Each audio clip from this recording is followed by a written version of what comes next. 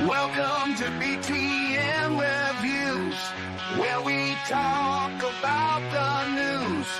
Got the scoop you need to hear. Stay a while, join the cheer. Super chat me, let's go live. Feel the buzz and take a dive. Super chat me, don't delay. Join the fun, it's here today. Pour the bourbon, let it flow. Talking drinks you need to know. Whiskey's aged and barrels old. Stories told in glasses full. Super chat me, let's go live. Feel the buzz and take a dive. Super chat me, don't delay.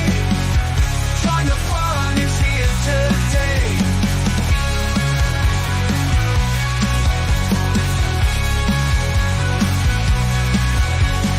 Toys and gadgets, playtime fun. From old school to brand new ones. Action figures, cars that zoom. Fill your heart and light the room. Super chat me, let's go live. Feel the buzz and take a dive. Super chat me, don't delay. Join the fun, it's here today. Cozy flicks on silver screens. Drama, action, fill your dreams. Real to real, the stories told. Lights and camera, new and old. Super chat me, let's go live. Feel the buzz and take a dive. Super chat me, don't delay. Join the fun, it's here today.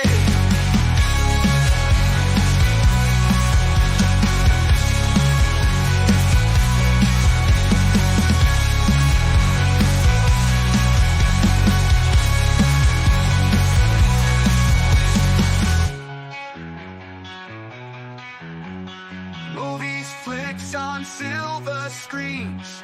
Drama, action, fill your dreams. Real to real, the stories told. Lights and camera, new and old. Super chat me, let's go live. Feel the buzz, come take a dive. Super chat me, don't delay. Join the fun, it's here today.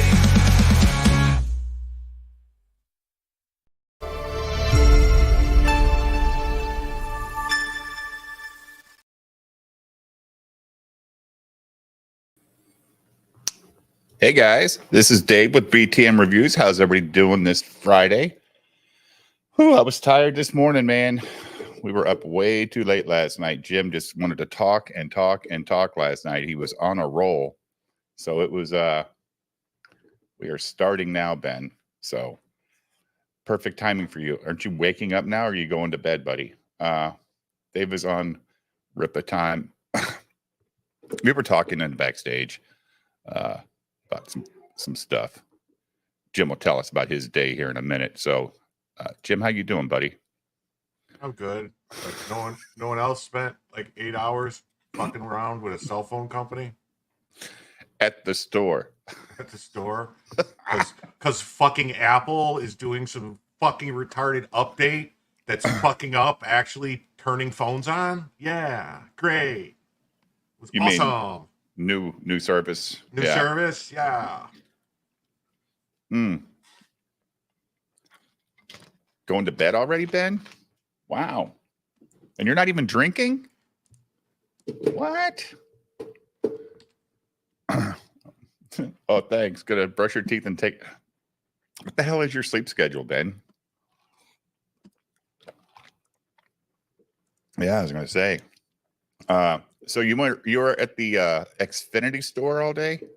Yeah, I went to the Xfinity store, straighten out some stuff, with my cable bill because it's been going up because I've been out of contract for a while. They just keep really fucking with it, and then they offer like mobile service now. It's actually really reasonable.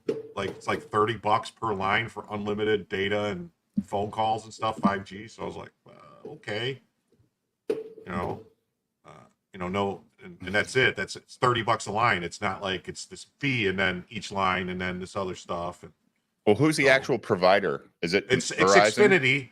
No, it's Xfinity. They use Verizon towers. There's some kind of deal between them and Verizon. Like they let Verizon use their Wi-Fi hotspots or something, and they use the Verizon 5G towers or something. So Yeah. I don't know. It's none of my business, but basically, I don't know. So You're going to everything get the was same great. cell coverage as a Verizon customer. Well, actually, I'll get better because the phone will also connect to any Xfinity hotspot around. And so anywhere you go, it'll automatically connect to that Wi-Fi hotspot. As long as it's a decent one. Well, I mean, anyone who has Xfinity has a hotspot coming out of their house or business. No, I Down know. here, where I'm, in Illinois too, pretty much, they're everywhere. In the city. Yeah. Yeah. I don't live in the city, so it doesn't help me at all. Yeah. So everything looked like it was going great. They ported the numbers over, great. Boom, boom, boom. Everything was going great. And then it's just like, oh, it's got to do this update. So go ahead and take the phones home. It'll do the update. Everything will turn on and everything's fine. And the phone was working. I was getting like the phone would ring or a text would come through. You could see it, but you couldn't do anything because the phone was still doing the update. That's right, because I texted you and you replied and you said I'll call you in a few when I get done with this phone. That was like at 3:00. Yeah. My time. Yeah. Holy I was still shit. there at 9:00. Your time. Yeah, my time. Yeah. So, yeah. But so yeah, they had to do like some weird shit. They had to actually like factory reset all the phones, manually like start them up without tying them to any account, like a blank phone or whatever. Do the update, which took like an hour and a half to do the fucking update. Then go reset it again and start it as a phone with your iPhone, with your Apple ID and all that stuff. I ordered the sticker and haven't even got it yet, Motto. Shit. God damn it. I don't even have my own stuff. Shoot. Motto, do you watch, or did you watch Justi-Fried-Day, Motto? Do you know this show at all? Because you're fun to talk to. If you know anything about it, if you want to come on and talk. Because I'm going to tell you, Jim, the season... these last 2 episodes, the best of the season, I think. Yeah. Finale was better than 12. Did not really get into the 12 too much. Did not like that story. Did not like that. I don't know. It's interesting though. Kind of explains a lot about Raylan and his dad. I'm talking about the other stuff with Ava. She was a little annoying. Oh yeah, she's annoying. Yeah. Dude, it was over the top. Go. Yeah. Stupid. Or pull the fucking trigger. Yeah. Don't threaten it. Fucking do it. Like, he's just told you, you got to go. It's gotcha. It's a good show. But the finale, god damn, Jim. Now that was a show. That was a good episode. And it felt super short though. I was like, wow, this it moved, man. It moved. Yeah. That last one, like 12 didn't move like the 13 moved. I was like, shit, it's over already. I just wonder if it, and then, I was watching the credits and Walter Goggins is not even in the main credits in the whole first season. Not yet. I'm just saying in the whole first season, he doesn't get any top billing on the main credits. It's your boy, Jesus, what's his name? Timothy Oliphant. And then Nick Cersei. And then a couple chicks, and that's it. Really. They get the main credits. Yeah, well, Julio is drinking what, like Coors Light tonight? Or Miller Lite? I'm drinking the same bottle I was drinking last night, the Woodford Reserve. And I got you said that was horrible. It is horrible. I don't like it. Why are you drinking it? You punishing yourself? Were you a bad boy? I don't know. Maybe I'll go get another bottle because now the Woodford Reserve Double Oaked is really good, but that $30 bottle, it's cheap. It's fucking. It is what it is. Ben always roasts me for drinking cheap beer. It's honest to God, I like it. I've tried IPAs and all that. I can't stand IPAs, but I like a good Heineken or a good Bass Ale, or black and tan with the Bass Ale and a. If you can get it, Yingling Golden Pilsner. I've had Yingling. But the Golden Pilsner is phenomenal. Is it Japanese beer? No.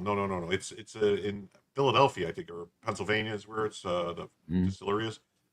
It's supposedly the oldest distillery in the country. Oh, really? Yeah. Or the oldest continuously operated, maybe, or the oldest family owned, or whatever. It's still family owned, whatever, by the Yingling. So family. Yingling? Yeah, it's like YUING, like. Yeah, that's fine. I'm just asking because next time I go to Benny's, I'll see if they got it. Yeah, like I was in Benny's because I was looking for Austrian beer in Benny's, and they don't have Austrian beer in Benny's. It's like, what? They had a shit ton of German beers. They had fucking Czech beers and no Austrian beer. There were a lot of imported Pennsylvania people at the bar I worked at in Maryland, and they all love Yingling. Yeah. Yinzers, they call them, the Pittsburgh people. That's what they drink. But I mean, like the regular, like the Yingling lager is kind of has an aftertaste, almost like Anchor Steam, or what's the other one? Like more of a, it's got more bite. You know what I mean? It's not like it's a little bitter, not as refreshing. But the Golden Pilsner, man, it's like a Miller or Michelob. Let's see. Michelob, or like it's more of a domestic flavored beer. It's just a little stronger and it's got more flavor. It's a little fuller, but it's so fucking good, man. Like I can't praise it enough. I do like a good black and tan though, Julio. You have to understand, I'm white trash, so this to me is fine. I just like. You're not white trash, dude. Oh, it's Yingling is the same price as Miller or Bud or anything like that. It's not. Yeah. Miller Genuine Draft was my beer for a while. I used to love that when that came out. It was good. Believe it or not, I don't like Budweiser. I never could stand Budweiser. No. But Bud Select was actually really good. It was like a black label looking. I drink a lot of Coors Light. Wow, this doesn't taste. It doesn't taste like Budweiser at all. Me and you both, Dave. That was Coors Light. The only reason I drank it is because I went into my little dive bar when I moved into the neighborhood, and I ordered a Coors Light, and the bartender was so good that next time I came in, they remembered. She's like, Coors Light. And I'm like, well, I guess. That's so nice. I just started drinking it. Yeah.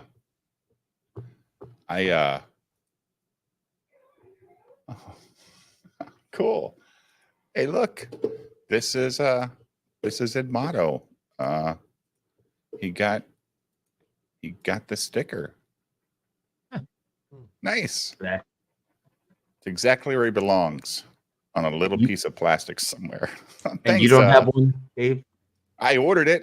I'm waiting for the shirts to come in too. I ordered shirts because I want to wear it so people can see it. I didn't even check my mail today. I wonder if I should probably go look right now to see if my Heartsick Horrors is sitting in my mailbox. I'll be right back. I made some new ARA stuff today, so you guys can support the Alliance. Julio says it looks like a prick, which is kind of funny too. I didn't have my glasses on. So well, it's ballparking. I don't think it looks like a brick because our boy Jin Wong made the logo. You should share it. Should I? I'll share it. Sure. Let me pull it back up. Same with that store. Fuck. Spring. All right. I'll share it with the chat. I thought the ARA was defunct. I thought that whole thing got shut down. No, we just don't tolerate stupid stuff, right? We just like we have our fun with it still. I'll show you. So here's some different stuff. You can get yourself a beanie or a hoodie. Like the beanie. Get your girlfriend a shirt, Julio. Yep, I don't have one. Yep. But I'm tired. Then we got the rat poison stuff and all that good stuff. So just a lot of different shit, just for fun. I might have to cop a coffee mug. Yeah. Well, I made a coffee mug the coffee mug looks pretty cool, and there was 5 different colors. So have at it. And then, the shirts and the hoodies. Oh, let's see. Get your girlfriend a hoodie. Get yourself a hoodie. Get your son a hoodie. There you go. Now, the baseball hats or the hoodie or the beanies, they only have, they show it has multiple colors, right? But when you're trying to make this shit, it doesn't give you the colors to choose from. All it'll let you choose is the stitching. But well, if you get a hoodie, it should just be. No, I'm talking about a baseball hat or a beanie. Well, beanie should be black. Or I don't know. Really. Don't know. I just thought it was funny, Chris. That's Jin Wong's sense of humor, man. So who's Jin Wong? Am I late? He's always in the chat. He's always sending super chats and stuff. Jin Wong. He's on the board the last 3 times. He sent the last 3 20s. Might be the pronunciation I'm not getting. I'm sure if I saw him. Juinwong. Jin Wong. He's on Ethan's show a lot. And nothing? Nothing. Well, I mean, there was mail, but not that. No rat picture or no rat hat. No. I did approve it though, Jim. And that's another thing too. Like these phones now, they don't come with like a plug. They come with a cord, basically, just a USB-C to USB-C, but nothing to plug. There's no bricks. There's no bricks. What They the fuck? They haven't sold bricks in 4 years. Well, it's been a long time since I got a phone. I'm saying, well, they sell them. You got to buy the fucking. When you get your tablet, it won't have a fucking brick. No headphones either. Nothing. What the fuck, man? And the phones are double the price. Yeah, this is ridiculous. Now I got to buy all that shit. Yeah. What a racket! It's a fucking racket and a half. It's like every couple of years they change the fucking cable, so you got to buy all new shit. Honestly, interested in the answer to that question. Then. Skin shirt. This is not skin shirt. Look, there's a difference in tone. Don't make me go put on a hoodie, Kevin, because I'll go do it. So can you explain why Frog Tony was so angry yesterday? Honestly, I can't. I know he said he was, but I don't know why he was. I think, I don't know. Jim, can you explain it?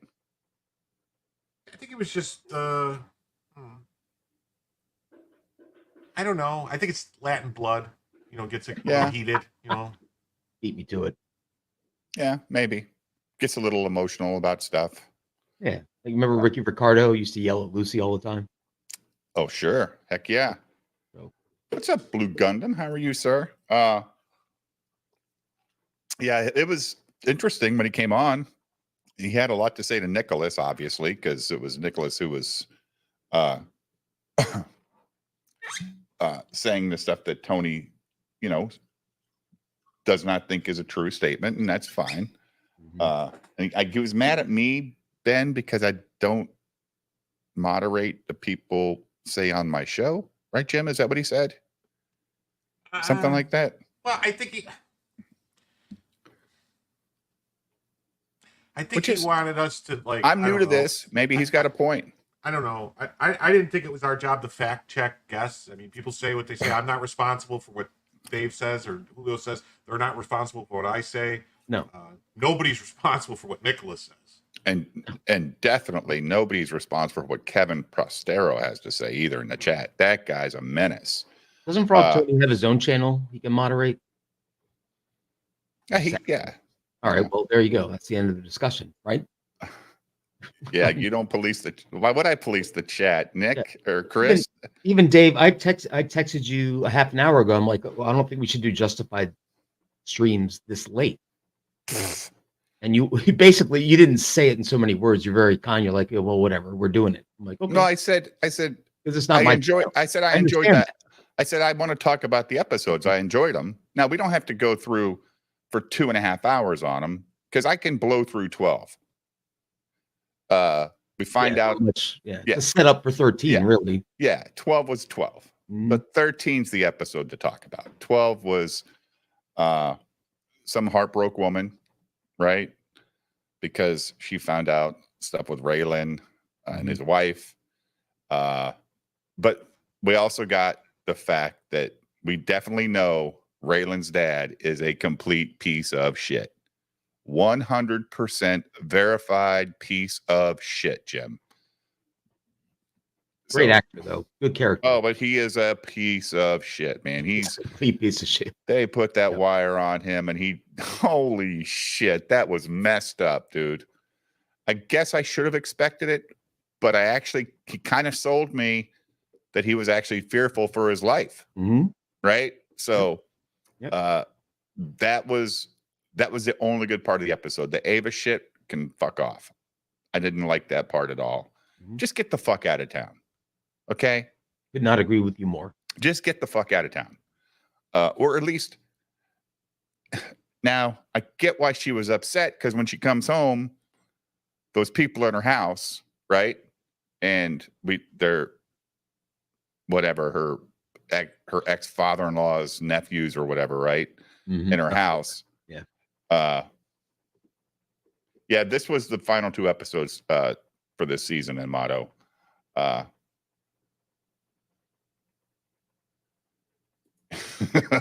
Maybe so.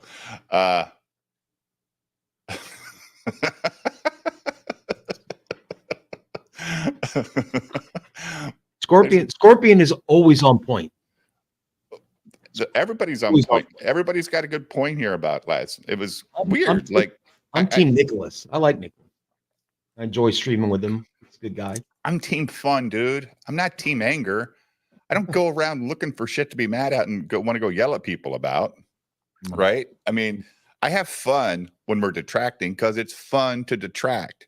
It's not like I got a personal animus against any of those people. They're nobody to me except there's people on YouTube that are funny. Like people make fun of us. You know, they EFAP our shit now. And Jim got a new toy. He's finding all the features now. No, I'm ordering, a case Pizza and headphones and fucking, new cables and shit. Well, the accoutrements. Yeah. Doing it through the Apple store?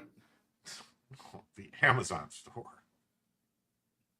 Well, don't buy fucking cheap headphones, man. Why? Apple does make good headphones, and they we gotta get USB Type C headphones. I'm not getting Bluetooth ones. I hate those. Why? Price gouges though, don't they? Huh? I always thought Apple, like if you get an Apple laptop, it costs you like twice as much as a PC. Yeah, but it's a break.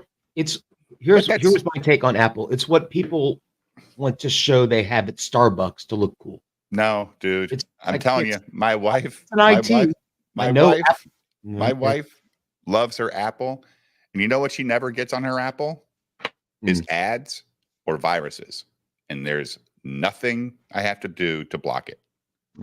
It's crazy. Like every fucking 10 minutes, I get reminders from Norton on this fucking brand new PC. You need to make sure you refresh your Norton or buy your Norton. Get rid of Norton. Yeah, I just had to go into the files and delete it. But I used to do IT work for a newspaper in DC for 7 years, and it was an all Apple office. Are you guys done talking about Justified? No, we haven't started. Immortal, I thought you liked Justified. Jim, you don't have an Apple PC though, do you? No, I don't. It's stupid, but I don't. Do you have an Apple laptop? No. Okay. Yeah, I don't have any Apple. I have an Apple tablet, But I don't have an Apple computer myself. My wife does, though. She loves it. You buying like just a Chinese case and shit, Jim? I just, whatever I buy. Yeah, it's just a good product. I mean, Samsung makes good products too, Jim. I'm not going to take that away from them. I got that fucking Samsung Fold, right? You seen that phone, right, Jim? Yeah. Did you see that today at the store? No, The I Fold? didn't even look for that. Julio, you there? Oh, must have had to go pee or something.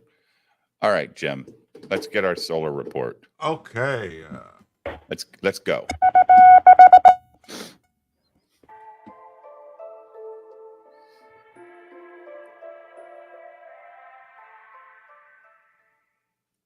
Good morning, folks. Today we're going to look at an incredible plasma return from deep space and a study on the solar particle penetration into the atmosphere during the May solar storm.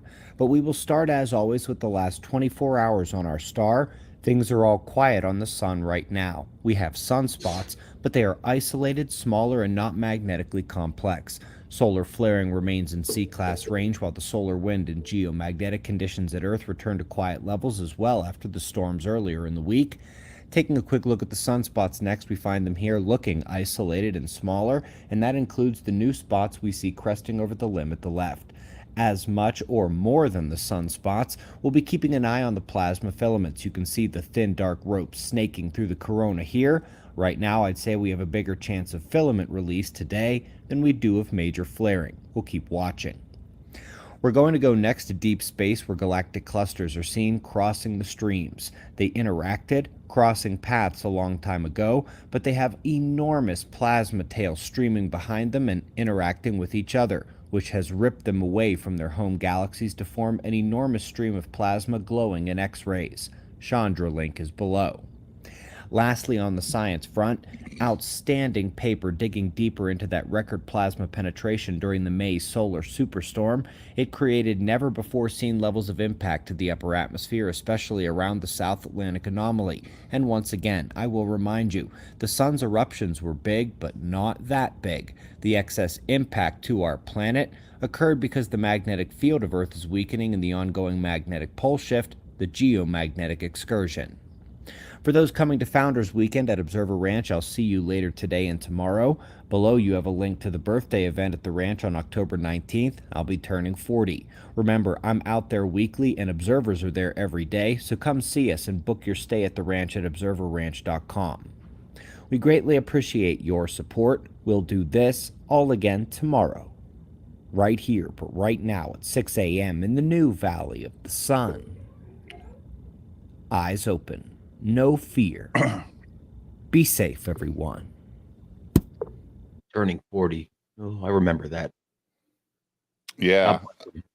It was a while ago. Right. Let me remove that. So Jim was watching Friday Night Tights, it looks like. No, it's So- just no. Have you seen the Z folds, Julio? Mm-mm. Ooh, Yeah. pretty nifty. Yep. And sucks because there was just an article on here. What is this?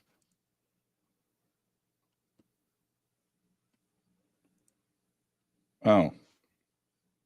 So there was an article on here that said the Egyptian pyramids were built using this incredible tool. And then you have news articles reset on these phones and you can't get back to it. So anyway, Jim, I was going to say 12 was good, but 13 is the episode to spend a lot of time on if we're going to talk for a while. So, all right. So up to this point, we know that Walter's dad's in trouble, right? From Boyd's father, right? Boyd's father is mad at him because he ran his business into the ground while he was in prison, blah, blah, blah, right? So this episode starts out. Well, I think this is the end of the last episode where Yep, he's buying the rocket launcher. Yeah. So I'll shut the volume off. And I'll put the closed captions on just so we See if that makes a difference, right? no. Why I had it muted and so yeah, here's so they start this episode with Arlo at the marshal's office talking to Raylan and Art Mullen. You know, and this is a funny little exchange. You know, both thinks I ripped him off, you know. And he goes, you know, but I skimmed my share, but that's all. He goes, but you did rip him off. He goes, that's what I said, didn't I? So it's kind of funny, like, you know, so like, it was Raylan's weird that idea of being straight is a little different than Raylan's idea of being straight. You know, like, well, you know, Bo thinks I ripped him off. He goes, didn't you? He goes, I skimmed my share, but that's all. Yeah. Do you know what the WOW signal is, Jim? The wow. Yeah, the WOW signal. It's a signal they detected in space in 1977. I guess I never heard it again. But now they're saying it's fake or something. So everything gets debunked about 40 or 50 years down the road. Yeah, this was a pretty cool scene with the dad and him. But they're at his office. They're not like in his house or anything. They're in his boss's office, right? Yep, they're at the marshal's office. Yep. That's what I said. I think the solar flares. I hope the solar flares get us before Kamala's nukes do. In Motto, for sure. I agree. I mean, if they thought Kamala was going to win, they wouldn't have keep trying to kill Trump. I mean, it's kind of if she was going to win, why are they trying to kill the guy? And Red Scorpion, you're right about the USB-C on the Apple. It's so good, especially after they got rid of those fucking lightning cables. They sucked. Oh yeah, I just have about 100 fucking lightning cables though. Yeah, well, let me tell you, you're going to see such a difference in your charging ability now with this USB-C. It's not even funny, dude. And those cables don't go bad. Remember, about every 6 months, you're buying a new fucking cable. The USB-C, it really helped a lot. Well, that's cool. Oh yeah. Anyway, All right, go ahead. polling is all fucked with Kamala anyway. They're trying to play games. Are they? Are they trying to say she's Yeah, they're up trying. again? Yeah, well, because they're like, oh, they're tied in the national poll, but she's winning in all these swing states. It's like that doesn't. No, that's not that. That those two things don't. That doesn't mean anything. Yeah. I just usually look at what Vegas says. So we'll see. Anyway, so yeah, so they're doing this, they're talking, and then so I don't know how much money did you collect. I don't know, and I think what does he say? I can't remember what he says. Does he tell them he wants 100, but Bo said he wanted 50 or 25, and so then they said we'll give you 25. That's good for now. You can work 20. out the rest. He said I want 100, and they said, well, I owe him 100. Well, we'll give you 20. Yeah, we'll give you 20. So And then, yeah, they said that you'll have to just work off the rest or whatever.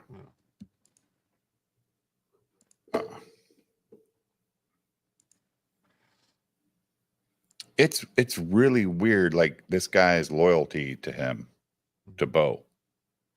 well, no, it's just like he's like, wait, you want me to be a snitch? It's like, what the fuck do you think we were here talking about? Right. Yeah, No, yeah. that's So really- it's stunning. it's You're a just stun- realizing that now. Yeah, That's why you're here. yeah. And then I think his next line is, how much does it pay? Of course. Yeah, And then Raylan says something like, always predictable. yeah. Very predictable. Sorry about that. So, and then here's Bo meeting with the in Miami with the head of the cartel, Geo. I can't Geo something or other. I don't I know love if they ever Bo say on a this. golf course. It's Yeah. like it doesn't make any sense. Yeah, there's This was a pretty badass scene for Bo. yeah, Like Mr. Cool Miami boy. yeah. Yeah. Does this girl look familiar to any of you? Mm. Where's she from? She's been in a bunch of stuff since then. She was in like I want to say it was like the Queen of the South or something with what's the other woman's name? She's been in a bunch of other stuff I've seen. Was she like in like was she also in Narcos or something, Jim? Yeah, I think she was the yeah, she was somebody The in wife Narcos. or She's been in a something bunch of stuff. Escobar, right? Yeah, something. Yeah. But so yeah, so he tells him, accepting this much product on consignment, that there's going to be penalties if there's a problem, and he says some comment about, I might be from the South, Mhm. but Yeah, you think I don't sleep with my sisters, and I don't something on Right. some other shit, and I didn't ride no short bus. Yeah, and he goes short bus, and then she has to explain short bus. The Paquito bus that the whatever rides to school Yeah, for slow kids. which was fine, because not everybody understands short bus, even in America. A lot of people don't know what it means. Yeah, somehow, we're not the people who like to eat roadkill for breakfast and have sex with our cousins. I But do like that Bo didn't dress up. And he's just like, well, I like that he was annoyed that they flew him down here to even have this fucking Yeah. conversation. Like, Yeah. who do you think you're talking to? Like, I know what this is about. Well, he was in business with them prior to, I guess he was shaking them down for too much money, and that's why the sheriff was able to muscle him out of the way and, and then work with them.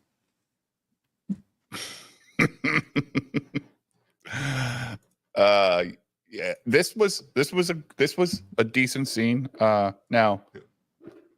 for this, Then he explains to him about the two guys Raylan killed at the Mexican border, and then his hitman Tommy Bucks and all this yeah, stuff. he's talking So, about all that shit. and then Bo says, I could swallow his ass with a short glass of water or something like that. I do like the Tommy Bucks story has kind of been like a skipping stone across the Right. season. It just Yeah. kind of pops up here and there. It Yeah. never goes away. Well, yeah, it's kind of the whole reason we got him back in Harlan, right? That's Yeah. They made the show about that. Yeah. Now this, Yeah. Yeah, so she wakes up because at the end of the last episode, Raylan was dropping her drunk ass off at Winona's house. And then Mhm. Gary's going to the gym or whatever with a gym bag. And then, oh, yeah, there's a whole scene, right? This is the episode where, yeah, all right. And so that Winona's being all nosy and saying, like, I think Raylan wanted to talk to you. And, yeah, whatever he said before, I've heard. What everyone said, I've heard before. So. Yeah, so here now they're talking to Vasquez, Arlo's, Talking about the money. yeah, Yeah. And then they talk about wearing a wire. yeah. He says, wire? I ain't wearing no wire. Yeah. And that's when Raylan said, get the fuck out. Yeah. Like, Go on, like, go on, get. Like, go on, get. That was pretty good. Yeah, then there's a whole nice scene where Raylan goes into Art's office, just takes his bottle and starts pouring himself a drink. His and then, Blantons. yeah. And he's like, yeah, this is my office. That's my damn bottle. They're always drinking high-end whiskeys in this fucking show, Yeah. dude. And I love that. I love those scenes. Everybody's always drinking. Yeah. And then, He Art said, says, he says, I'd like to eat breakfast first. yeah. I'd like to eat breakfast first. And then Raylan says something, well, you're going to take responsibility of my father. And then Art says, well, I take responsibility for you. Mm-hmm. Might as well do it for him, too. Yeah. Yep. And Yeah. I'm actually liking the ADA dude. Like, he's a reasonable guy in the show. He's got a job to do. Yeah.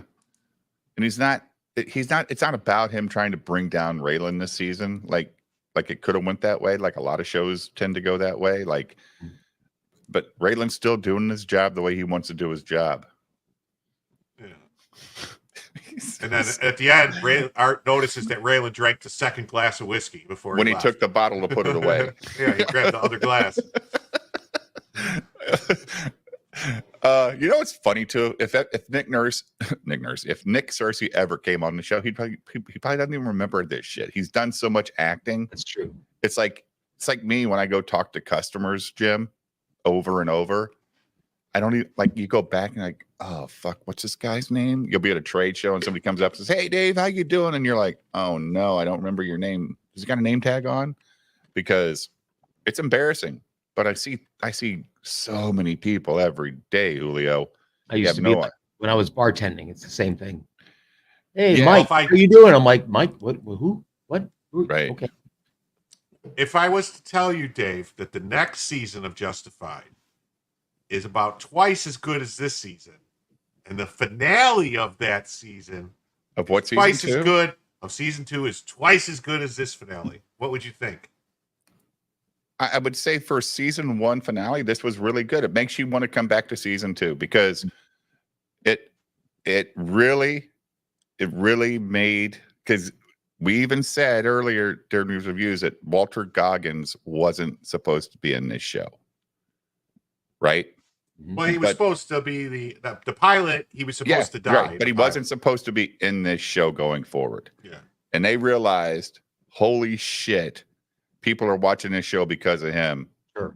And they put it in 13 to where that one line he says to fucking Raylan when he's getting ready to drive off in that car. Holy shit! Like, this is how sad this guy's life is. After what happened, it was pretty good, man. Like, holy shit, that was good. And that just makes you want to come back for more because you know that something's going to go crazy because of what happened to his crew. I will say this whole scene here with the wife and the ex-girlfriend. Yeah. You liked it? No, I understood it. Yeah. I mean, yeah. Whatever. Yeah, I still owe you. Yeah, you guys are pretty civil for divorce people. actually, his ex-wife went above and beyond with this. He called her, "Hey, can you take care of this?" I don't know. If I were her, I'd go, "No." Yeah. Your own shit out. Hence the husband with a gym bag full of clothes. Mm. Okay. Well, because of the whole scene where he lost, had to give away he was involved with some shady people and had to give away his property, and they were going to basically looking to kill her and him or whatever. And also, you let your ex bring a chick into our house that is screwing your ex. So that just tells me you and your ex are still friends. That would piss me off as a husband. I might have to take a few days off, Julio. You know what I'm saying? Oh yeah. Yeah. I already would have been at the Y. I don't know. They're meeting with the real estate agent, looking at property for them to start cooking meth or whatever at. And then Let me restart the my realtor camera. starts asking questions, and people, Hester and some other people, make comments they shouldn't make, and then Johnny takes them off and start arguing with the cook, and the cook said, "Hey, if I wanted someone's opinion at dick sucking, I'd ask you." Oh yeah. This was a kid on the golf course in Miami, right? No, this is just some kid. He's got. The two kids on the golf course are delivering the stuff. This is his cook that he's got. Oh, the cook. Okay, the cook. cook. He just says he's got everything he needs. He's just waiting on the ephedrine. So, and then Ava comes home, and there's these three guys that are on Bo's crew in her house and everything, and watching. They wanted to watch their movies. And he's saying that this house is still the Crowder family, so Bo said we can use it. Yeah. Then she went stupid.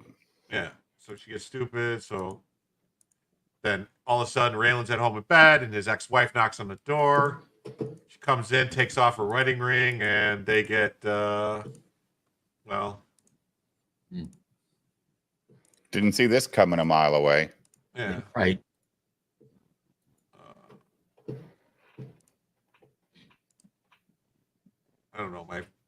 computer is acting retarded. It's not fast forwarding. They do glitch sometimes, Jim, for sure. Yeah.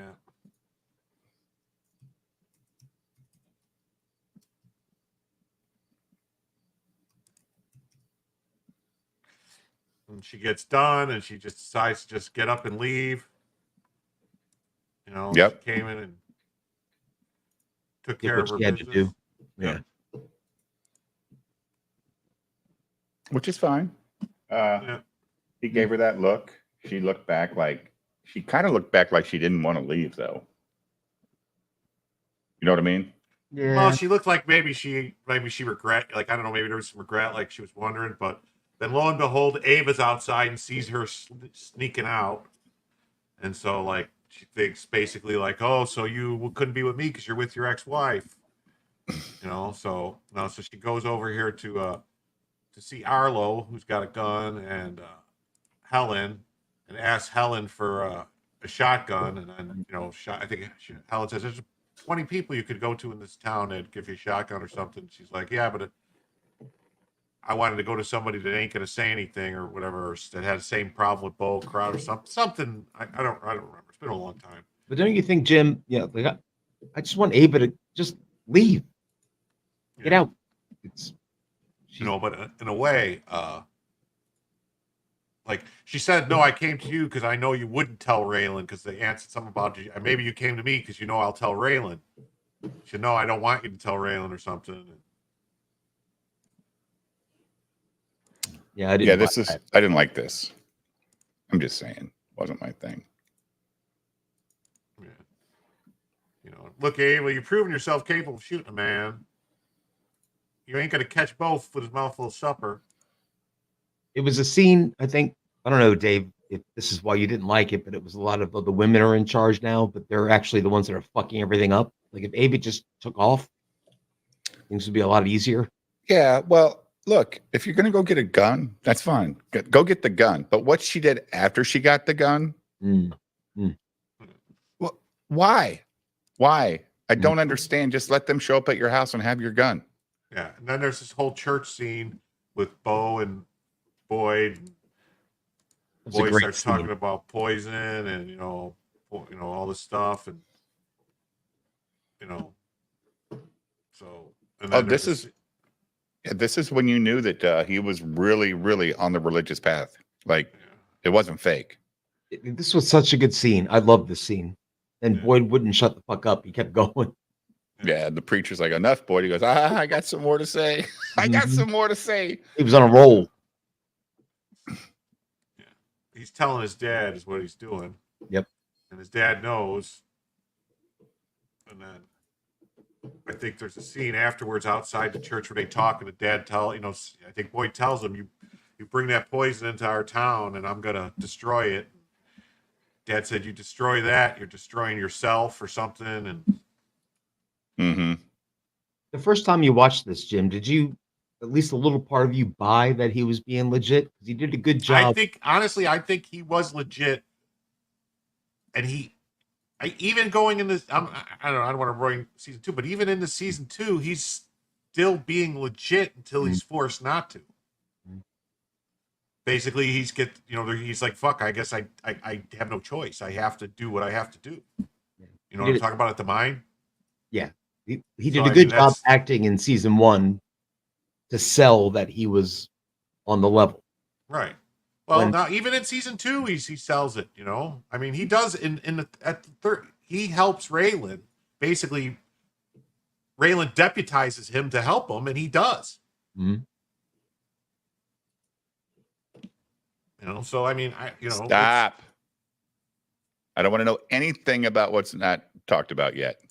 All right. So then there's a scene here where there's a kid in there with a grenade that's getting ready to go. His platoons or something's going to Afghanistan, I think, and he can't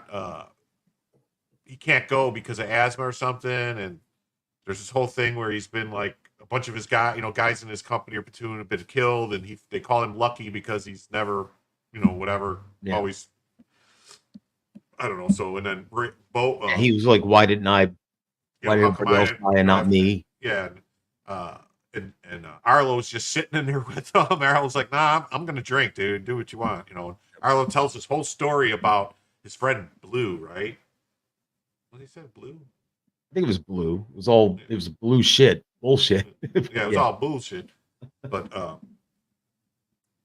yeah, so you know, I don't know. this sheriff's all pissed because Sheriff Hunter was a good man, and you know, he's like, no, it's the only place in town that starts to drink, so I don't care. You're gonna play with the grenade, and basically Arlo talks the guy out of detonating the grenade. That's clever. They put the little clover on his sleeve, Yeah. and the attention to detail in the show is great.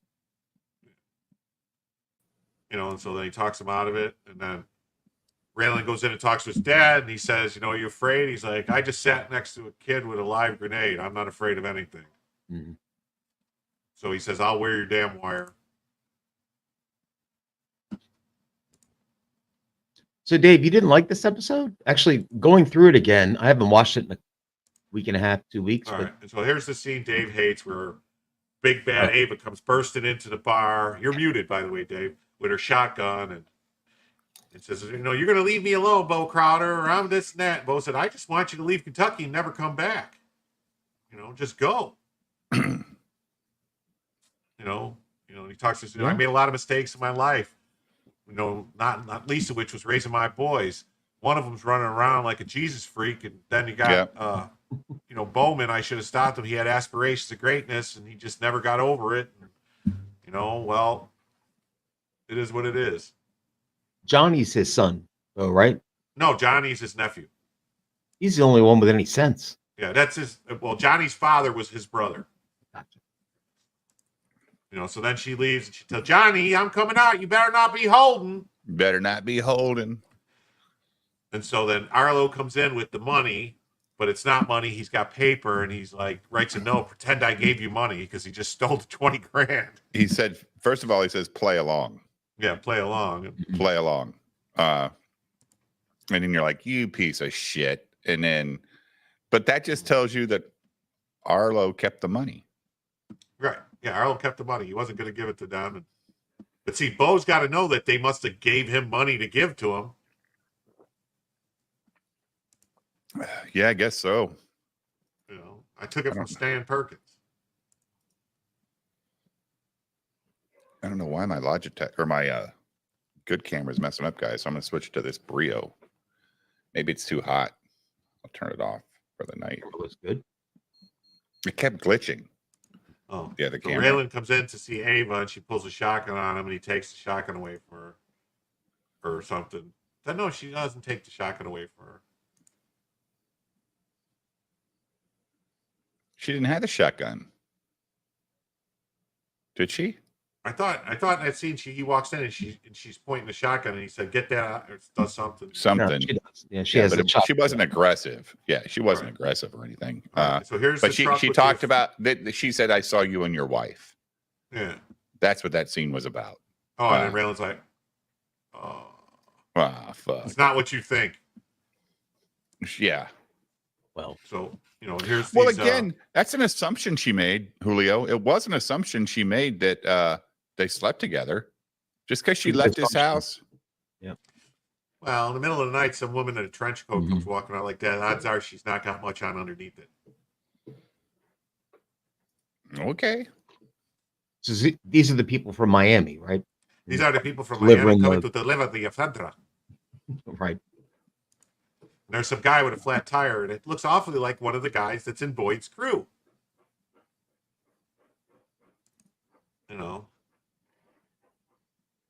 The keys in ignition, but it ain't moving. And then all of a sudden, So what do they call it? Chekhov's RPG. Someone comes around the corner and goes, "Fire in the hole!" The stupid ski mask.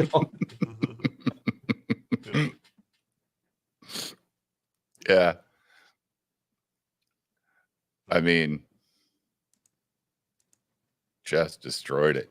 Yeah. And so, but he should have probably. The plan was that he was supposed to take the ephedra. Him and Johnny and him had a plan. They had worked this out. Like Johnny had told him about the shipment coming in because Johnny wanted Boyd to steal it get Bo to push Bo out of the way. They so go that over Johnny it all. Yeah, they go over it all. Yeah. Uh, so that Johnny and Boyd could take over the business and stuff. But Boyd doesn't want the business. Boyd wants, he's a vigilante. but they haven't talked about Blow that shit yet, up. have they? Well, they did, but it's But not really. Right here, they haven't talked about it. Right. But It's important to the next show. a little bit, but a little bit. Okay. Like, But Boyd wasn't supposed to let them live. Now, if they would have just disappeared, Jim, we're not there yet, dude. well, no, he tells them right here, and I wouldn't stop until you saw something familiar. He takes some, took their wallets and stuff, and left them some money, a little bit Is of this money. Johnny and him talking? No, this is Johnny and the two people, and he's telling them, start walking. That's Boyd and the two people. Yeah, Boyd and the two people telling them to start walking. But say if he wouldn't have we'll get into that the next episode. Right. So there's that, and Boyd sees it burning up, and that's the end of the episode. Then we get into episode 13, Bulletville. Hold up real quick, Jim. So, Dave, you didn't like episode 12? Because I No, thought I said it just, I like 11 better than 12 and 13 better than 12. quickly, I thought 12 had two of the best scenes in the whole season, which was Raylan's dad in the bar with the guy, and Boyd. I didn't buy it for a second. Sure. I didn't buy it for a second. I felt that they were trying to make me feel sympathetic for this dickhead for some reason. And then 2 seconds later, they turn around and he's a piece of shit. Now, if he wouldn't have done the thing he did by writing notes to Bo, and being the scumbag he is, yeah, that scene in the bar actually makes some sense. Why does he care about this kid? Why? Why do you give a fuck about this kid? You don't even care about your own kid. You know what they should have did that would have made it better is not showed that. It just showed just have it filmed from them listening in the van, listening to what's happening, so you don't see him writing the notes. Right. And then somehow later you find that out. Exactly. Because it kind of they tried to send me two messages right after the other, and it was like, I don't like this, man. As Pastor Flash, season 2 is better than 1. I agree. And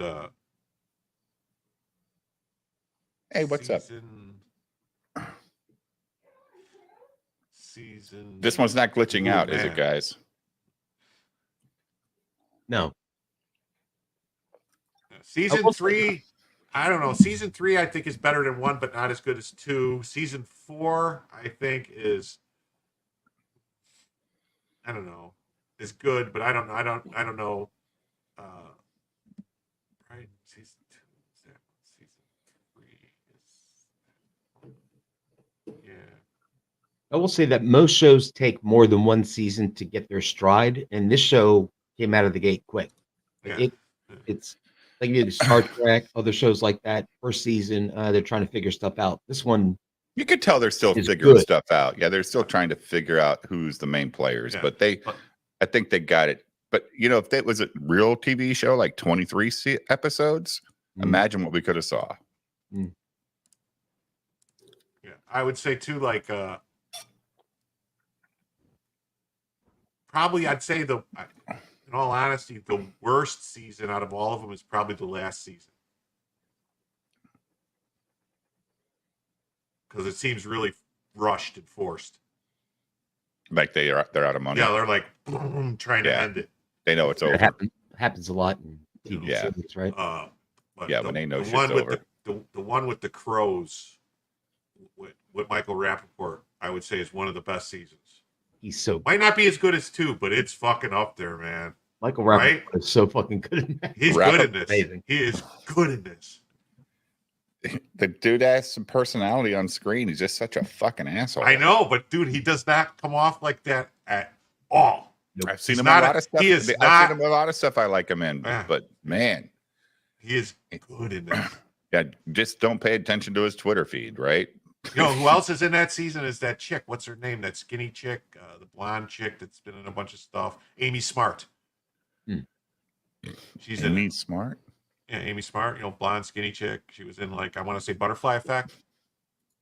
And the one that Crank. She's the girlfriend in Crank that Jason Stathem's running around banging all the time. Oh so yeah. He doesn't die. Yeah. she's all right in it too. But yeah, yeah. Yeah. Yeah. Wow. Yeah, because there's a bunch of other stuff. In that season, I think it's season 5. There's a bunch of other side stories, kind of like there was in season 1, of other stuff going on. But the other main story still like basically dragging through. And there's other like side things happening, like the money launderer guy with the, you know what I'm talking about? Yeah. Yep. And Mikey's a killer. Mikey's a stone cold killer.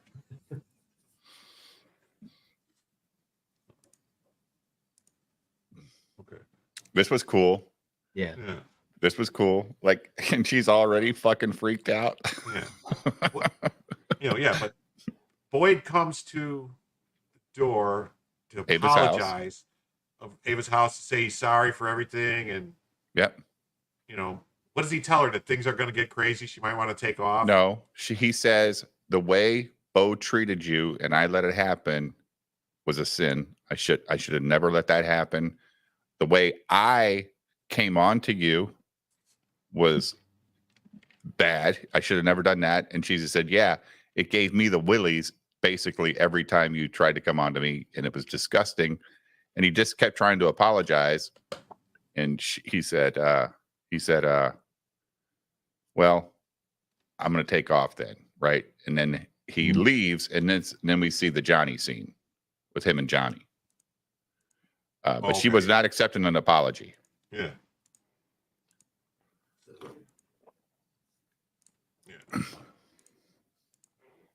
Johnny's basically through this whole season saying, can we get back to running our business?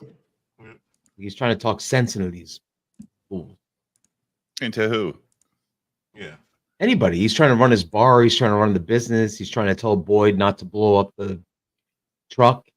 I mean, he's Well, trying to make Johnny money. knows. Johnny knows. You can tell Johnny's like knows something's wrong here. He's like trying to like, oh, what's up, though? I'm gonna go look for him or whatever. And Yeah, because they're all sitting around saying they're late. They're late, right? what's the big deal? And they're like, everybody gets lost in these fucking back Right. hills and the fucking things. It's just relax, dude. They'll turn up. They'll call us.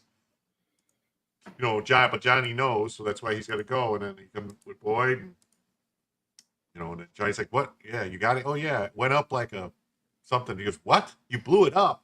And then Johnny gets me, get away from me. I could kill you right now. Well, he also says, well, did you kill him? He says, nope, I let him go.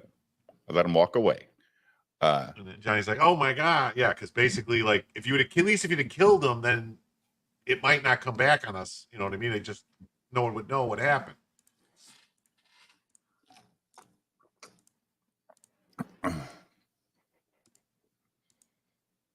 So then- Adam Arkin directed this. Is that Alan Arkin's son? Maybe. It's a good episode. Yeah. Yeah. So Art's railing all about it, about these, about the barrels and the ephedrine. He's like, well, yeah, either someone's going to cook a lot of meth or someone's got a very bad cold. Right. And then he's like, yeah. And then I think this is where they talk about maybe Boyd said he was going straight. Maybe we should just step back and let Boyd handle things. Yeah.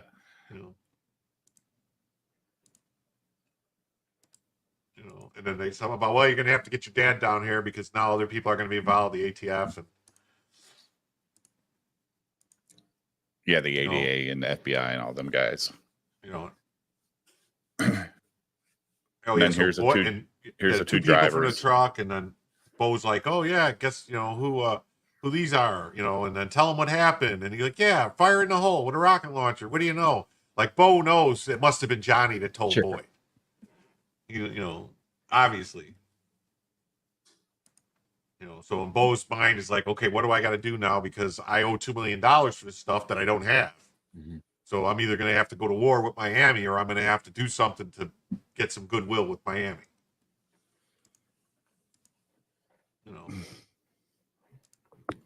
So I didn't get it at all that he thought Johnny knew, or that he knew Johnny told Boyd. I haven't watched it 14 times, so just the way watching he it. looked, he goes like, "Oh yeah, tell him what you just told me." You know, like, But that's his personality in general. Like, he's also trying to be the tough guy in front of these people, right? Like, he doesn't Yeah. want to. Yeah.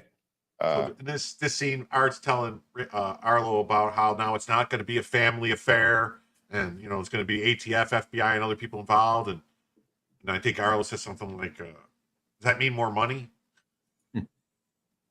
Mm-hmm. Yeah. And then Art says something. Can you take your father somewhere that's not my office? Yeah, because because the ADA got pulled away, right? Yeah. And Yeah, they're so he waiting can't for meet with people him. to He's gonna get have in to town. wait. So have him go wait somewhere. And then I think he said, you know, Raylan says something. I'll take him to his hotel room. You know, Well, he so just then showed here- up at the hotel room. Right. Yeah. And so here's their whole Whoa. crew of people now showing up to Boyd's camp and everything. And these guys should have been ready and waiting. This was kind of stupid. You knew what you just did. You know they're going to come for you. You should have been waiting. You know. I don't know that he wanted this to happen though. Like, I know he should have been ready and waiting, but I don't think he wanted to have a gunfight either. He's trying to change his ways, right? And I think he's hoping he can talk to his father and say, "I told you I was going to do this," like legitimately. Yeah, so he says, "I can't hurt you, Boyd, my son. Johnny hurt my son." Well, there was more to it than that, though. I Yeah. mean, there was a good conversation between him and Boyd about what was going on here. Yeah, and so they wanted the guns or whatever that they got hidden and stuff, and then so he's going to keep beating on them until someone tells him, and then one of these idiots. No, he's tells going him to where beat on him until he says he's fucking done, is what he says. Oh. I'm going to hurt you until and then even Johnny says, "Is that enough?" And his dad goes, "Nope." Like, it wasn't enough. Oh yeah, and then the dad says, "No, you're going to leave. You're exiled. Get out of here." And then I'm going to tie your merry band of people up and call the law and have them come arrest them all. You're done. Blah blah blah. So, Oh, you know, and so he said, "I'll shoot one of these until you leave." And so then they tell him to dig up the guns and everything, and then so Boyd leaves. No, that's not what happened. He said, "I'm not going to kill you, Boyd. You can open your eyes. You pick the one you want me to kill." And then that's when Boyd left, because he wasn't going to sacrifice one of his people for his life. So he decided he would take it and walk away. And then when he comes back, when he was walking away, he hears what happened. We didn't get to that part yet. No, you just talked about the exile thing. So he got exiled because he didn't want his dad to kill one of his men. Right, that's what I said. He said, "Pick one. You know, I'll kill one of these guys and get to one you like or something." It was, dude. I haven't seen this in. I'm just saying, though. I know I did watch it like 2 hours ago, though. That's why I know what happened. I'm like, All right, it was but so I didn't think good. you said anything different than what I said. I was You just said more you compressed. said you said he walked away. He didn't just he was walk the walking fuck away. He walked away because his dad said, "I'm going to kill one of them." I did Open say your that. eyes. He said, "Open your eyes, Boyd. I'm not going to Right, kill okay, you." I didn't say the open the eyes part, but all the other stuff I said. You didn't say he's going to kill one of the other guys either. You just said he I walked did. away. Doesn't matter. That's what I loved about the scene, though, that Boyd, you kind of go, wait, Boyd's for real. Like, he isn't going to sacrifice his followers for any of this. You know, He would have sacrificed himself, though.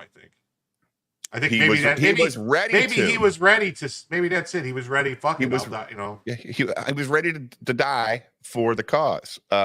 The guy's giving up the guns is whatever, dude. Like, fuck, you're beating the shit out of their leader. You don't want to see him get killed. And I don't think Johnny was having a good time doing it either, dude. Like, No. that was messed up. No. Like, but he probably did like it too, because he's like, fuck, I'm here because of you, Boyd. You know, this wasn't the plan. Now, this was super fast. I will say this. They got those boys strung up quick. Yeah. Well, I mean, in the middle of the woods, you're going to hear that amount of gunshots. Yeah, I don't know how far away he was. Yeah, right? he was pretty Yeah. far away, though. I mean, he was far enough away that you could hear it. I mean, we can't play it, but you can hear it. Like, it's not like super close, but it's Right. close enough that he heard it. And he goes, "Oh shit!" And he turns around and goes running back there. But by the time he gets back there, they're already all, you know, strung up and dead. And he just basically, you know, loses it, starts talking to God. God, his dad's such a piece of shit. Jimmy look at the that. Lumberjack. Oh my God, look how big his mouth is open. That's almost like a fucking monster. It's like Planet of the Apes shit. Yeah. Man.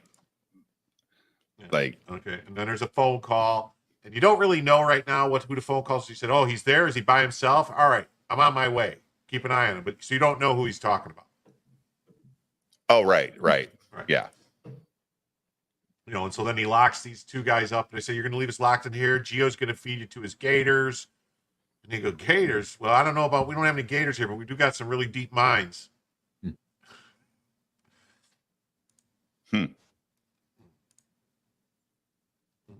Oh, I think he smacked him too. Oh, he smacked the shit out of him. Yeah. He said, So we can handle this ourselves, right? Like, we can handle this ourselves. Is this the scene where she said they bump into each other, and then he says something about, I haven't seen you something, and he said, "Can we talk?" And I do mean just talk, and she says we need to talk. Yeah, he says we need to talk. Then his boss walks by, and she doesn't want him to walk away. And because she says something about we could talk about Gary staying at the gym or something like that, right?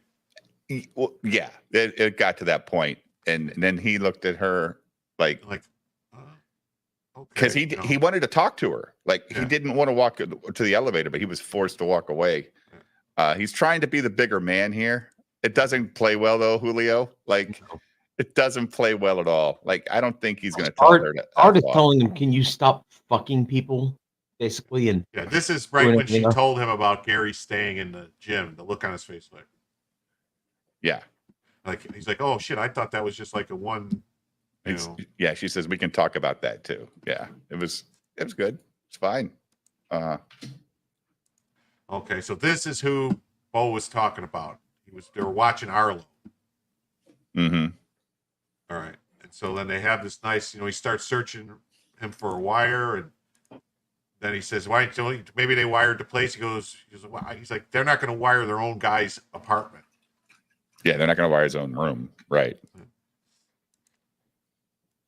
So they go back and forth about whose son is worse, Boyd or Raylan, and Bo says my son's worse, but there's got to be something. I got to fix a problem. Yeah, I got to fix a problem. You're the only one who can do it, and and there's got to be something. You could do something that's going to square everything between us and make it like it used to be, and it's going to be a hard thing. It can't be an easy thing. And he puts a gun and a box of bullets on the table.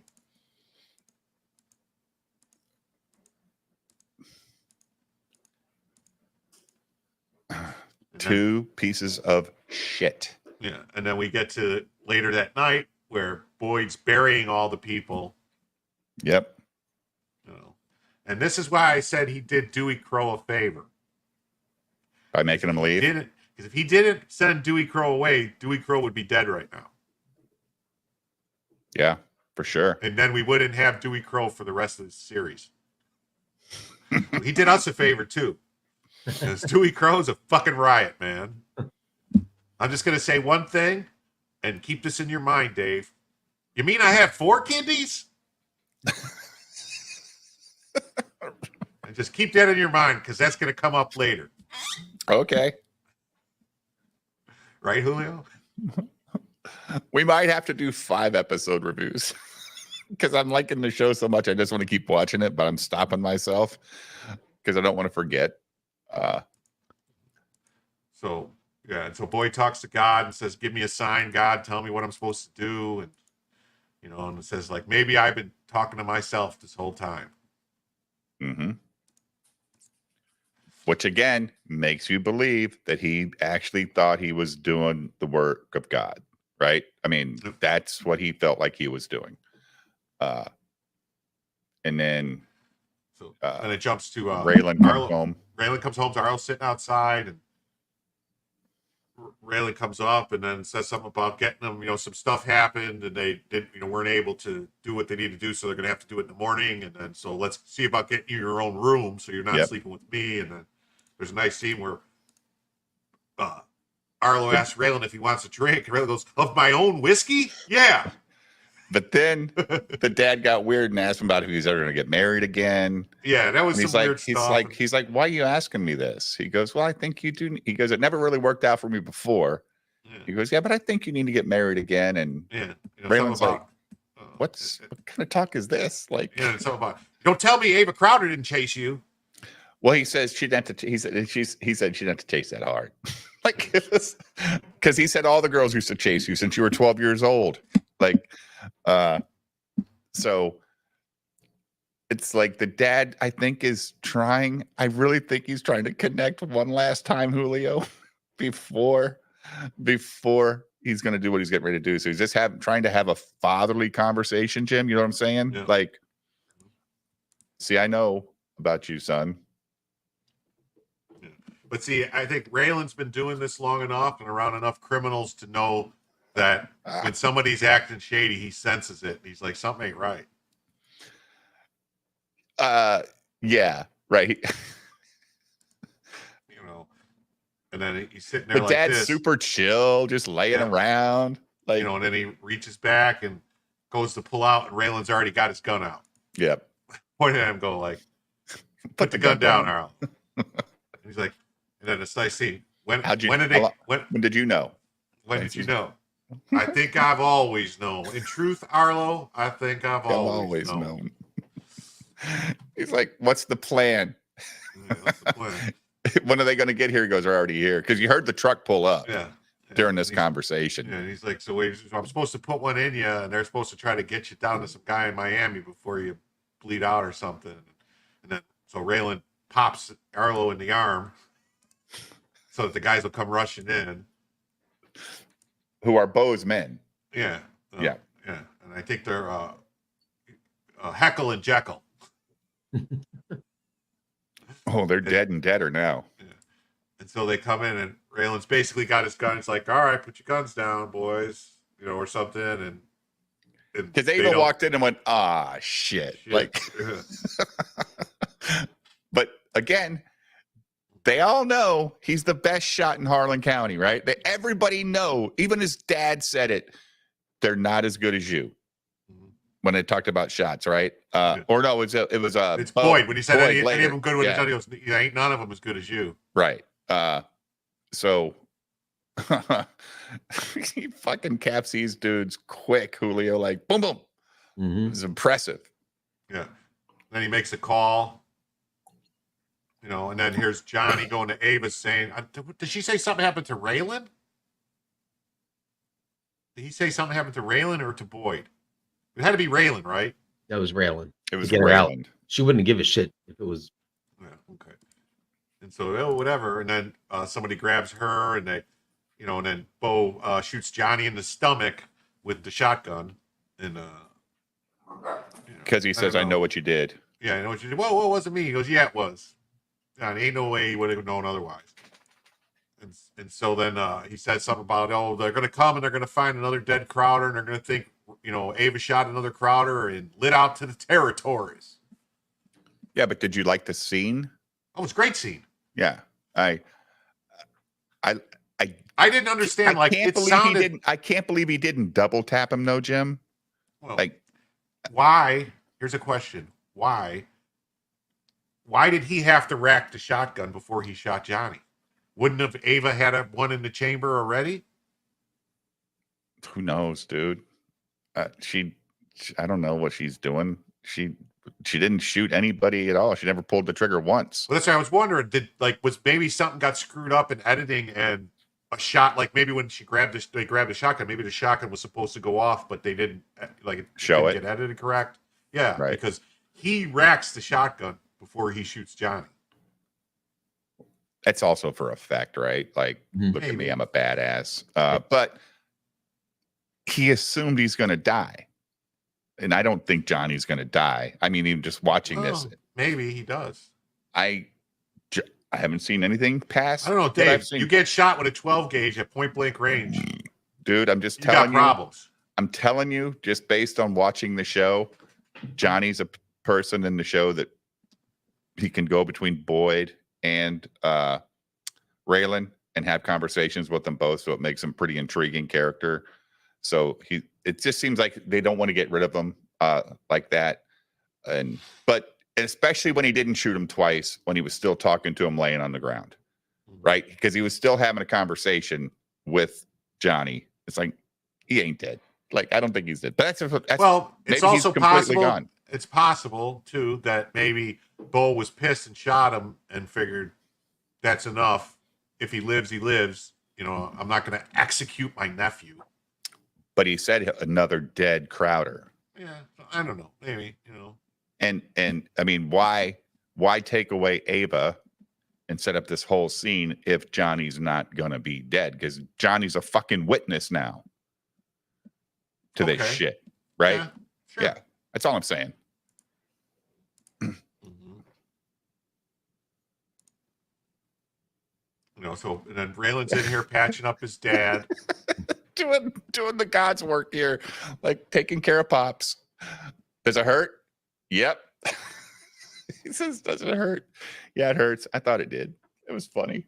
You know, and then Boyd comes in and goes, "Oh my God, what the hell?" And then, you know, Boyd starts mumbling all types of stuff about my daddy killed all my men, Raylan. Mm-hmm. You know, and he's like, and Raylan's like, "Wait, this is for real? You were for really a changed man?" I know. It was awesome. Even Boyd's like, dude, do you think I'm bullshitting? Like, he had this look of Julio, like, really? You really thought I was bullshitting this whole time? Yeah. And then great. there's a scene later too where like Boyd thinks Boyd doesn't know that Arlo set this, you know, was setting up.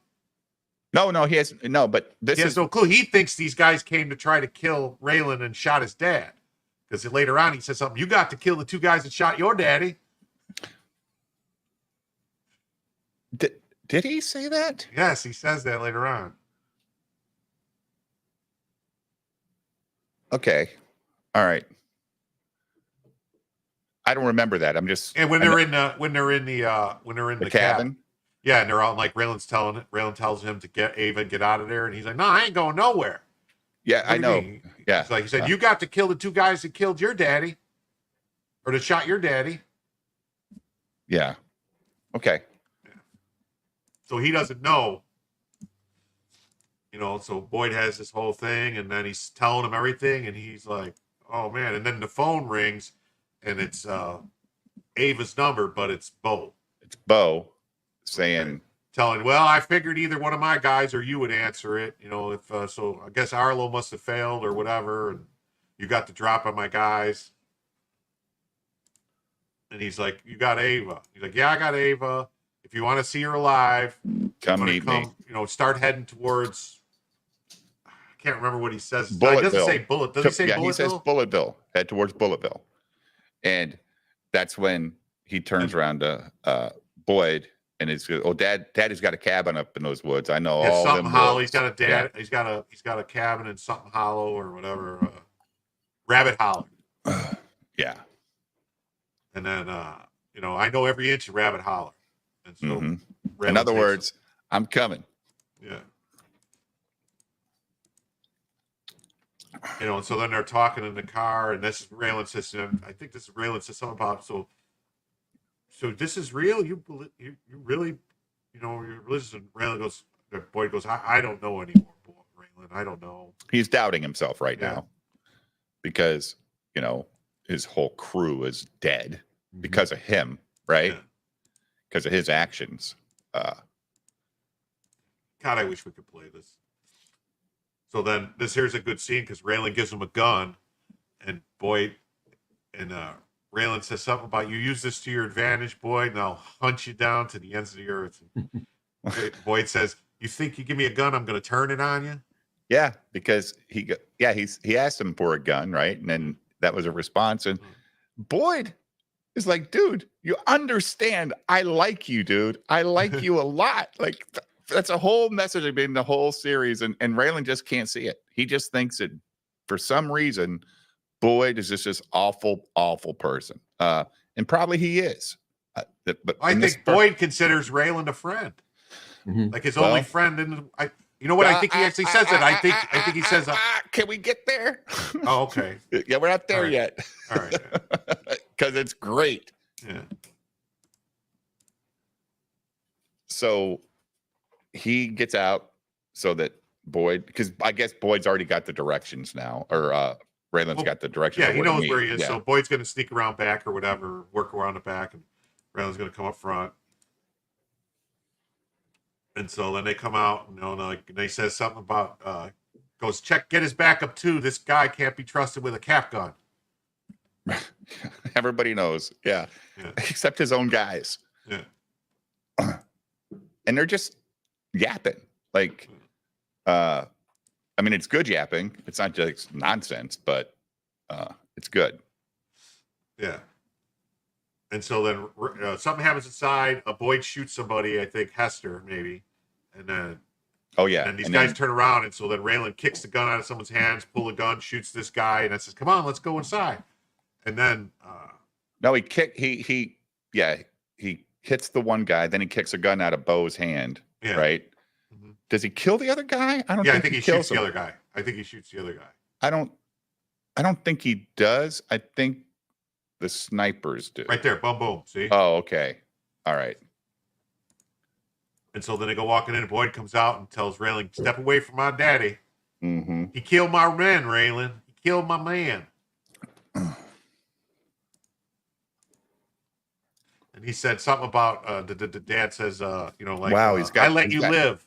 Look how he's holding that gun properly and everything, Jim. Two hands. Yeah, he said, I let you live. Doesn't that count for something?" And then Boyd says a nice quote about, "There's worse things you can do to a man than kill him."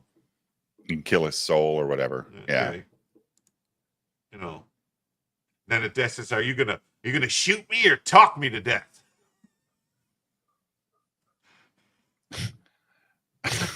Dude.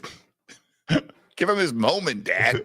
Like, you just killed 8 of his men, or 12 of his men, or whatever. Yeah, and then Boyd gets shot, and so does Bo by a sniper. So now I'm thinking what must have happened is somebody from Miami came and freed those other people they had locked in the cabin, or like locked in the bar or whatever, and they showed up here.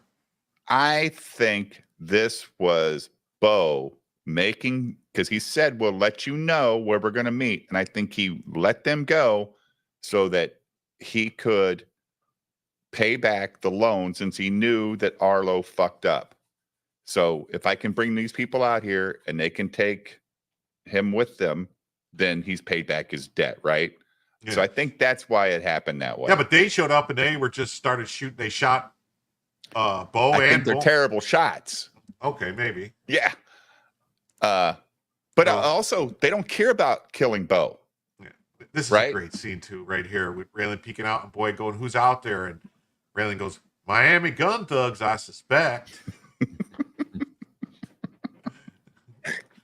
And then this is like, it comes like, she says, "Oh, something about Boyd did all was this." Goes, "No, I think this has to do with me. Yeah. This all started when I shot Tommy Bucks on that rooftop." Oh, in Miami. Yeah. Yeah, Yeah. you know, And like, she was actually nice to Boyd at this point. yeah, yeah. And so then there's a couple guys sneaking around, and I think Boyd gets one. Does Raylan get one and Boyd get one, or? Yeah. He tells her to shoot 2 shots out the window when I tell you to. Yeah, And she does. And then Boyd takes him, or Raylan takes him out. yeah. Raylan takes him out. Raylan Raylan takes them says- both out.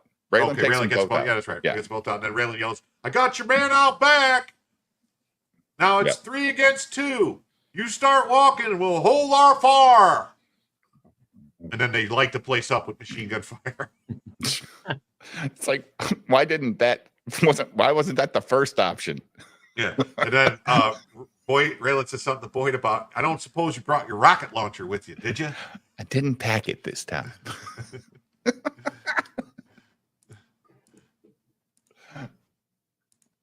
And that's right here is where he goes, "I'm not going anywhere, Raylan. They killed my daddy." Mm-hmm. He said, "Get your ass up and get Abe out of goes, here." "No, the guy out by the tree killed your daddy, and I got him." Yeah, that's true. Yeah. You splitting hairs with me, Raylan?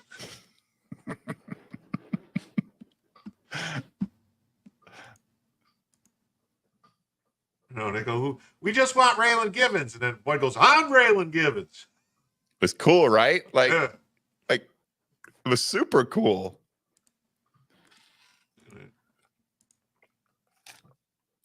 And then the whole "put your guns down, we'll come out and talk." Yeah. And so then she's like, "Yeah, when he clears, you put a bullet in his gut, and we'll just try to get him to Geo before he dies." You know. Yeah. And so she comes out and stuff, and then, oh shit, Boyd gets the other guy, shoots the other guy. Yep. You know. And then for some reason, he couldn't shoot her. Yeah, he didn't get her. I don't know. Well, we wouldn't have had this great scene if he didn't get her, right? Well, there's a great scene, the first episode of next season, that finishes this off. Just so you know. Well, I'm sure. I mean, he's getting in the car. Right. Yeah. Yeah. Yeah. Yeah. So, So yeah. she hauls ass. He didn't even hit the car. Yeah. And so then here comes Boyd. He says, "I'm going to go after her."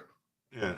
And he's like, "No, who says it?" Raylan says he's going to go after her, and Boyd says, "No, I got it." Yeah. Yeah. He says, I got it.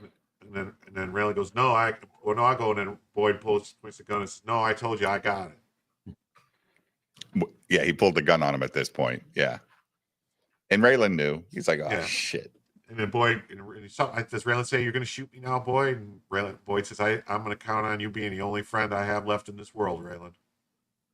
I don't think he said count on it. I don't even think it was here. He says, "You're the only friend I got left," or something like that, which was like, and Raylan looked at him like, "What?" Like, wow. Just play it without the sound. We'll get to that point. Oh shit! I don't have closed captions.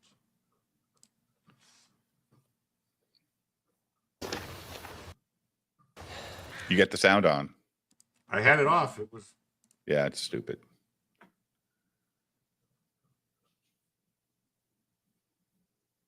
What happened to the closed caption? Oh yeah. Yeah. What are you gonna do after you get her? I ain't quite figured that out yet. You gonna shoot to stop me?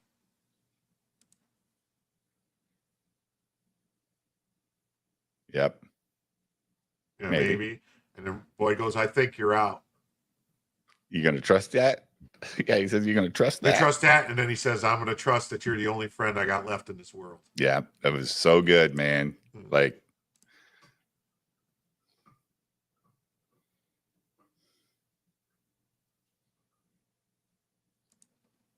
Yeah, I'm gonna bet my life on you being the only friend I have left in this world. pretty good, right, Julio? Yeah. Amazing. Yep. So then he leaves, and then Raylan just points his gun at him, and just goes, doesn't shoot.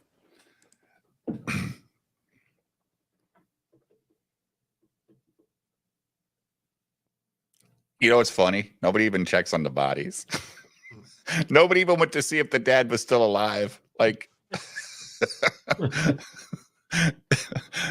was he? Is he still alive? No, he's dead.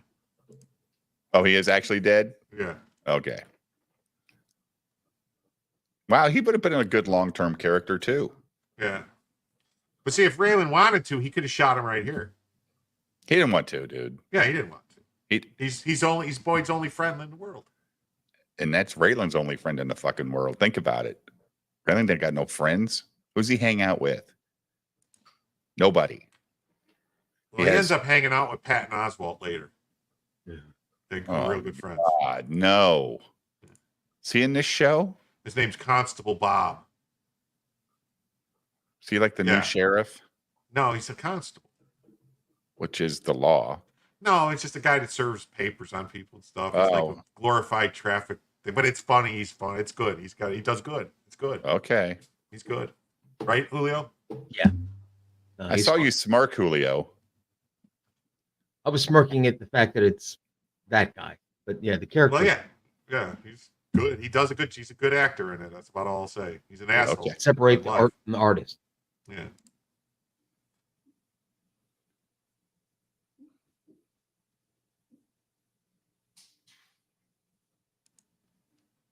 And that's end of season 1.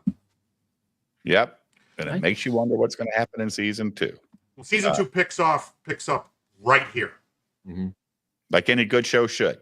Yeah, like right here it picks up. Because nothing's resolved yet. It actually starts off. It actually starts off back, like they replay, like when the first 5 minutes, like a couple scenes of the stuff that happened in the The previous season. no, like in just right here in the cabin. Oh, Like okay. stuff going on in the couple scenes in the cabin. Just maybe I don't know if you didn't watch the first season, so you wouldn't just be confused about Right. what's happening. Yeah, at least they didn't jump it forward a year or whatever. No, nothing got resolved. Right? I mean, Yeah. somebody still owes $2 million to the Miami people. Well, they're building a million relationships in all of it. Like, really, honestly, Julio, I think the first episode of season 2 probably should have been the last season of this episode of this season. It would have resolved all that stuff, and then you would start off. You know what I mean? I'll have to watch it again. I watched it a few weeks ago, and I don't know. I'll have to watch it again. Yeah, because pretty much that first episode ties up everything in this season. Mm. Everything? Everything. Yeah, pretty much everything in the season. Oh, so we're going to move on from all of season 1's heartaches. Well, not all of them. No. But I mean, a lot of the stuff. It ties up the whole.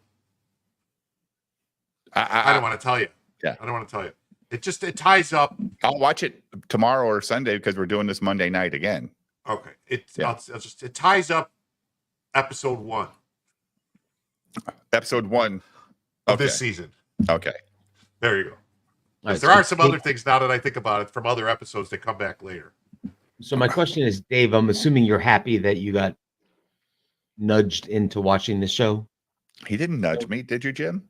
You just I asked, just right? said it was. I said, hey, you ever seen this see your series? All I'm going to say is I hate Jim more now than ever for making me watch House of the Dragon season 2. Dude, you know what I want to watch that we need to watch to talk about because it came out last night? The Penguin series. I heard it was Oh, good. was it last night? Last night was the first episode. Yeah, I want to watch it. I heard I'm it going to was watch good. it. It's, I've heard good things. I don't know. I mean, it looks from the previews, it looks like it might be good. And I like Colin Farrell in just about everything he's in. Oh, he's great. I mean, him in The Gentleman, the movie The Gentleman. Yeah, good movie, Fucking man. phenomenal. Dude. Good His fucking character, movie, dude. Holy fuck. I mean, without him, I don't know, you know what I mean? I mean, the movie would still be great, but he just, man, his part in that is. Did you watch The Gentleman, Julio? No. Watch it. It's not what you think, man. It's good. Like, it's fucking good.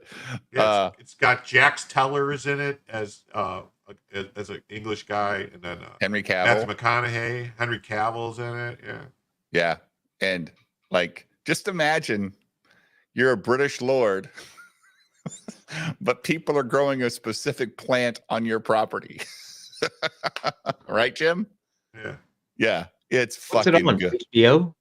Netflix? Well, it's a movie. It's on Netflix and everything. And then Netflix. there's a series actually on Netflix too. But the movie is awesome. So is the show. Mhm. The show is really good.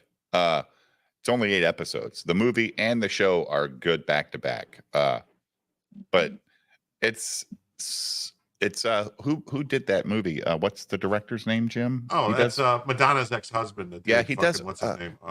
Guy Ritchie. The British guy? Guy Yeah, Ritchie. I like a lot of his movies, Jim. A lot. Now there's a couple stinkers, but most of them I do like. Guy Ritchie movies are just fun romps. Well, let's see. Good times. Snatch, Layer Cake, Lock, Stock, and Two Smoking Barrels.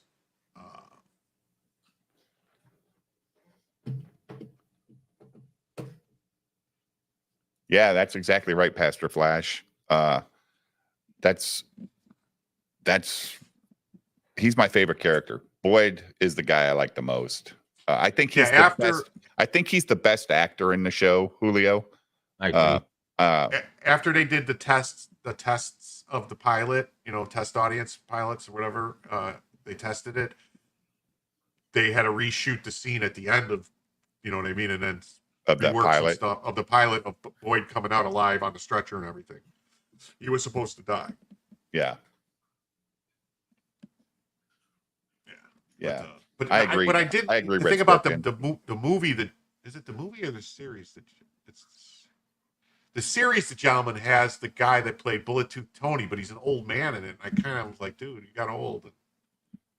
I don't like that. I like them both, dude. I mean, enjoy Bullet Tooth Tony is fucking Bullet Tooth Tony, And then what else is he? And then in Lock, Stock, and Two Smoking Barrels, he's, whatever. Yeah. Basically the same guy, but Let's let me see something. Damn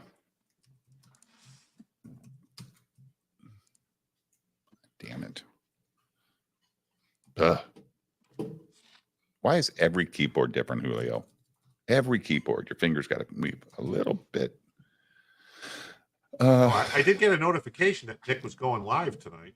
Yeah, I saw that. I'll tell you, I like that movie, The Covenant, too. Oh yeah, that's got the same guy, right? From no, I'm thinking of something else. Never mind.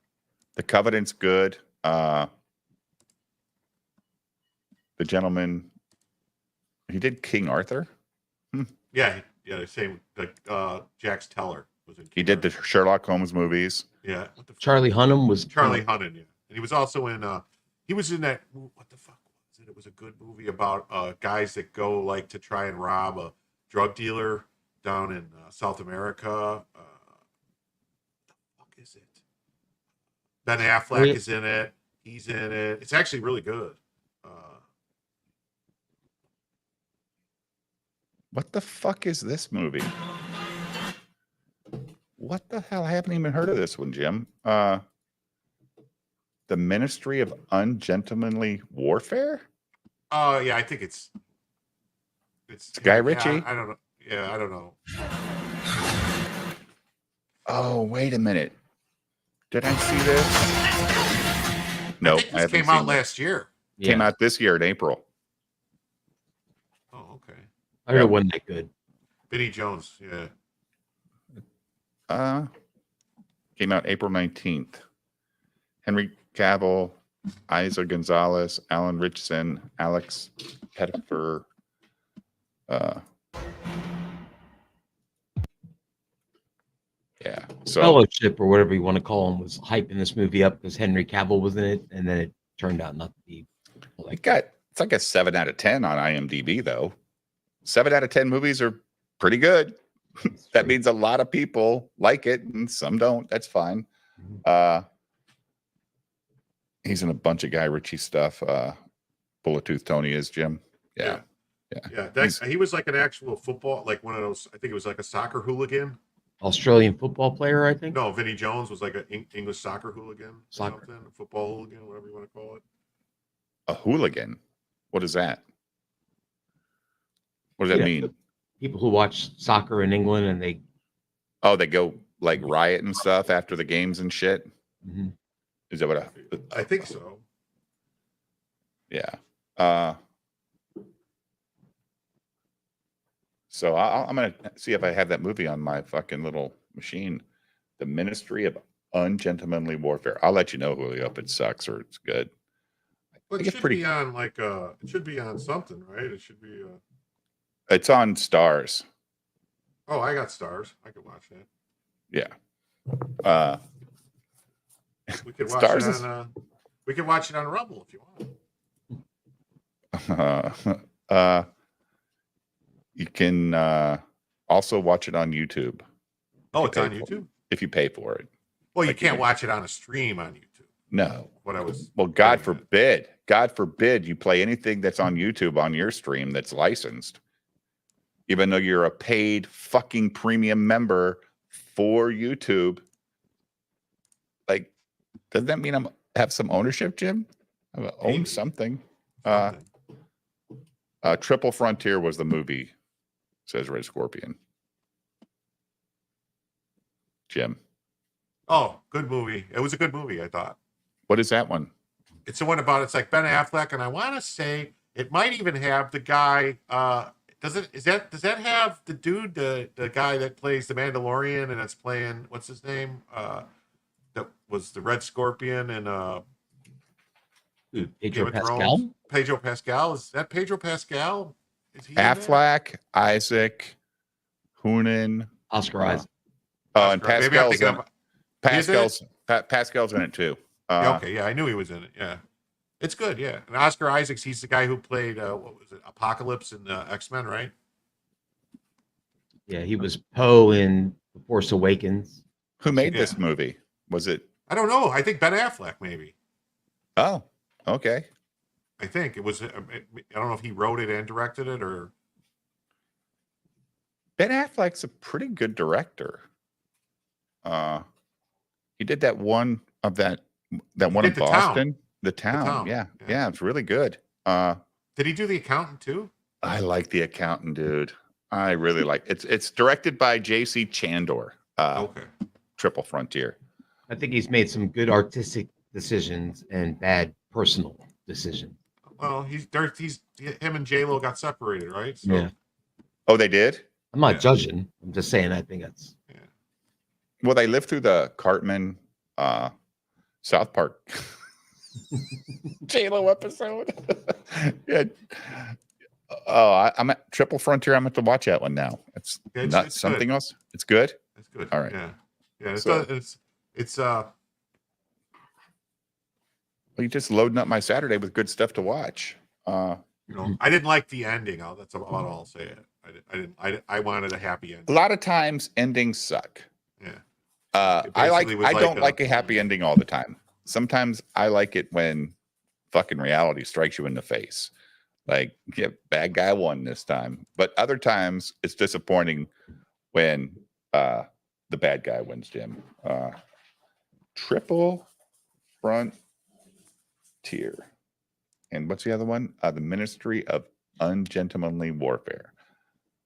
I'm just going to put Ministry.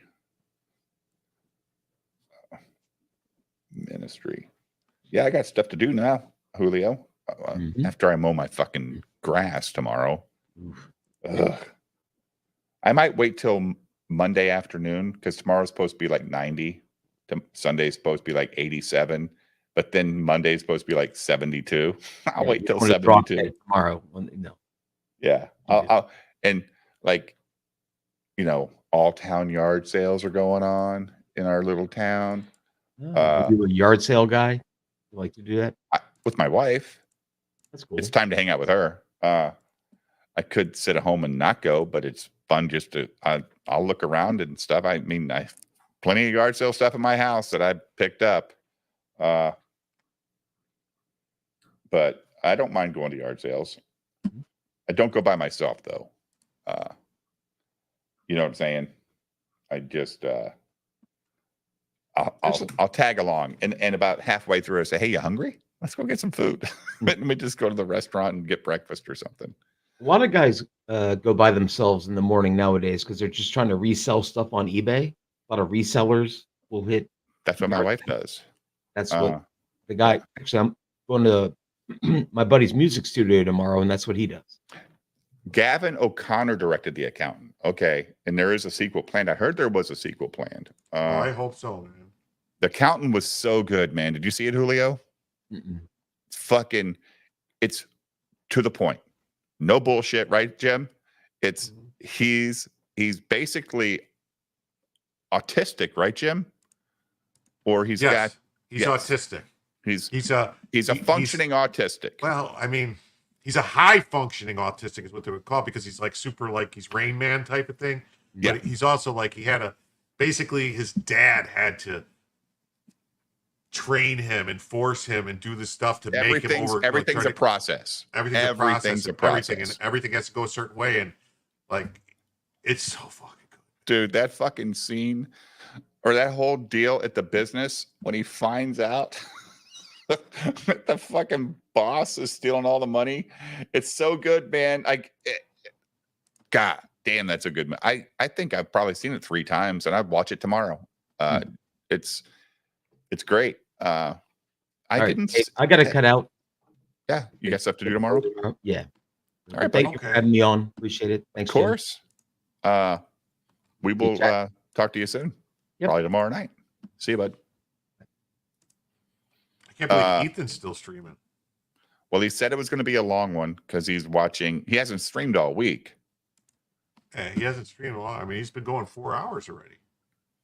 Well, I was watching it earlier, and he said he's got a lot of trash to catch up on. So he's watching like Star Wars Girls video, the Katie clip of John Malin. He was watching who's that fat fuck? I can't remember his name. But he's on a live stream bitching about Ethan canceling people. It's just, it's a good show. But Ethan also said on his stream tonight, Jim, you know what, man? I've put months of my life promoting these motherfuckers and their books, right? And the thanks I get is Ethan's a piece of shit. He goes, I'm done with these people. I don't need to promote these people anymore. They are assholes. I'm going to send Stimulated Cynic the link. He wants to get in here. I know he does. I like hearing that good Southern Alabama accent. Oh shit, he's Cocaine Cuckhead or something like that, right? Cornelius. Cocaine Cornelius. Yeah, I got him. Oops. I could send him a link to my store because that's the last thing I copied. But let me send him the proper link. And if Amato wants to come in, he's more than welcome as well. Clint Eastwood still alive? Yeah. I just see a picture of him with Mel Gibson. I think he said though he's not directing anymore, right? Wasn't his last movie his last one? I didn't watch that one about the mule? Did you see the mule? Yeah. Did you like it? Not really. I loved El Camino. Yeah. That was fantastic. That was a great movie. Have you seen what Gavin? Fantastic. The way it portrays autism is one of the best. Have you seen what Gavin Newsom did now? The Batman and the Punisher in a film together. Yeah, that's awesome, man. I love that movie. And it's underrated, Jim. Nobody ever talks about The Accountant like a classic movie. It's fucking great. It's good. It's really good. Did you see what Gavin Newsom did now? Oh no. Fucking Gavin Newsom, man. He thinks it's funny too. Oh my God. I've never The Mist. Have you seen The Mist, Jim? The movie The Mist? I'm thinking of Mystic River. Oh, that's a Kevin Bacon movie, right? Yeah. The Mist. Movie. Stop licking me, Winnie. Jesus. Oh, I think I have seen this. Stephen King's The Mist. Yep, I've seen it. This is a good movie. I have to watch it again. Let me get my book out. Back open. The Mist. You see so many. Like, remember The Fog, Jim? Yeah. The John Carpenter movie with Adrian Barbeau. Now that was a classic 80s, or was it late 70s? The Fog was fun. Yeah, based on the Stephen King. Stephen King, some of the movies are fantastic, Jim, but others are completely forgettable, right? Well, you know what it is the movies that Stephen King doesn't have anything to do with the making of the movie is really good. The ones that he's involved with, like doing stuff and trying to tell people how to make the movie as opposed to just writing the book and let people, Oh, that's yeah. where it's a problem. Like he hated Kubrick's version of The Shining. Yeah, well, he's a retard. He's a fucking retardo. Like Kubrick directed the shit out of that movie, especially that book. There's a lot in that book, dude, and Kubrick did a great job. It's probably my favorite.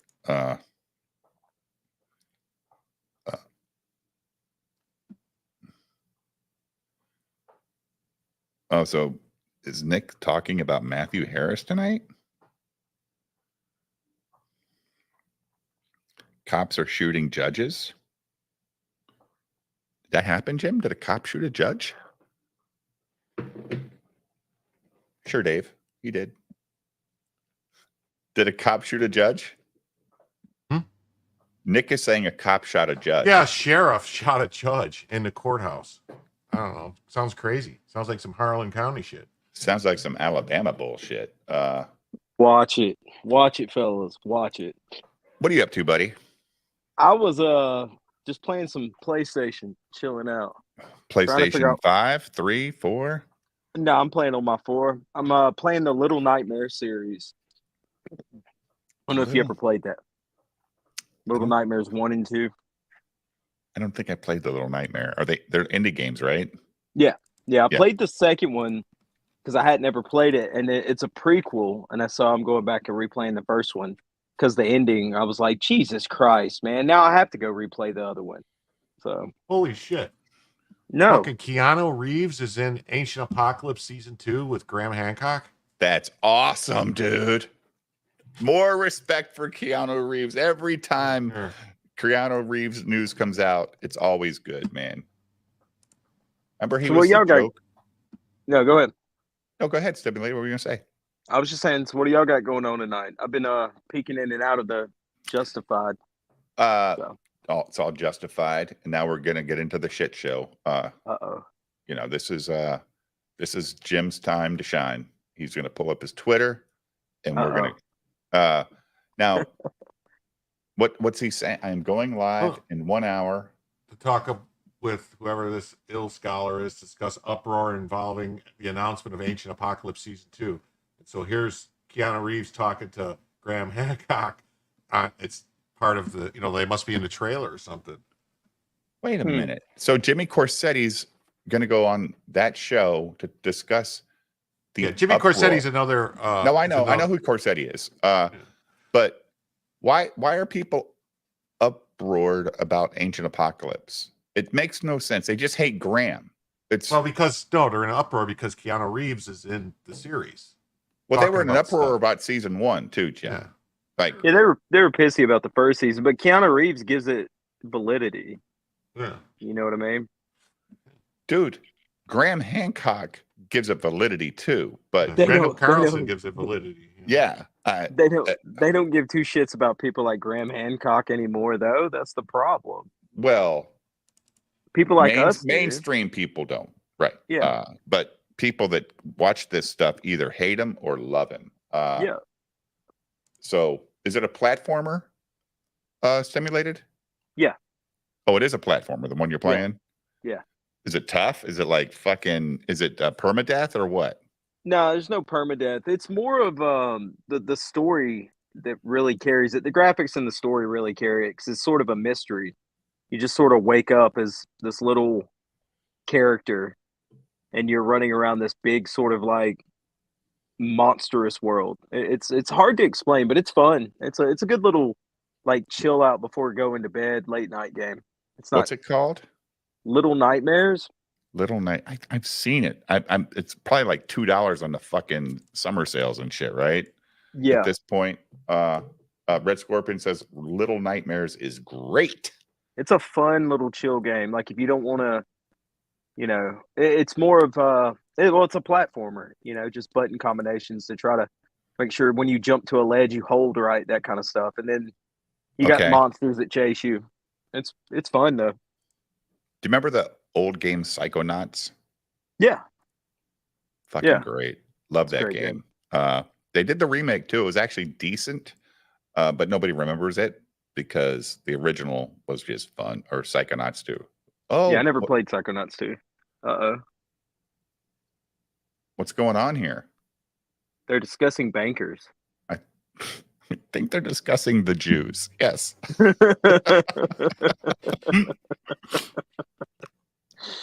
Is it true that they're making is Mel making Passion of the Christ too? I'm I hearing don't know. rumblings. This is I didn't something check that's saying into it, the though. Clint. There's some kind of Award. That's got to be.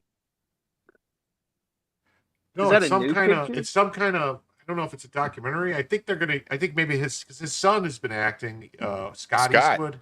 I like Yeah. him, dude. He's Yeah, actually so- good to watch. Yeah, he's just a little short for he's not tall like his dad. And he doesn't Who get is? he doesn't get the A movies. He gets the B plus movies, but when he's in them, they're enjoyable. He's enjoyable to watch. But think Clint started in spaghetti westerns, right? Yeah. You got to Well, start he somewhere. started. No, he started on. Well, he Rawhide. big screen. Where did he start out originally, Jim? Rawhide. Rawhide? Yeah. Yep. I don't think I've ever watched Rawhide. I've caught episodes, but I've never sat down and I've watched Well, all the Riflemen. I love the Rifleman, dude. Chuck Yeah. Connors was a badass. Yeah, my granddad watches it religiously, so whenever I go visit him, it's just once he found it was on Amazon Prime, like the whole world changed for him. You should get your grandpa Tubi and just put it on the Gunsmoke channel. He'll never leave the couch. Oh, he loves Gunsmoke. I never even thought about doing that. My dad watched Gunsmoke every day, all day. Once he got to a certain age, he's like, "Well, it don't get no better than this, Dave." He goes, "I like Matt Dillon." So, you've met Mel in real life. He's short. I know it's so disappointing when you meet these actors, Jim, and 9 out of 10 of them are under 6 foot. I think a lot of them are short because of the way in movies to fit them in scene. You know what I mean? And they, Yeah, they- sure. You gotta be able to fit him inside the TV, right? Well, Like that's but I think Chris Pratt's a big dude, right? Chris Hemsworth's a huge dude. So is his brother. Yeah, my cousin, I hate his guts, looks identical to Chris Hemsworth, and he's 6'4". And I'm just like, dude, if you were around during World War II, Hitler would have just cloned you over and over again, you bastard. Yeah. Does your cousin know you hate him that much? Nah, he's my best friend in the world. He's just 6'4", blonde hair, blue eyed bastard is what he is. He's a bastard child? Wow. Nice. I agree. I agree. I think Scott Eastwood should get some A roles, dude. I mean, Guy Ritchie ought to fucking bring some Scott Eastwood action into his movies because he's really good. I actually look for Scott Eastwood movies because the movie might not be the greatest, but goddamn, I'm buying me some Scott Eastwood stock. I got to start watching movies again. The third one comes out next year. I've been watching Stimulated. more movies. The third Little Nightmares comes out next year. You see what Yeah, I'm I saying? saw. I was looking because the ending of Little Nightmares 2 is kind of like a weird cliffhanger. It's a prequel to Little Nightmares 1. And so I was like, okay, let me go to Reddit, let me Google and see what people are saying about the ending of it. And then I saw some sort of advertisement for Little Nightmares 3. So I'm gonna pre-order it. It's probably like $20. I've been playing a lot of pinball, video pinball on my new game system behind me. Let me show you. Yeah. So Yeah. let's see here. Like that's AC/DC pinball. Okay. Oh, yeah. Which is fucking great. So when you start a new game, I think there's 10 songs you can choose to play. And depending on what song you pick, it's the special that you get to play during the game if you get the special. So it's fucking wild, man. Yeah. So I'm playing pinball all day, rotating between Black and Black, Thunderstruck all day long. I just can't get enough of that game. And And I got 3 That actual picture pinball looks machines. great, man. Huh? Oh yeah, That picture looks great. dude, God, man. that's just. I mean, that's a 55-inch Sony 4K TV. That's a 4-player table. Yeah, that. So, Yeah. like it's got the guns and all that shit in the drawer below it. So there's guns for your shooters, like House of the Dead and all that stuff. So, Oh yeah. what do we got here, Jim? Looks. We got a new member, Doc number 27, new member. Thanks for joining, Doc. Thank you so much. PTP drew the Horseman beating up Johnny Phantasm. I've never trolled PTP, but I think I'm gonna have to start doing it. Hey, Doc, I've only been to Vegas once. It was 2 years ago or 3 years ago. I think it was 2 years ago. And me and my wife made a fucking point to go to the Pinball Museum, and it was a blast. The Pinball Museum in Vegas is incredible, Jim. It's right by the airport. I mean, not far from the airport at all. And they've got hundreds of pinball, hundreds of stand-up arcade games. It's great.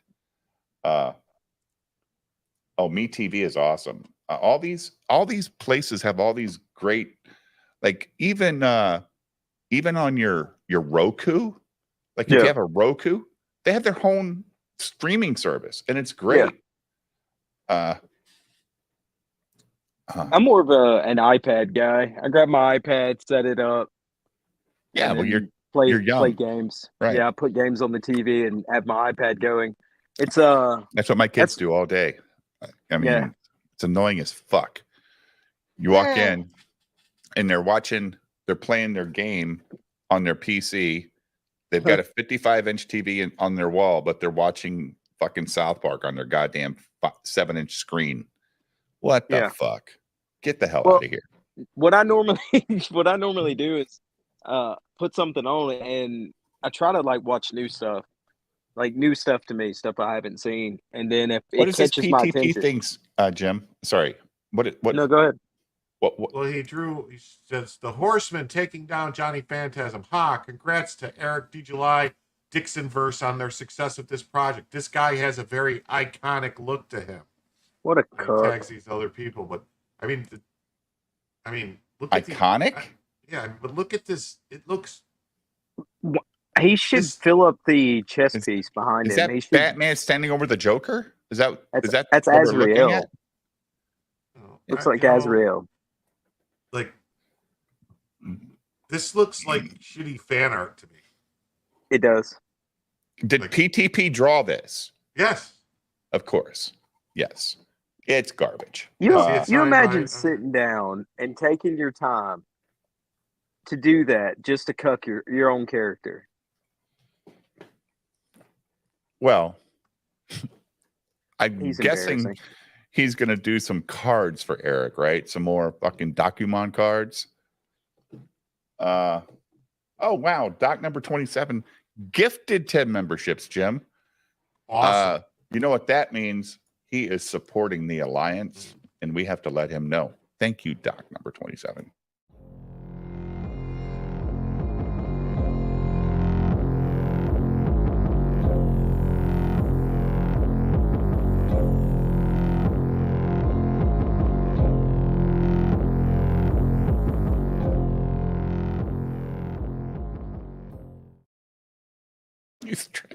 Thanks, Doc. Doc, you go on the board. So Doc number 27. What's it? 21st? 9, 21, 24. 10 memberships. All right. Awesome. Thank you, Doc.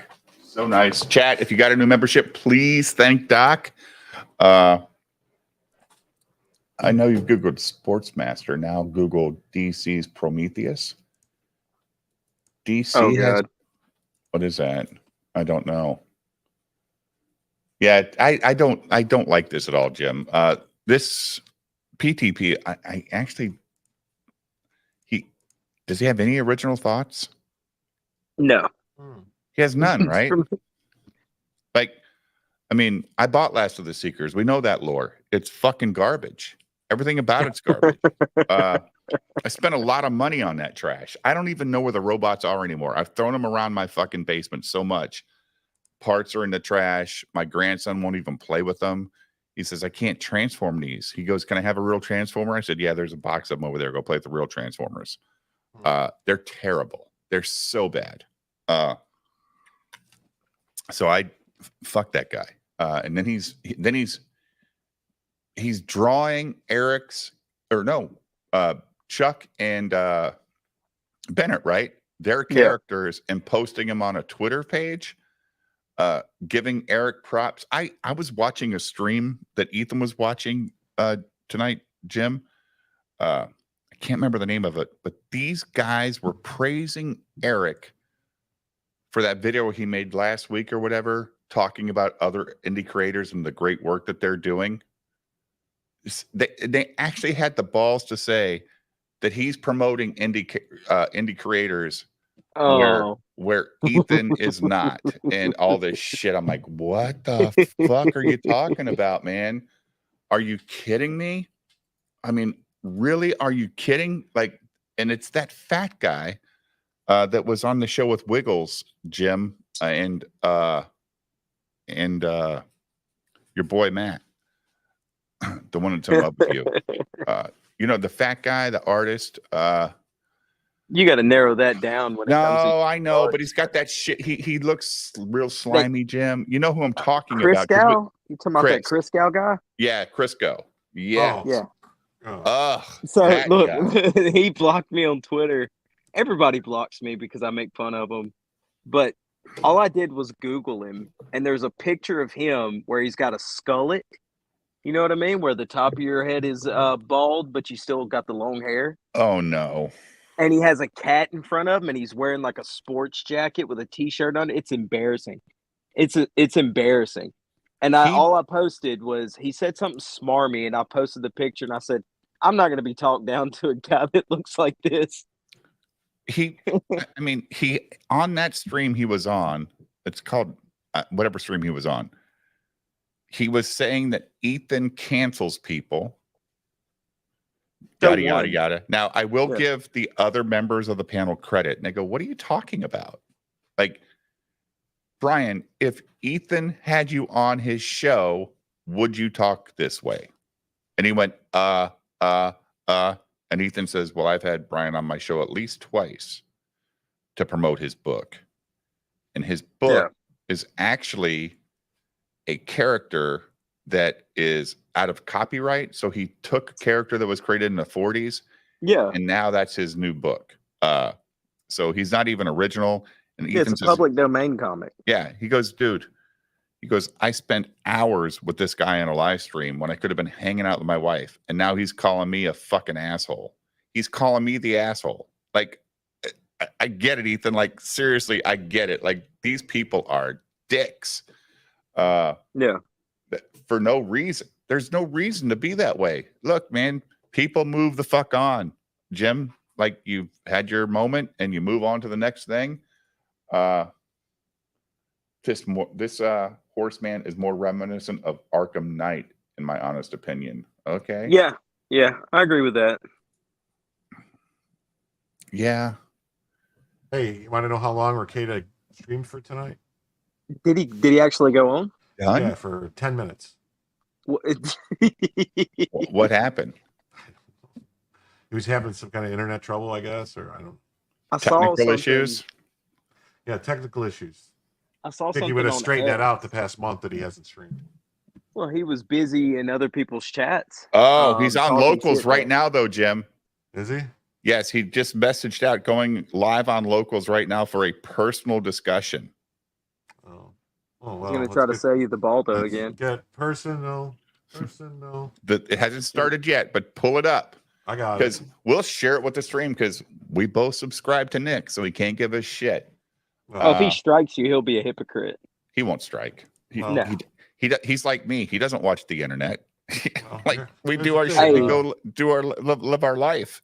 I'll just count this as part of my 5,000 member gift. Me too.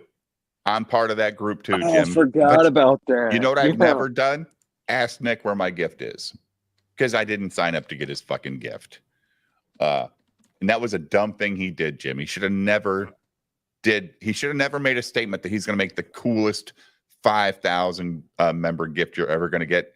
He should have, hey, first 5,000 members get a fucking Ricada Law goddamn Mug or shirt. whatever it is, dude. Yeah, Nobody keychain. cares. Yeah. Just a tchotchke. Yeah. I mean, I think he was trying to get, and this is because I used to listen to him back then.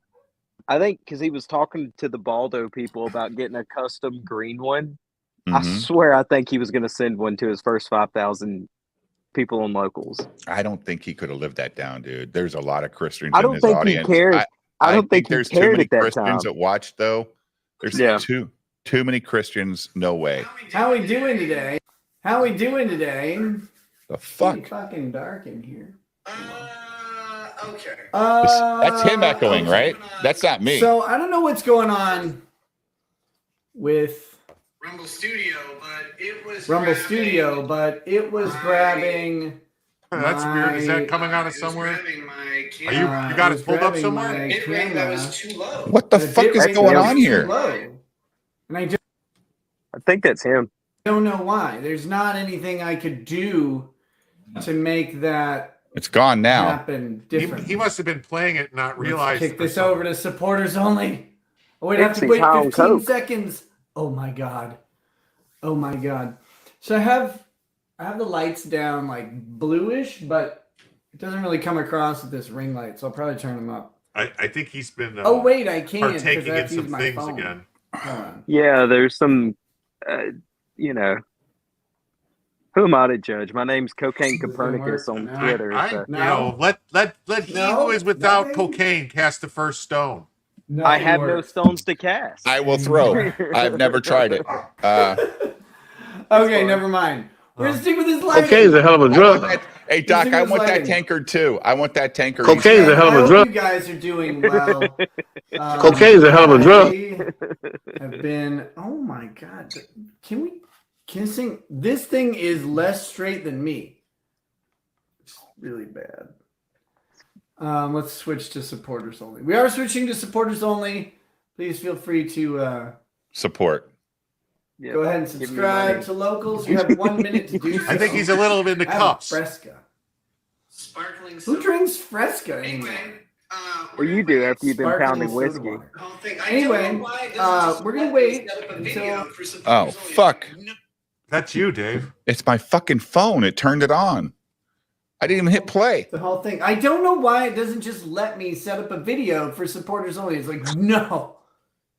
You gotta lure them in. Who the fuck drinks Fresca? You gotta lure them in. I don't think there's Fresca in and that then can. switch Could you it to please supporters message only him and so say they'll gay? subscribe. I'm like, but that's not what people tend to do. Should I text him only fags drink Fresca? Yes. Yes. Minnesota fags. I owe you 3 weeks of streams. I do.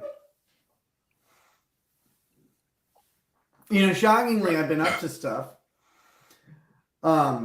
Jim, I think you're right. I think he knew he was a little you know, that's kind of inebriated. like why- He better go members only. I guess it's part of the reason why I haven't been streaming. The other part is like crippling depression. Crippling Same Which is here, great. Motto, Don't ever find That's why I've yourself never on done the ass any end of the drugs. government. other than alcohol. Don't do it. It's not And my a skull, great of course. place to be. It's not a good look. It's not fun, and it's intrusive. See where you guys come for the good and entertainment. It is never fucking ending. Also, You started getting members and everything when I showed up, Dave. Just remember Most- that. Hey man, You can't anybody afford that it. goes to You my can't store afford it. I right can't- now nobody to can buy afford some this shit. Rat No one Boy can afford to stuff fight. or some ARA. I put up these, new ARA stuff today. It's 10% off everything. Charges. 10% The off. new It's ARA fine. stuff stands What do you, for what do you want to American say? Like the Retard Alliance. situation. is what it is. It's not just the charges. looks awesome. You're not just fighting Jim the loves charges. it. You're fighting They everything. changed them because they added Yeah, an show Alabama pull it up, boy. show him, see what it, Let's get the reaction. And anyone tells me if you tell me, Shut Mr. up, Jim. Do No, not I just want try to tell me jade. if it looks like anything Don't to you. jade the chat. You're being a hypocrite if you do that. I won't pull it up. Pull it up. All right. I'm pulling it up. Pull up. Pull it up. Pull Pull up, bitch. motherfucker. We're all daps and shit. Pull up. You want to go Whoa. on the wall? You want to go on Jim's the Riz. wall? Jim's All right. Riz is So Yeah, no sky cap. high. this is A our hundred. new this is our new ARA logo. We'll thank Jin Wong for this. Okay, what do you think it looks like? Awesome. Look at that. Anti-RIPA Alliance. No. Factu. Come on now. Come on. Ericus, You're laughing. What do you think it looks Julie. like? ARA. It's exactly what it looks like. It looks awesome. Look at that hoodie. You're gonna get a better hoodie than this. Look at that, Jim. A black hoodie with a black logo. I told you what I thought it looked like. Looks You like ju- a hot dog between two buns. Yeah, That's what I'm going with. We'll go with that. Okay. That's what I'm going with. Because So, like, Jim's a you look down, foul-mouthed a-hole. if you look straight down tomorrow morning and imagine a hot dog between two buns, Just support it, okay? I'm gonna. Don't go don't be to a hater. the toboggan. Didn't you have a toboggan? Yeah, I'm getting me one of those. Yeah. And then we got some rat poison. See that? Look at that. You want your Halloween gear? Look at that, guys. So, And then if you get a black on black, you don't get that black background. It looks really good. Yeah. So fucking Shane Davis art at its best. He sold it. I bought it. So I'm gonna put it to use. So we got let's go. Oh yeah, you get 10% so off what your all- order. what all have you got in the ARA? T-shirt, hoodie, Magnets, mugs. I got mugs. Mugs. Let's see. Stickers. Look at that. I love twins. He's at Rippa Daddy's grave. Let's see. Drinkware. Yeah, here's the mugs. You got an anti-Rippa mug, got a rat poison mug, rat soup. Like that rat soup, man. I love twins. You know that movie Warm Bodies where they say bitches man at the bar? So Yeah. great. So I went with witches man. Just because I like that joke. And then you got I should have drank the coffee instead of the jizz on his beard. Because that's what Shane Drew was, jizz on the beard. So instead of the coffee, I'll be instead of the right back. jizz- I got to take this dog out. Okay, you should have drank the coffee. So, yeah, just having fun, man. I think I've got. I know that Enmato bought a sticker. He sent me the picture tonight. That was very nice. And Jim bought a hat. I've got some hats. Yeah. Let's see the hats. So, got the Sturgis hat. Got this, beanies, and then I've got the Sturgis ball cap, and then the ARA beanie. So fun, just having fun. I like the ARA logo. I do too. It's fucking great. And I can't thank Jin Wong enough. He made that, like, he was on the stream last night and he emailed it to me today. He goes, in a week, I'll have some funny stuff for you too, Dave. I'm like, cool. But I definitely got to have I don't even have a BTM logo. I got to have that made. You're just supporting. I don't create anything, guys.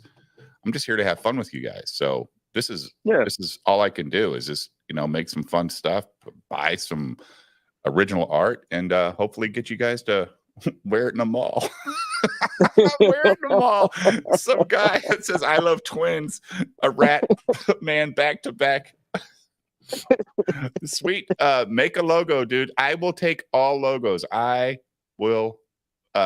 Jen, thank you, man. You're very generous to the channel, and you made me a logo. It's so great. It's great. Yeah, I like it. And don't believe what Jim says. BTM.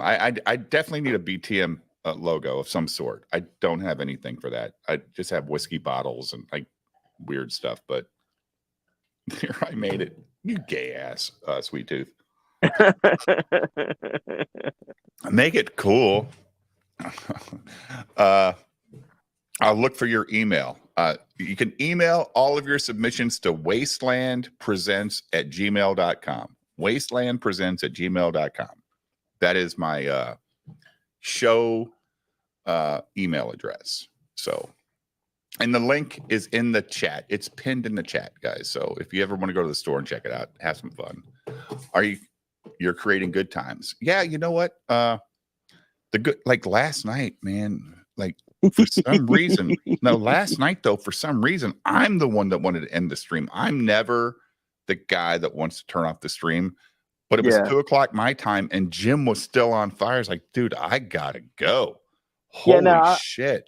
I was trying to go to bed. I had stuff I had to do today. Like I had yard work and a whole bunch of other things I had to do. And I had to get up and go to work too.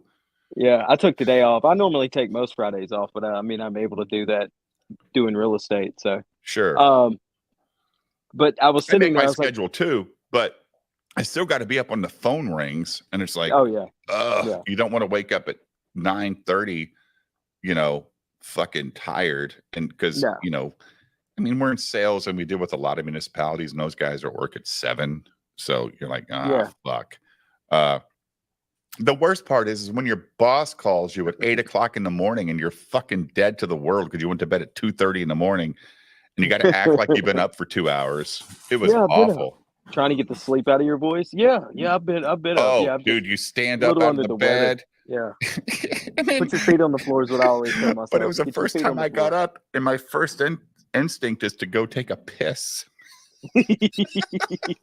So I'm taking a piss on the phone with my boss, and he goes, "Hey man, your stream doesn't sound that sound that steady. So you might have a prostate problem. When's the last time you had a prostate exam?" And I didn't want to say what really happened is I just woke up with a chubby, so maybe your flow is not as strong as it should be, right? Yeah. So I said, no, I've never got a prostate exam. And his other line rang, and he got off the phone. I was like, motherfucker, and I went back to bed. Jim killed me last night because you weren't tired. Like Jim, you weren't tired last night. So I'm the one that wanted in last night. I was telling that when you were gone. Like I was up for a couple more hours. I was on Malin's stream, fucking. That's what Sweet Tooth said. But you were chatting, talking shit for a couple hours after you left here. Yeah. That's awesome, though. I mean, you were on and then you had to spend 5 fucking hours in a cell phone store today. It's actually more than 5 hours, but I was. That's like how'd that work out for you? $6,000? No. It wasn't that bad actually. It was buy one get one free, and oh, you lucky. $2,000 to pay for all the phones up front, and his bill went down $140 a month. The only problem was there was some issue with an update that fucked everything up. Trying to, trying to activate the phones and transfer stuff over because the new update was all fucked up, and it took forever to do it. Yeah, the stores down here, but I have AT&T. They normally they'll let you take the phone back home and transfer it. You've got so many days to bring it back. Yeah, I had to go back and fucking The problem was if he would have took it home, it wouldn't have changed the thing because the software update. He has an iPhone 10, right? Yeah, and he already had it updated to 18. And he already transferred the phone. Then they vice versa, whatever happened. And Apple's like, nope, we can't do this. Ain't gonna happen. And even the service tech was like, then you had to manually cloud download all of your stuff instead of just doing the, where you can put your phones next to each other just sync them fast. Yeah. So go ahead and play. That's not bad. All right, let's see. I'll be right back. Okay, there we go. Hopefully it doesn't do that all night.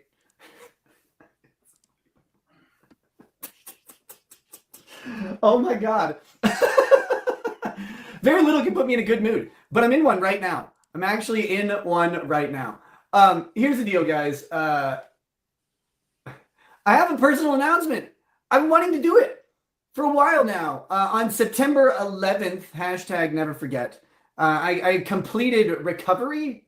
Is that what you call it? It's not rehab. It's not rehab. Don't get me wrong, because you don't complete recovery. Hold on, dude. You don't complete recovery. No, you're always. You either fall off the wagon or you're always in recovery. Yeah. Either you don't have a problem, so you just stop because you don't have a problem. There you go. It's called there's the Celebrate Recovery. I went to one about a month ago with my aunt, and that's That's their thing. Like, you keep coming back. You work it because it works, or whatever they said. Oh, One day at a alcohol. time, day after Yeah. day. That's all Gary. That's nerdrotic, right? Yeah. Yeah. So, hey, Andrew Campbell, what I would love for you to do, dude, since you are in Australia, I would love for you to go to my store and just put something in your cart and let me know if shipping is stupid, if it's Air July stupid, or if spring is big enough to where no matter where you live in the world, it's still fair shipping. That's all I'd like to know. What I was going to say a second ago, though, Jim, was when he said that, if he was in a recovery program and now he's completed it, that would make sense that he's probably celebrating a little bit. Maybe. I don't know. He's Quick, definitely oh my on fucking hell. something. Locals is going to do this all night. Do what? He's Locals having gonna do this internet all problems. fucking It's night. probably because he's being monitored or something. We'll probably keep this pretty short.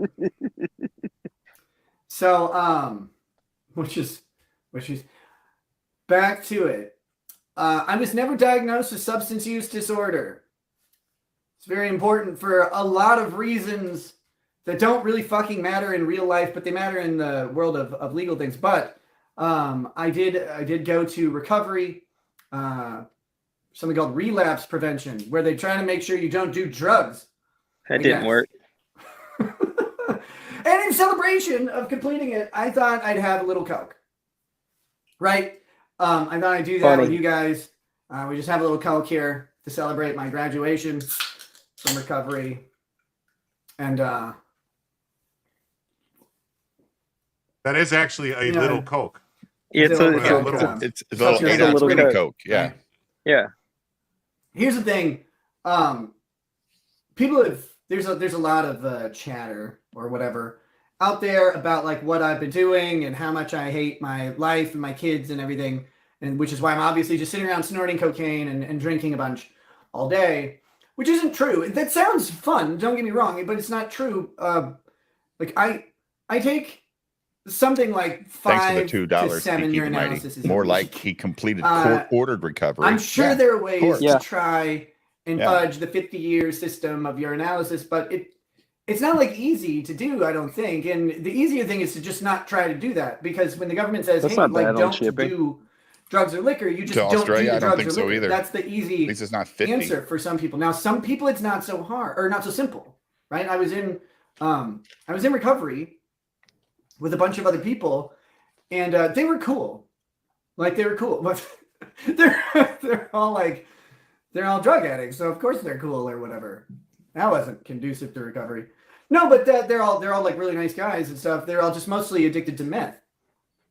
Now, I don't know if you know anything about meth, but a meth addiction is not like an addiction to much else.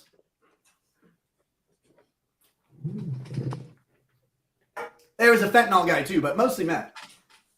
And it's not the same thing. And you realize that you're not.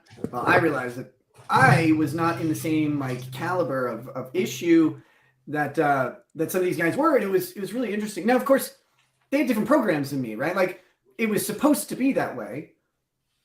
Some of them are in there for like a year, and again, it's outpatient, but I don't know. It's like 5 hours a day. It's very aggressive, but some of those guys are in there for like a year, and they have to show up 2-3 times a week. Whereas for me, they're like, show up once a week if you want. But then I could show up more. I typically went 3 times a week until I was, because I wanted to get finished. But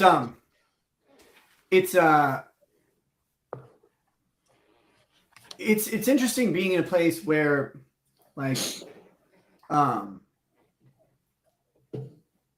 you do drugs to like go party. Locals is gonna make me. I'm gonna fucking pop. You do drugs to like go party and have fun, and then the government's like, you need to do something about your drug problem. It's like you're like, well, I could just not do drugs. Like that's fine. You just try that. Like, can we just do that one? Like that's cool. You're like, no, you have to do a class that says you're not doing drugs. Like, but that doesn't make any sense. I don't even want to do them. And they're like, no, you gotta go do this. So it's okay. So you go in there and you're sitting next to someone who cannot leave building without a supervisor, because if they leave the building, they'll go buy meth. And you're like, I don't feel like I belong here because I don't want to go do that at all. And I don't have there's never a compulsive need to do it, but the government has like a checklist that they go through, and they go, okay, we have this situation. Here's what we do, and that will make the person better. And I'm just like, this doesn't work at all, because I have no. I mean, that's again, very true. Not doing drugs is easy. Jim, are you there? I don't know if you guys know I'm here. this. Pause it real quick. Yes, the majority of you are not doing drugs Tiki, right thank you now. for the $5. Technically, that cola he is drinking is just as addictive as the thing he got in trouble for using. No shit, right? Yep. Like 1,000,000%. And actually, it's worse for you because you gain a ton of weight drinking that shit. It holds body weight on your body. One of the first things I did when I lost my 150 pounds is quit drinking soda completely. The caffeine in that shit holds terrible toxins in your body. And then if you drink sugar cola, it's even fucking worse, dude. Now you're just drinking, you look at a can of Coke and it's like 240 calories for a serving or whatever. You're like, holy shit, that's a lot. You go, oh, but that's 2 servings. Holy shit. This bottle's 480 calories for a fucking Coke. Holy God. I don't eat sugar at all. I mean, I do, but very, very rarely. Very rarely. Like if I see a piece of cheesecake and it looks good, every 6 months, I might have a piece of cheesecake, but I just don't do sugar. Well, the sugar is bad for gout. That's for sure. That's what, ever since I stopped doing sugar, no gout at all. They told me it was beef. They told me it was pork. Nope. I quit that shit, and I still got gout because I was drinking sugar colas. Kevin knows my lore. Look at Kevin knowing my lore. I'm glad I quit drinking Cokes when I was like 16. Dude, I know. The worst part is when you're traveling like I do so much, like caffeine is almost necessary. Damn, like I gotta have a Coke Zero like all the time. But I don't do the sugar version, and it's just the zero stuff, but it's still the caffeine. Caffeine's bad for you too. Sugar is bad. No doubt about it. The rich man's disease. You can't hide money, Dave. You can't hide money. Look, man, I'm gonna tell you right now. I would eat like you're better off eating fat than anything. Like fat is good for helping you lose weight too. Like legitimately, it's actually it's good clean for energy. you. Yes. Yes. Yeah, it's good energy. Yeah. I mean, it's pretty good. Sugar is the devil. Yes. But no, they put it in everything, dude. And salt. Holy shit. Don't buy frozen food, guys. There is so much sodium in frozen food. It's fucking ridiculous. When I started paying attention, I was like, God damn, they are trying to fucking give me high blood pressure if I buy some frozen fucking potatoes. Go buy real potatoes. God damn it. The fucking sodium is out of this world.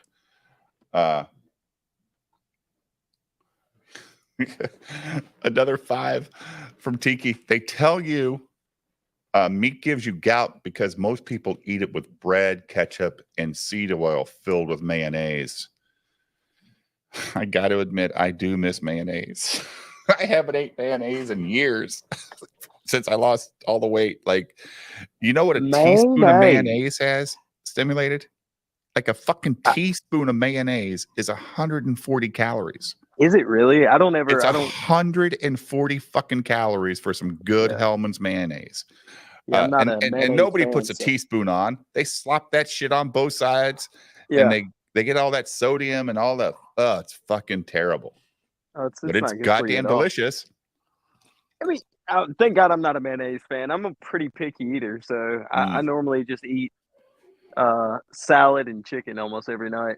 It's The easy. caffeine part that's bad for you, Red Scorpion, is that it holds shit in your body that you want to get rid of. That's what I found out when I was like losing weight. And now that I've lost all the weight, I do drink caffeine, but I just don't eat like I used to, right? It's all about calorie count at this point. Yeah. Stop it, Captain Bipko, because I'll be like Jim and order a pizza at midnight. Jim wouldn't do that. Jim's a man of. Thank God they don't man of deliver where I class. live. I live so far out in the country, nobody delivers here. I got to drive to get shit. That's the way I grew up. I grew up on a 20-acre farm, and the closest Walmart was 15, 20 minutes away. Our closest Walmart is 20 minutes away. Yeah. Now the closest gas station is like 5 miles away. It's Casey's, and they've got pizza. My closest gas station was such a country gas station. You could buy a buck knife and a wrench set, and they didn't sell gas. It was just like a little miniature hardware store. Could you buy a gun? Yeah, you could buy a shotgun or a rifle. We used to, like, I will never forget one of my buddies in Arkansas. Thanks again for the $2. And Tiki, I owe you 2 of these because you are supporting the Alliance.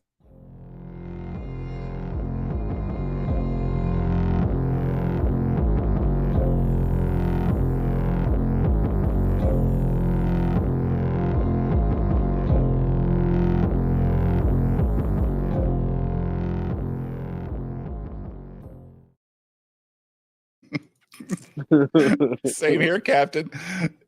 I go to Casey's all the time and get pizza and bring it home. And it's also the cheapest pizza for the quality that it is. Casey's has good pizza. I'm going to get pizza tomorrow now. I know, right? Like, God damn it. Jim, what are you eating tonight? Nothing? No, I had Five Guys for dinner. Oh, you spent your $40 on a burger and fries, huh? It was $40 too. I know it was. It sucked, dude. And you go, fuck. Like, you go, God damn it. I'm glad I never saw much in Five Guys. I was pissed because the pop machine was fucked up. So as soon as I got, you know what I mean, and I went because I usually like because they got like the really strong Coke, and it was Sweet Two says just got a 3x3 fried a chocolate shake. Yeah, dude. That was like my breakfast when I was fat. Then I'd have lunch and then I'd have dinner, and you do the mental math in your head. You go, God damn, I was eating like 8,000 calories a day minimum. That's how I lost all my weight, was because of McDonald's, because they were the only fast food place that put the calories on the menu and on the wrappers. And so I was just doing calories in, calories out, and then working out 5-6 days a week. And I was eating like, the best part about McDonald's is their fish fillets with no tartar sauce. I'd get the McDouble, and because they're like 300 and something calories, like 320 at that time. I think they're like, so they're like 320, a crap ton of protein for them. I'd eat like 3 of them. That's what I would eat for the whole day. For the whole day, yeah, yeah. And if I wanted something extra, then I'd get the elliptical for an hour. Like you said, you wanted cheesecake. All right, well then I've got to burn those calories. Oh yeah, you can't. Eat that cheesecake. Mm-hmm. So. Yeah, I ate 1,500 calories a day for 5 years, dude. Yeah, mine was 14. I was 1,500 I'm not a calories super tall a day, guy, so. But I'm 6'3", so. Angela says, "Oh my God, Dave," or "Oh my God, Dave, Nick looked like deer caught in a headlight." We need to play this because Locals doesn't keep these recorded. Yeah, do they, play Jim? it, Tim. Okay. I guess that it's being reported that sheriff that shot the judge. Yeah. The judge was raping his daughter. Good. And that motherfucker needed to go. According to this. Good.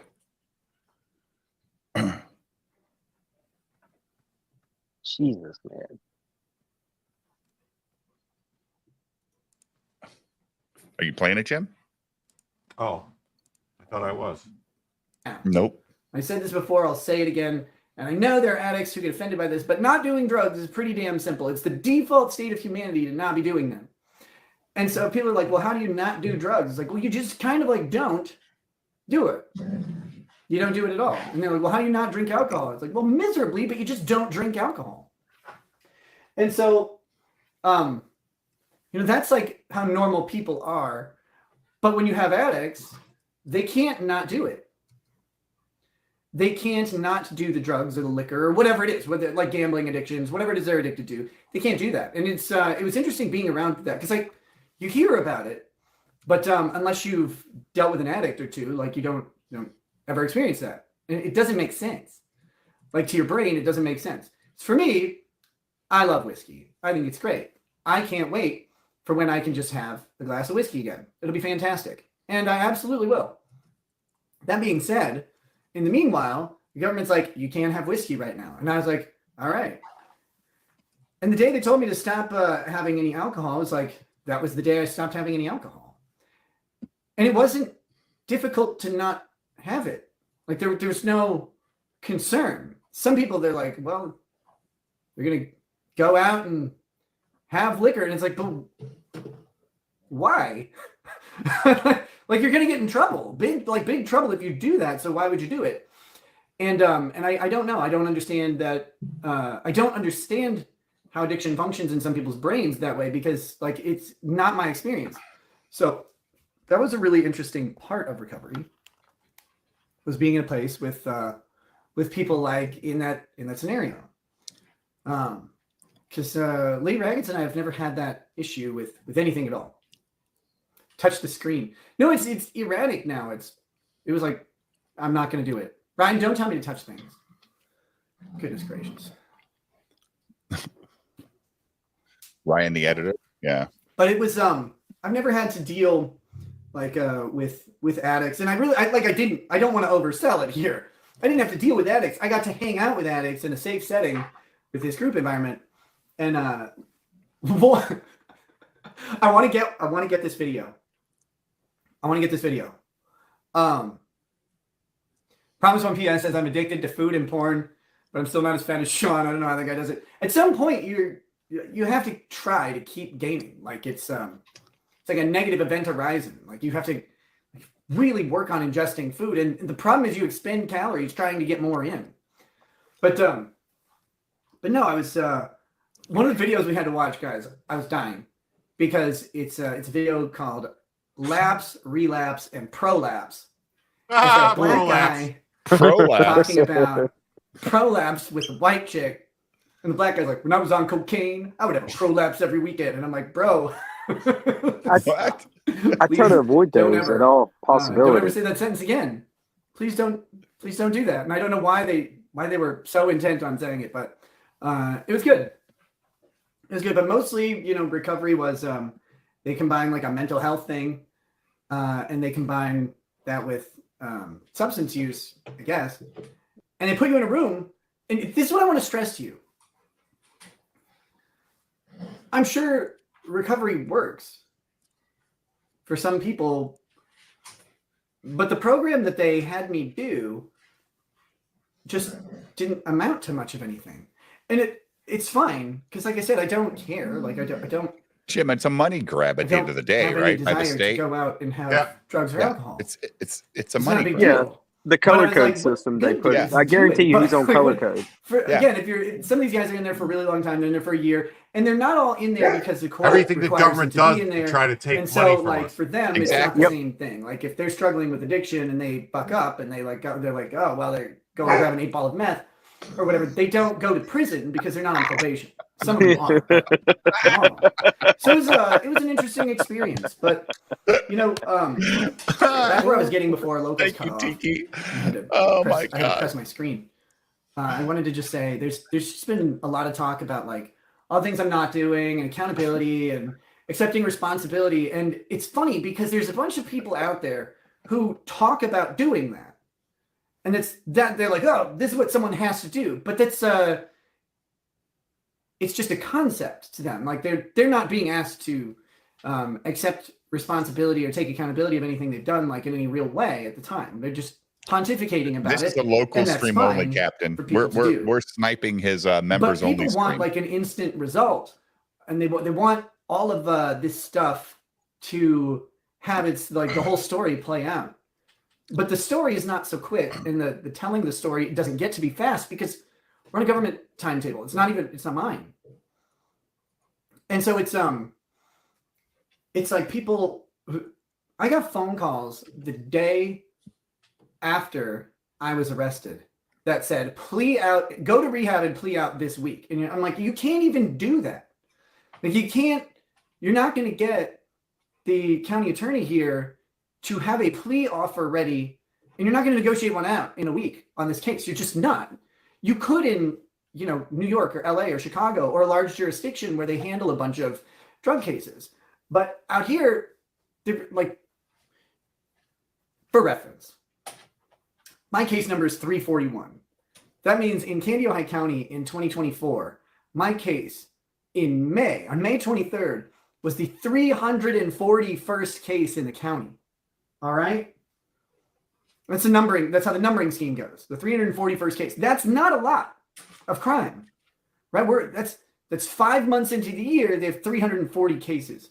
Now, if you contrast that with is that felony cases, someone Jim? who's charged something up in St. Cloud, for example, who just probably not in a small his town. His case number is 6910. Now, granted, there's several months of time between those two charges. You go from May to August, but that's 3 more months, and we're almost 7,000 cases in that county versus 340 cases in mine.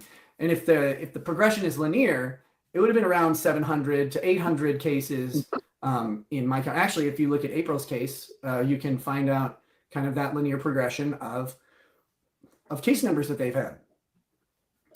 Whereas the other one is significantly higher. Different counties have different ways of dealing things. Just weren't going to get through that case in a week. It wasn't going to happen. They don't have the same machine. That being said, the other part of that was people said, go to rehab, check yourself into rehab. And people wanted me to go to inpatient rehab. 100% Do like, I don't know, 6 weeks, 8 weeks, something like that. And they're like, that'll be good. And it's not how rehab works. It's also not how the law works. And it wouldn't have made any sense to do so. It's like you're watching TV or something. So it's like, just go. You just go. Like, you have to have a diagnosis, typically. Now, if you're rich and a celebrity, you can go to rehab, and that rehab is basically a really fucking nice detox resort. Sure, they have all of that stuff. But real people who have real problems and real court cases, like, you don't just go, well, I'm going to just run and I'll just check myself into rehab. Like 6 weeks, 8 weeks, who cares? Like, I'll just be in there.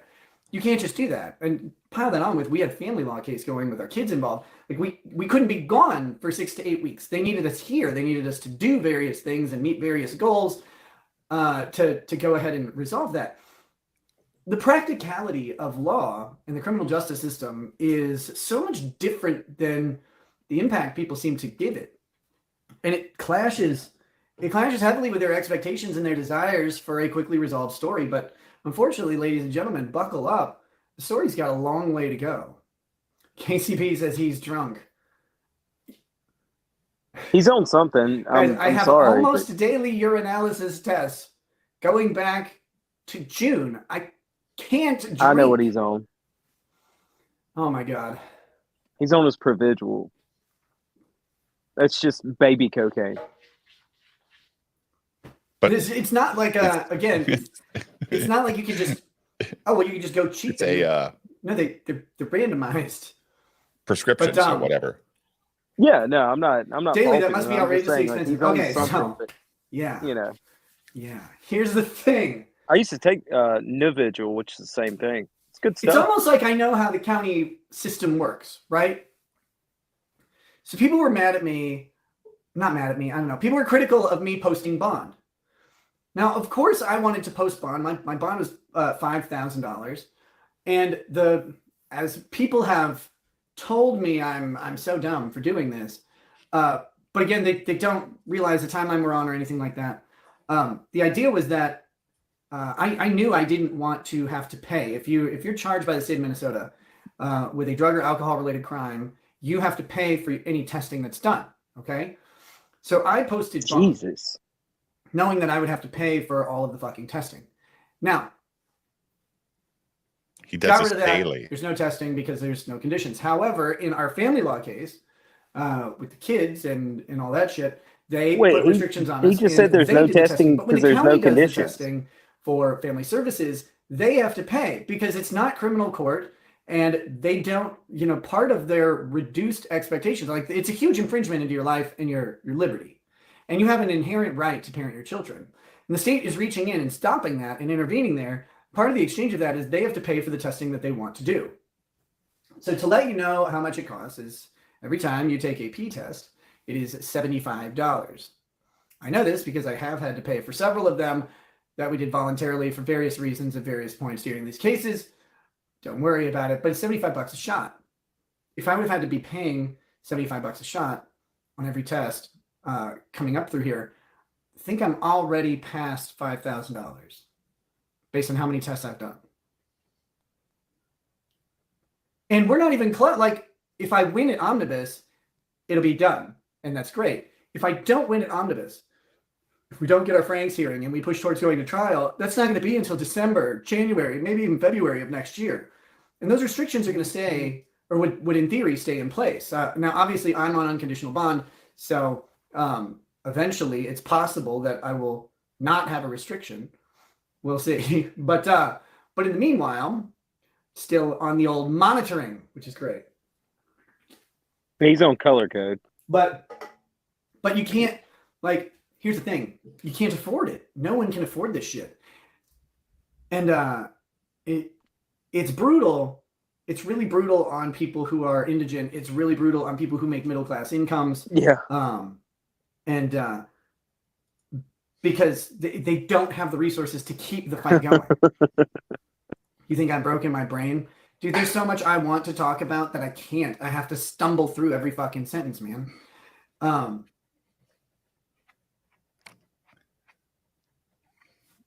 To see the system applied towards people who don't have any resources to fight is awful. And that's every guy I was sitting next to in recovery.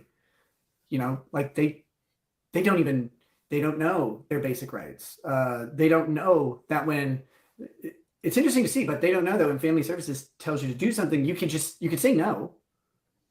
G-Men NC says, what are your bond conditions? I'm on an unconditional bond, but again, as part of our family law case, we have monitoring for sobriety.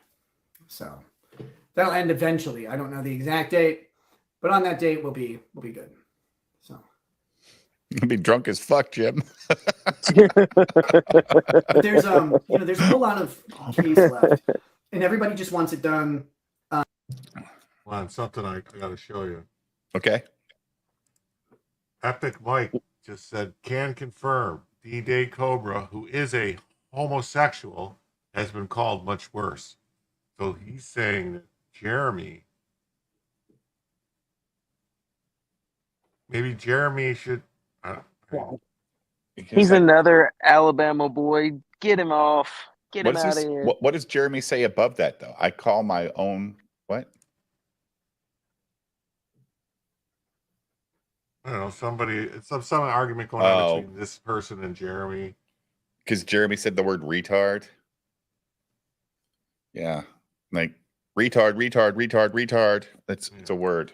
I didn't know that Jeremy was homosexual. Yeah, good. Hey, awesome. Hood pounder. Yeah, congratulations, Jeremy. I'm glad you're also from Alabama. You're a degenerate, and Camelot's also from here. Son of a bitch. Wait, Camelot's a homosexual too? Wow, I didn't know that. I think so. Dude, when people brag that much about their Tinder conquests, you kind of think maybe. Like he's talking about Grindr. Yeah. Yeah, like honestly, like who brags all the time online man. about chicks? I'll tell you what. I had this chick, man. She was up in the saddle, man. I was just giving her old dip, brother. Why is he always talking about sucking pissers? Yeah. Man, I was sucking pissers. And brother, I've never sucked a pisser in any sexual conquest. I was married, and never once did I suck a pisser. Look, man, I'm just sorry. Like, at some point, dude, you brag about living in a college town, and you're this 30-year-old guy on Tinder banging Asian chicks on Tinder. Huntsville's not that big of a college town, though. It's a shit college too. Yeah, it's a It's UAB, right? No, it's not even a state college. I don't think. Okay. We've got UAB, Oh, University Montgomery's of at Alabama. UAB, right? UAB is Montgomery, right? UAB's Birmingham. Montgomery has Oh, yeah.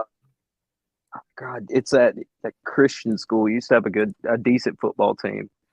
Faulkner University. Faulkner, yeah. What the And we've hell's got in Auburn. Huntsville? That's what I'm saying. I don't know the major college up there. It's not a state college. Huh. Well, they claim they do. People pay to go there, Sweet Tooth. They just play football. They play the foosball. Keep talking, Arkansas boy. They play the foosball. Y'all still have dirt roads in Arkansas, so I live in Illinois, motherfucker. My But that's truck not where is you're dirty from. every day because I live on a dirt road. I was at a demo yesterday, and the guy goes, "Man, where do you go that your truck is this dirty?" I go home. Like, what do you mean? I go, I live on a dirt road. He goes, "That's a lot of fucking dirt." I go, "It's 2 miles in each direction to get to my house on a dirt road, and it's not gravel, it's dirt. They throw gravel on it, but it turns to dust in about 4 days. The best time of year on my dirt road is the winter because when it's frozen, there's no fucking dust." Well, I heard Camelot has a lot of good times on dirt roads. Yeah, but apparently Camelot is a great musician. He plays the piano in his mansion. He lives on a hill in a cul-de-sac where all of his neighbors hate him with his loud motor, his loud and he cars. got all this from managing a GameStop. No, he got all this for getting $250 or $500 a night and taking off his shirt. And I wonder what type of people were paying a shirtless dude to dance around as Metal Snake. Winslow, I bet you liked your mom more, right? My dad was from Alabama. My mom was from Arkansas. My dad was from Arkansas. My mom was from France. So, Hey, Snopes fact check that thing. Oh, fact did they? check what? The exploding goats. Exploding What goats? retard. Didn't we watch this last night? No. You don't No. remember watching this? Exploding goats? Yeah, somebody shared it. It was like at the end of the stream. You must have. Oh man, you played it. It was Simply Green sent it, and it was The comedy skit. Yeah, the comedy skit about the first it was the pagers, then the radios. Now it's exploding Now goats. it's the goats. Yeah. Yeah, Snopes fact checked it. Was it? What Is it fucking real? retard? No, it's a fucking comedy bit. I mean, Jesus Christ, you don't fact check comedy. It's what's his name who does that? Woo pig, Winslow, woo pig. He liked his mom better. I win. Arkansas is better than Alabama. I don't even know who we play tomorrow. I think we might play Auburn tomorrow. Ugh. Oh, I hope y'all beat the fucking hell out of them. I hope y'all beat the brakes off Auburn. Shit. Yeah, we school. play Auburn tomorrow. The biggest Auburn at 2:30. University. No shit. I don't know if it's still that way because I haven't been there in years. But Auburn University had more trailers in its city than any other city in Alabama. Auburn? Yep. That's where all the kids lived in were in trailer parks. I swear to God, I'm not trying to shit talk. Wow. Yeah. So you play Georgia tomorrow? No. We're Oh, we got a bye next week. We play Yeah, Georgia next week. Yeah. Yeah. I'm good afraid luck. we're gonna get the hell beat out of us, man. I really am. Kirby owns We've your got a good asses. team. You don't. We got a good team, man. But DeBoer, I still ain't got a lot of faith in him yet. We'll see. It's just a giant trailer.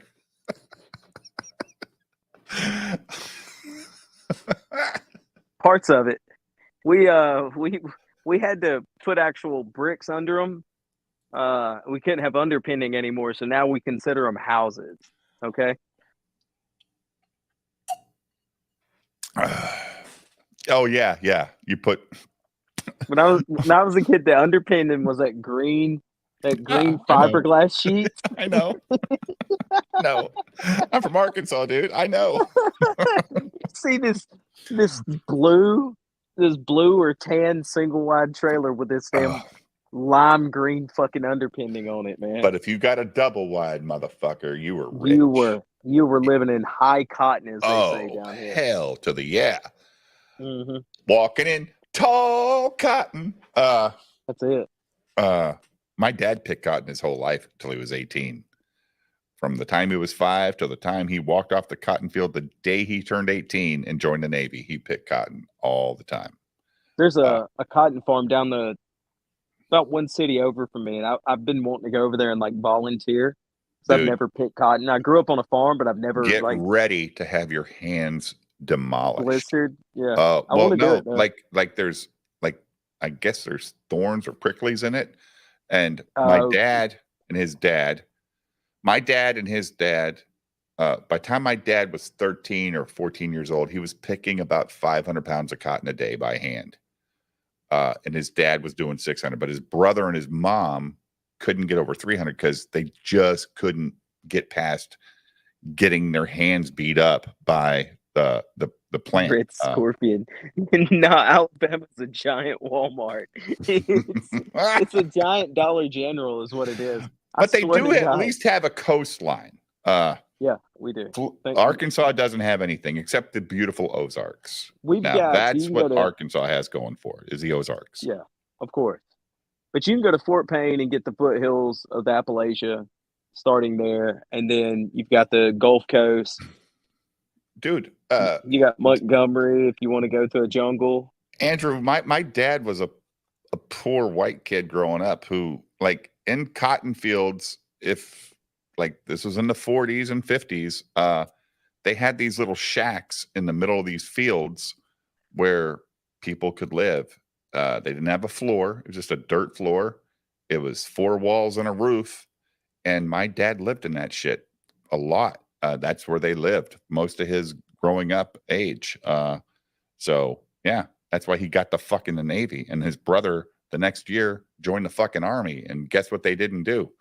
Ever think about picking cotton again in their fucking life. Yeah, I mean, it's fucking crazy. Like, it's unbelievable the shit that he went through. So when my dad, you know, when parents say they always want to make it better for their kids, my dad did that. He joined the Navy and never asked me to pick fucking cotton one day in my life. You know what I'm saying? My dad joined the Navy and then moved me out to a farm where I had to pick okra, which has got those same little filaments on it. I'll tell you this, don't ever go pick okra shirtless. That's the worst thing in the world. Or corn, for that matter. Yeah.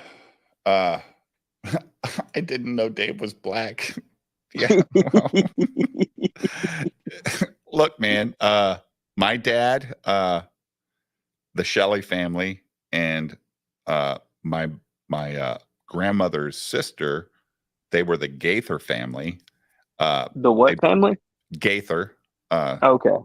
And you know, they just lived together on these cotton farms and just pick cotton. They just had kids and fucking pick cotton all day, and they got by. I mean, it was a thing. You got to think this was the South, and every year when picking season was over, they would pick up their shit and they would move to Detroit, Michigan, and they would live up there for 4 months while my grandfather worked in the fucking auto factories, and then he would fucking move them right back down to Arkansas. And this went on for 18 years of my dad's life, like legitimately just back and forth, living in shithole Detroit or picking cotton in fucking Cache, Arkansas. And if anybody's been to Cache, Arkansas, guess what? It ain't nothing special. It's just a big ass fucking cotton field or soybean field right now. So my dad made a point of driving me around those places when I was old enough. And he goes, yeah, this is what I used to live in, Dave. I'm like, man, I never had to do this. Alabama being a Walmart explains a lot. A very distinct breed of human inhabitant Walmart. And they breed like fucking rabbits. That's right, last son of K. Or they know where the abortion clinic is. Either or. Nah. It is outlawed here. Full blown, full fledged. Can't kill no babies around here, boy. None? Zero. Really? You're like Oklahoma, huh? Zero. Yep. But Alabama had been trying to. We were one of the ones that sued to have Roe v. Wade overturned because we'd been trying to pass that law for years. Like I've never even seen a Planned Parenthood but one time, and that was in Birmingham. So, Captain, no, the Navy recruiter picked my dad up at the cotton field. And my dad was so skinny, this is a true story, he had to eat 5 pounds of bananas on his way to Memphis, Tennessee. So when they weighed him, he would be of the proper weight to join the Navy. Because my dad was like 6'1.5", 129 or 130 pounds or whatever. He had to be at like 132 or 133. So they made him eat banana. And my dad never ate a banana the rest of his life after that fucking trip to Memphis. True story. Jim, you gonna get you one of them horseman hats? No, he's gonna buy an ARA hat. No, it's Arkansas is Walmart because that's what Sam comes from. You know, Sam, the man himself, was a great guy. His kids are fucking assholes. Sam only had one goal in life, and that was to put Fred's Five and Dime out of business. Not every fucking small town in America. Killed. That was never his goal. His goal was to kill fucking Five and Dime because he got fired when he was a young kid. It pissed him off, and he started his own shit. But I mean, when I lived in Arkansas, you could expect to see Sam walking through a Walmart anywhere in the state back in the 70s, early 80s, wearing his overalls. He was just a great guy, but his kids are fucking corporate greed assholes that are, you know, just pieces of shit. let's see this. Ripperverse Goalpost posted this clip of our friend Eric DeBunks.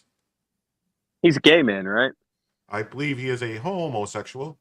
That's it. Now he's an actual homosexual. Actual homosexual. And yeah, okay, yeah, a practicing homosexual is what we call it. Jin Wong, who has our new apparel available in the store with his new ARA logo that Jim thinks it's whatever. You can talk to Jim in private chat about that, Jin Wong.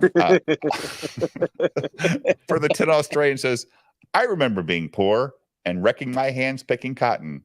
One evening, I clutched a piece of carrot in my fist and swore, I'll never go hungry again. That's why I don't diet. True story, I think.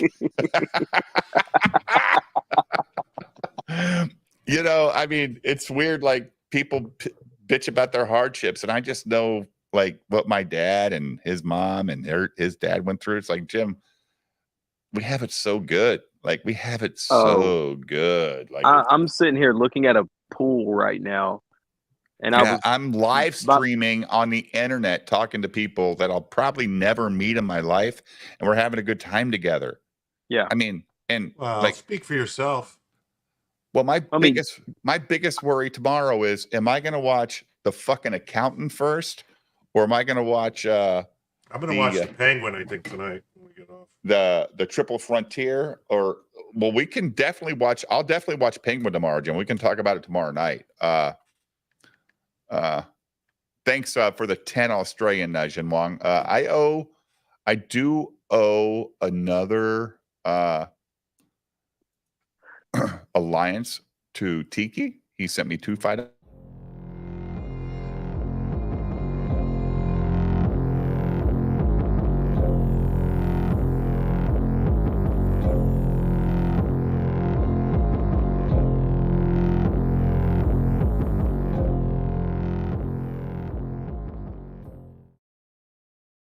Thanks, Tiki. This protects us from the Matt Bars of the world.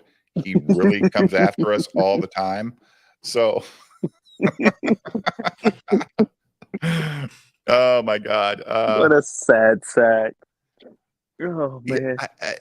I don't know. I don't know what his deal is. So what's the actual homosexual saying? So which is it?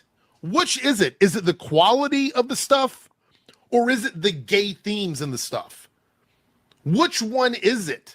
You guys can't pick because you're media illiterate, numbskull bullies. That's the problem.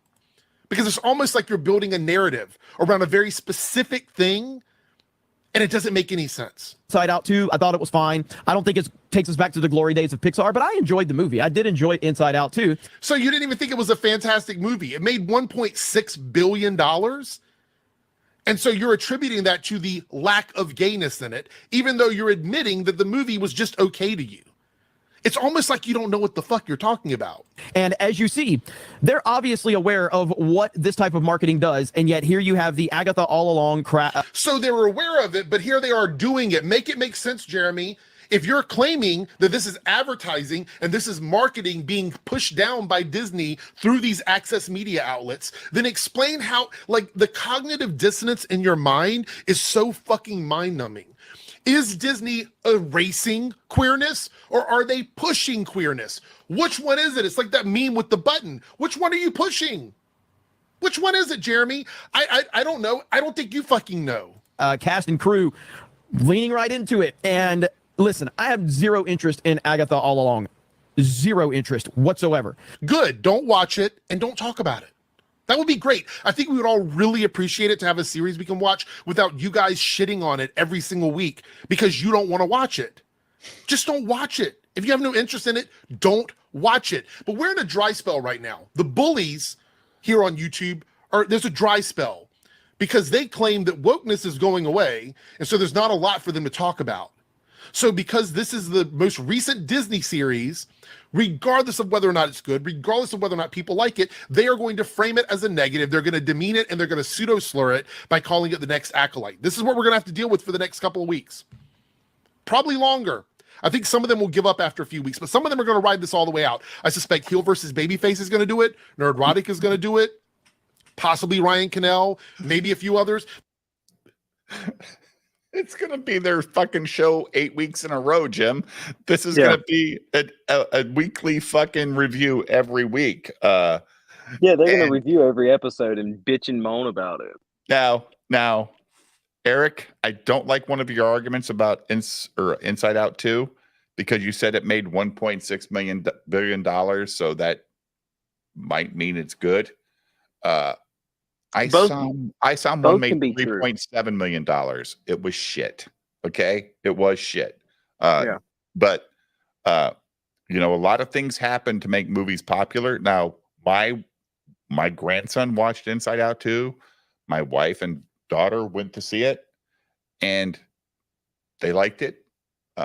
But my grandson doesn't ask me to play it whenever it's on the TV because we can do that here. And guess what? Oh, Eric's in the chat.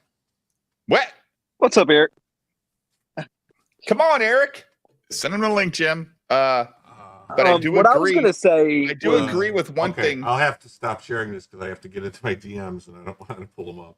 Oh, well, yeah, because I do agree though that this is nothing but another. Because even Old Man Dave made a video about Critical Drinker and his take on this new Agatha show based on the trailer. And Old Man Dave's like, "What the fuck, dude?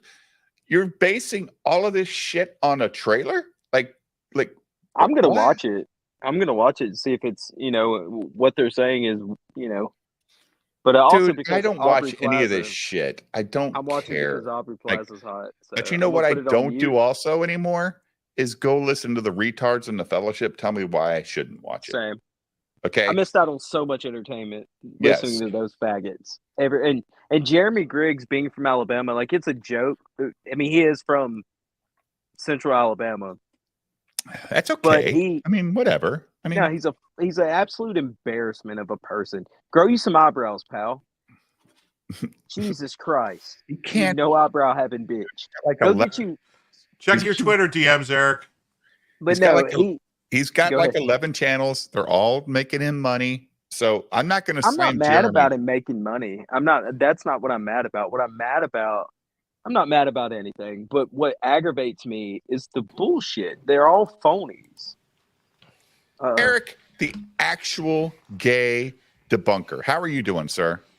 I'm good. Somebody was like, "They're talking about you," and I'm like, "What?" So let me go already. Yeah, who the hell let you know that? We quick? were Jesus, bro. We weren't talking. We were watching your video. But Are you what I going was to going watch to the say, show, Eric? Are you actually going to watch the show, or do you just hate the fact that they're talking about something they don't even care about? Yeah, I mean, I've already watched it. I've watched the first 2 episodes already. I watched that in Penguin. I review all of them favorably. Like I don't just trash them. I actually review them. So Oh, you I actually watch all look of at the it. good points and maybe talk about what's positive. Yeah, I mean, like the Acolyte, Yeah. there was like 3 episodes I hated, and I said it, but I didn't hate all of them. So that's kind of how's the Penguin? so. The Penguin is incredible. Oh, can't wait to watch it after It this is stream. so fucking good. Like, I'll put this out there. I believe that Colin Farrell is going to go down in history as like the best Penguin that's ever been anywhere. over honestly. Danny DeVito, never. Not a. Well, it's a chance different in it's a hell. different take. I like Danny DeVito from a campy standpoint. Yeah. He's But I perfect. think He is, that Colin Farrell's Penguin is literally like a real person. It feels like a real guy. Which So I he think feels is like the great. actual comic book Penguin, where he's an actual crime boss instead of Does Oh, he yeah. feel like? a Does he crazy feel like? monster eating fish. Does in he a feel sewer. like the guy from the Joker movies, like the real guy? Like Yeah, I mean, this world is crazy. Like, I watched the first episode, and I tell you, within the first 5 minutes, some crazy shit happens. It's so fucking good. It's so good, and it's so we're gonna feels like watch it's it that tonight. world. We're gonna watch it tonight and tomorrow. Me and Jem are. If you want to come back tomorrow night, are you working tomorrow night? I'm working early tomorrow. I'll be off work at like 11 my time. So So we're I gonna don't probably know what do that is. another late night stream, like start at 10:30 Yeah. Central. If you want to come on and talk about it with us, that'd be great. Because Yeah, I wanna- would love to do that. Because man, like tonight we started our show talking about Justi-Fried. T-Rex arms. T-Rex You ever arms. seen- Let's see if I can.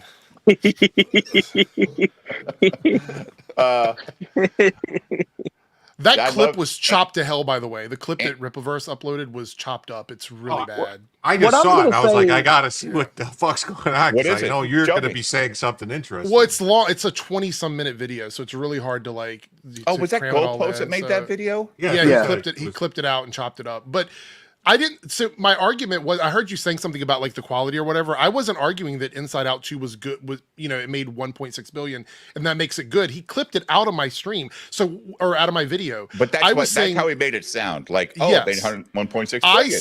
yeah. So my thing was that Jeremy was saying that it made money because it didn't have any gay content in it, but then went on to say that that Disney is promoting Agatha as a gay property, even though that little thing came out that said that Inside Out 2 was told they couldn't have gay characters in it and everything. So that was the whole conversation, was that he was saying in the same video that the movie was successful because it was not gay, but then, and Disney is pushing back against gay, but then they're also promoting gay with Agatha. And I'm like, I'm confused. Are they pro-gay or are they anti-gay? That was what that video was about. And Well, so I think he not chopped to it up. cut you off. I think both of them could be true, right? And hear me out on this. I think maybe they are cutting back on, because Buzz Lightyear was a flop, and it was because of the gay kiss or whatever, right? I think it was more than that. That can't be the only thing. That was a 3 no, I agree second with you, kiss. but that's what I 3 agree with you. seconds of a 2-hour movie. I agree with you, but that was the news that was running, and a lot of parents that I know just flat out refused to go see it, right? Oh, the Buzz Because of Lightyear that. movie? Yes. I'll never I watch don't it. think that's the reason. I think it was. It wasn't also good. Just not It a wasn't good a good movie. movie. Yeah. So First of all, Disney- Chris Evans is terrible. He's a Yeah, terrible he actor. should have never been Buzz He's only Lightyear. I actually think the bigger thing was them putting Chris Evans in there instead of Tim. Tim You Allen. know? Yeah. So that Yeah, was the so- bigger thing for me. That gay kiss was so forgettable, so pointless. I agree with you. And I it mean, was I did on both anecdotally. spectrums. It was pointless for both sides. Like, why do we Anecdotally. have to do this? It's a kids' movie. Let's just go have a Yeah. romp with Buzz Lightyear. I'll argue it wasn't even a prequel. kids movie. It was too complicated for kids. The story was really convoluted. It was bad. Yeah. It was bad. It's hard to follow as an adult. It was a bad story. Yeah. So Oh, well, maybe Pixar got Disney- convoluted and bullshit. Wow. Disney's pulling back Didn't on they fire the main guy at Pixar though? That's working for Apple. Maybe. I don't know. Not They totally fi- sure. I think he got canceled from Pixar and then he went to Apple and he's doing stuff over there. Yeah. So Red Scorpion says Buzz Lightyear was just bad. That's it. Like, Yeah. some things are just bad. It's a super boring kids movie. It's a super boring movie. Like, it doesn't. I've watched kid movies that I like, and this was just a super boring movie. It was bad. Yeah. But yeah. my thing with him was, I see what you're saying, stimulated, like with the idea that some parents didn't do it. But I think there's other factors that probably led to the failure of that movie. That was one Yeah. of them. I don't think it was the only thing, and that's the point that I was trying to make Yeah. with Jeremy. Is like, if you don't want to see something because there's gay stuff in it, that is your right. You are literally allowed to not engage with something Yeah, for just don't any go see reason it. whatsoever. Right. Yeah. And I've always stood by that. I am anti-censorship and pro-choice with everything in art. So if you want to engage in something, do it. And if you don't, Make you it. don't. Like, I'm 100% like that. Let the market decide. Let people decide. They decided Yeah. they didn't like Buzz Lightyear. It didn't make any money. End of story. Eric, Like, that's the Supreme Yeah. Court couldn't tell you what fucking porn is. They just said Yeah, but we they know it when they we see it. right? Yeah. So that's like- always been my stance. I feel like if you put something out and people are willing to spend money on it, then keep doing it. It's like, make money on it. I mean, even though I hate the Rippaverse, he's made money off those first books, but I guess it's not doing so well now. The market is deciding, I guess. So well, Yeah. just like anything, right? So like Disney had a great year this year. They actually had a great year. The Kathleen Kennedy led Disney, Marvel, Star Wars world is dead. They made a lot of money. yeah, For all yeah, it this was a good hate. year for them. But, Yeah. but if you listen to Erotic, we're winning. They're we won this- dying. We're winning Yeah, this they're- battle. That was We the won. other point I Yeah. was making in that video, is they're saying woke is dying, but they're making more anti-woke content than ever. And it's like, how can you still be winning, but you still have tons of things to talk about? Well, it just Eric, doesn't. we will win, bro. Don't you? Didn't Yeah, you listen to Rippa? We will. Didn't you hear, We will didn't you hear win. Gary tell us we won this battle, but it's a long war? Send me those super chats, baby. Did you not Well, that's- listen to Eric's song "White Pill"? Come on now. That's the same thing. So I did a video. I don't remember. I've made so many in the last couple of weeks, but like, I believe it was. Yeah, quit making videos. Quit I being know. so I should stop goddamn making. important. Like, Shit. Rippaverse Goalpost hates me so much they make these weird edited clips of me that don't make any sense. So, and I saw that Ethan had responded to it. You and know, I'm like, he's probably watching right now. oh, who? Rippaverse? Yeah, Oh, probably. he will clip this. He does Yeah, all yeah. the time. Yeah. So I always respond to him with the joke, because here's the reality, Dave, and I know you probably feel the same way, and Jim probably feels the same way about this. I don't What the give a hell's low fuck what watermark? I don't give a fuck what Rippaverse Goalposts or any of those people think about me. I don't care what they think about me. You know what I mean? I've never Like, watched one video that they've made about what I've said. I don't yeah, care. I don't care about them. So I don't care I only about care Matt. what Matt Barr thinks about me because Same. I Same. don't know. I'm I've tried worried. and tried repeatedly to get the guy to like me, and he banned me. He won't And do then it. Matt Barr made an hour and 15-minute fucking live stream on me alone I'm Sunday still or going to Monday watch night. that. I haven't watched it. I'll never I've got watch it. to. I'm I going don't to. care. I So I don't can make care. fun of him. Like, I'm going to call him literally. a jilted lover. I should probably EFAP it, but I don't care about Matt Barr. I only cared about Matt Barr when he got a strike on Katie did. That's the only time I I ever remember talked- that drama. Is that still going on, or that? No, No, she she, got it fucking- got it she cleared completely it up. cleared up. But Yeah. Katie said Matt Barr struck me. I said, what did he strike you for? This hour-long clip that I made. I said, send it to me and I'll EFAP it. I did the next night. All of a sudden, not only is Matt Barr coming after me in my DMs or in my fucking mentions on Twitter, it's all these war campaign fucking weirdos, right? Mm. You know what I Water never closet. did? Respond. And Matt Barr has this fucking giant weird heart on for me not responding. Now, Jim went on his show twice since then. After They the put him to second sleep. time, Matt Barr said, you could never come back on my show. That's the kind of disingenuous shit that I'm not going to engage with. Mm. Like, just go on a show and have a conversation. Now, Matt Barr shows up in my chat all the time. We offer to send him a link. You know what he does? He runs away every time. So he just wants to be surrounded by people that support him. Well, he also wants you to come on his show so he can make money off of having you on his show. That's what it is. Like, a lot of people will do that. That's the weird thing. I don't have a big channel, dude. I don't know why you Yeah. care about me. Why am I your target? Well, Eric July made a monetize your hater video about me when my channel had 500 subscribers, and so Did he really? Yeah. So What a you know, And you're not Fucking even asshole. a hater. You're pointing out the nonsense. Right. Like if you saw Eric in a bar, you might buy him a beer just because I hey, would you're a talk dude. with him. This is what I'm trying to Right. tell everybody. I don't, even if I really dislike someone, I will still have a conversation with them. I 100% will. And so with Eric July, he talked to Bob, one of the other guys that streams with me on Showcast, like he did a stream with Bob or whatever. Oh, he did Um, a stream with Bob. Yes, there's a stream with him where I don't know if it's still out there now. Bob's the most critical of this all, right? Like, is he the most of hardcore? Ripaverse? Or is it Dane? No. Like of like the stance on the topics that they believe in. Is it Bob or Dane that's hardcore? Like Dane and Low Watermark had a great stream. Yeah. That was great. But they got to know each other. I can't wait till they get into the real shit. Because I don't know if it's going to go that good. We'll see. I'm excited. I reached out to Low Watermark the other day, and I told him that I need to get with you and Jim. I want to schedule that Ask a Gay Guy Anything stream where you guys come on and we kind of have the chat, sort of ask questions and stuff like that, and we can chat about movies and TV shows and all of that stuff over on my channel. So I reached out to him. Where is he tonight? I will not stream. Like everybody says, will you stream all the time, Dave? If you invite me on, I'll cancel my stream. Yeah, and I appreciate that. Of course. But Low Watermark was like, "Yeah, we would do it." And I thought he would be here tonight when I was told. That I just sent him the link. I just sent him the link. Yeah, he's probably awake. Best way to handle trolls is ignore them. They can't stand it. Matt Barr can't stand it. Dude. No, you got to get blocked by them and then post "I win" on your Twitter page. That's what I do. No, I've been blocked by Sean Astin. Okay, don't tell me what you do and don't do to troll people. I don't, but I'm not the troll. Matt's the troll. Like if I ignore all of those messages, guess what? I win. Imagine Eric the Bunks. You're living your happy life. You have your partner. You two are very happy. One day you come home and there's a bunch of police at your house, right? Okay. No, because somebody doesn't like what you said on the internet. Oh, right? Okay. So that happens to you. And you never mention it on a live stream. You know what happens? It doesn't happen. Goes away. Right. Because nobody knows it fucking happened. Right.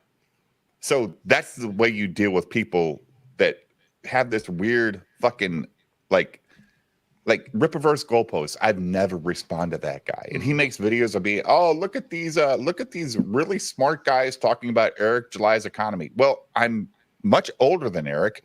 I do make money, and I can look at Eric's business and go, yeah, you're not in good shape. You're losing 40% every fucking campaign. And we can all see that Horseman is at a dead stop, Jim, right? It's done. Like it's probably going to hit around 7, I think, when it's all said and done. I think 7. They were thinking 1.5 to 1.7, the way it started. Yeah. Which honestly, in my opinion, 700 is phenomenal. It's not. But that's the my campaign. I mean, you got to remember all these guys' Social Security checks come out at the first, so they're going to be buying it. But it's not tax. It's not tax refund season. No. It's not tax season, The and disability checks will be there on the first, though. Dude, these are all like I brought this up the other night with Jim. Like, wasn't ICE on one during COVID, and weren't people getting COVID checks? Yeah, like it's possible. Almost $3,000. I mean, people are spending a lot. I mean, there's people like, dude, I spend a lot of money on comic books. You spend real money though, money that you've earned. Yes. Well, I think the reality is that Eric is in a very unique spot where he is an indie comic person who doesn't know how to make a comic book. Like he can't draw, he can't color, he can't letter, he can't. And he doesn't believe he's indie. Right. Hey, what's up, guys? Let me raise this up just a hair. He doesn't believe he's indie. You playing that again, Dave? No, I'm not. Shut up, locals! God damn it! But a lot of people that in the indie space are people that are actually they live, breathe, sweat, bleed comic books. That's what they do. Yeah. That's their life. Yeah. This is not who Eric July is. Now he might have wrote some comics, but what season, Doc? I love. He's a record. Guy. He's a record label exec for comic books. Andrew, Andrew's got it right. He's a YouTuber making merch, and the problem is he's created overhead for himself that most indie people don't have. No, he should have made the plushie like all the fellowships did, and see what that did. Think how quickly it worked for him. Look how quickly everything happened. Like he went from being one guy with an art thing to make a comic book to a warehouse with like 20 employees and a bunch of stuff. Like more power to make it happen that quickly, but like that just seems very irresponsible to me. Instead of maybe getting a building where you're paying $15K a month in rent. You go buy 2 acres of land and put up a 40 by 70 building. And guess what? You own it. And when your fucking weird world dies, because guess what? It's going to die. He Now you can can't sell that support property. 15 Now you have full-time an employees.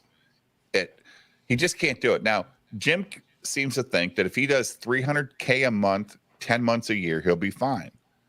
I disagree for math reasons, because Eric's never going to admit failure by reducing staff. 1,000% right. He's Okay. never going to do that. He has to do it, though, to actually bring, because he's said before, Jim, I've never taken a paycheck from the Rippaverse.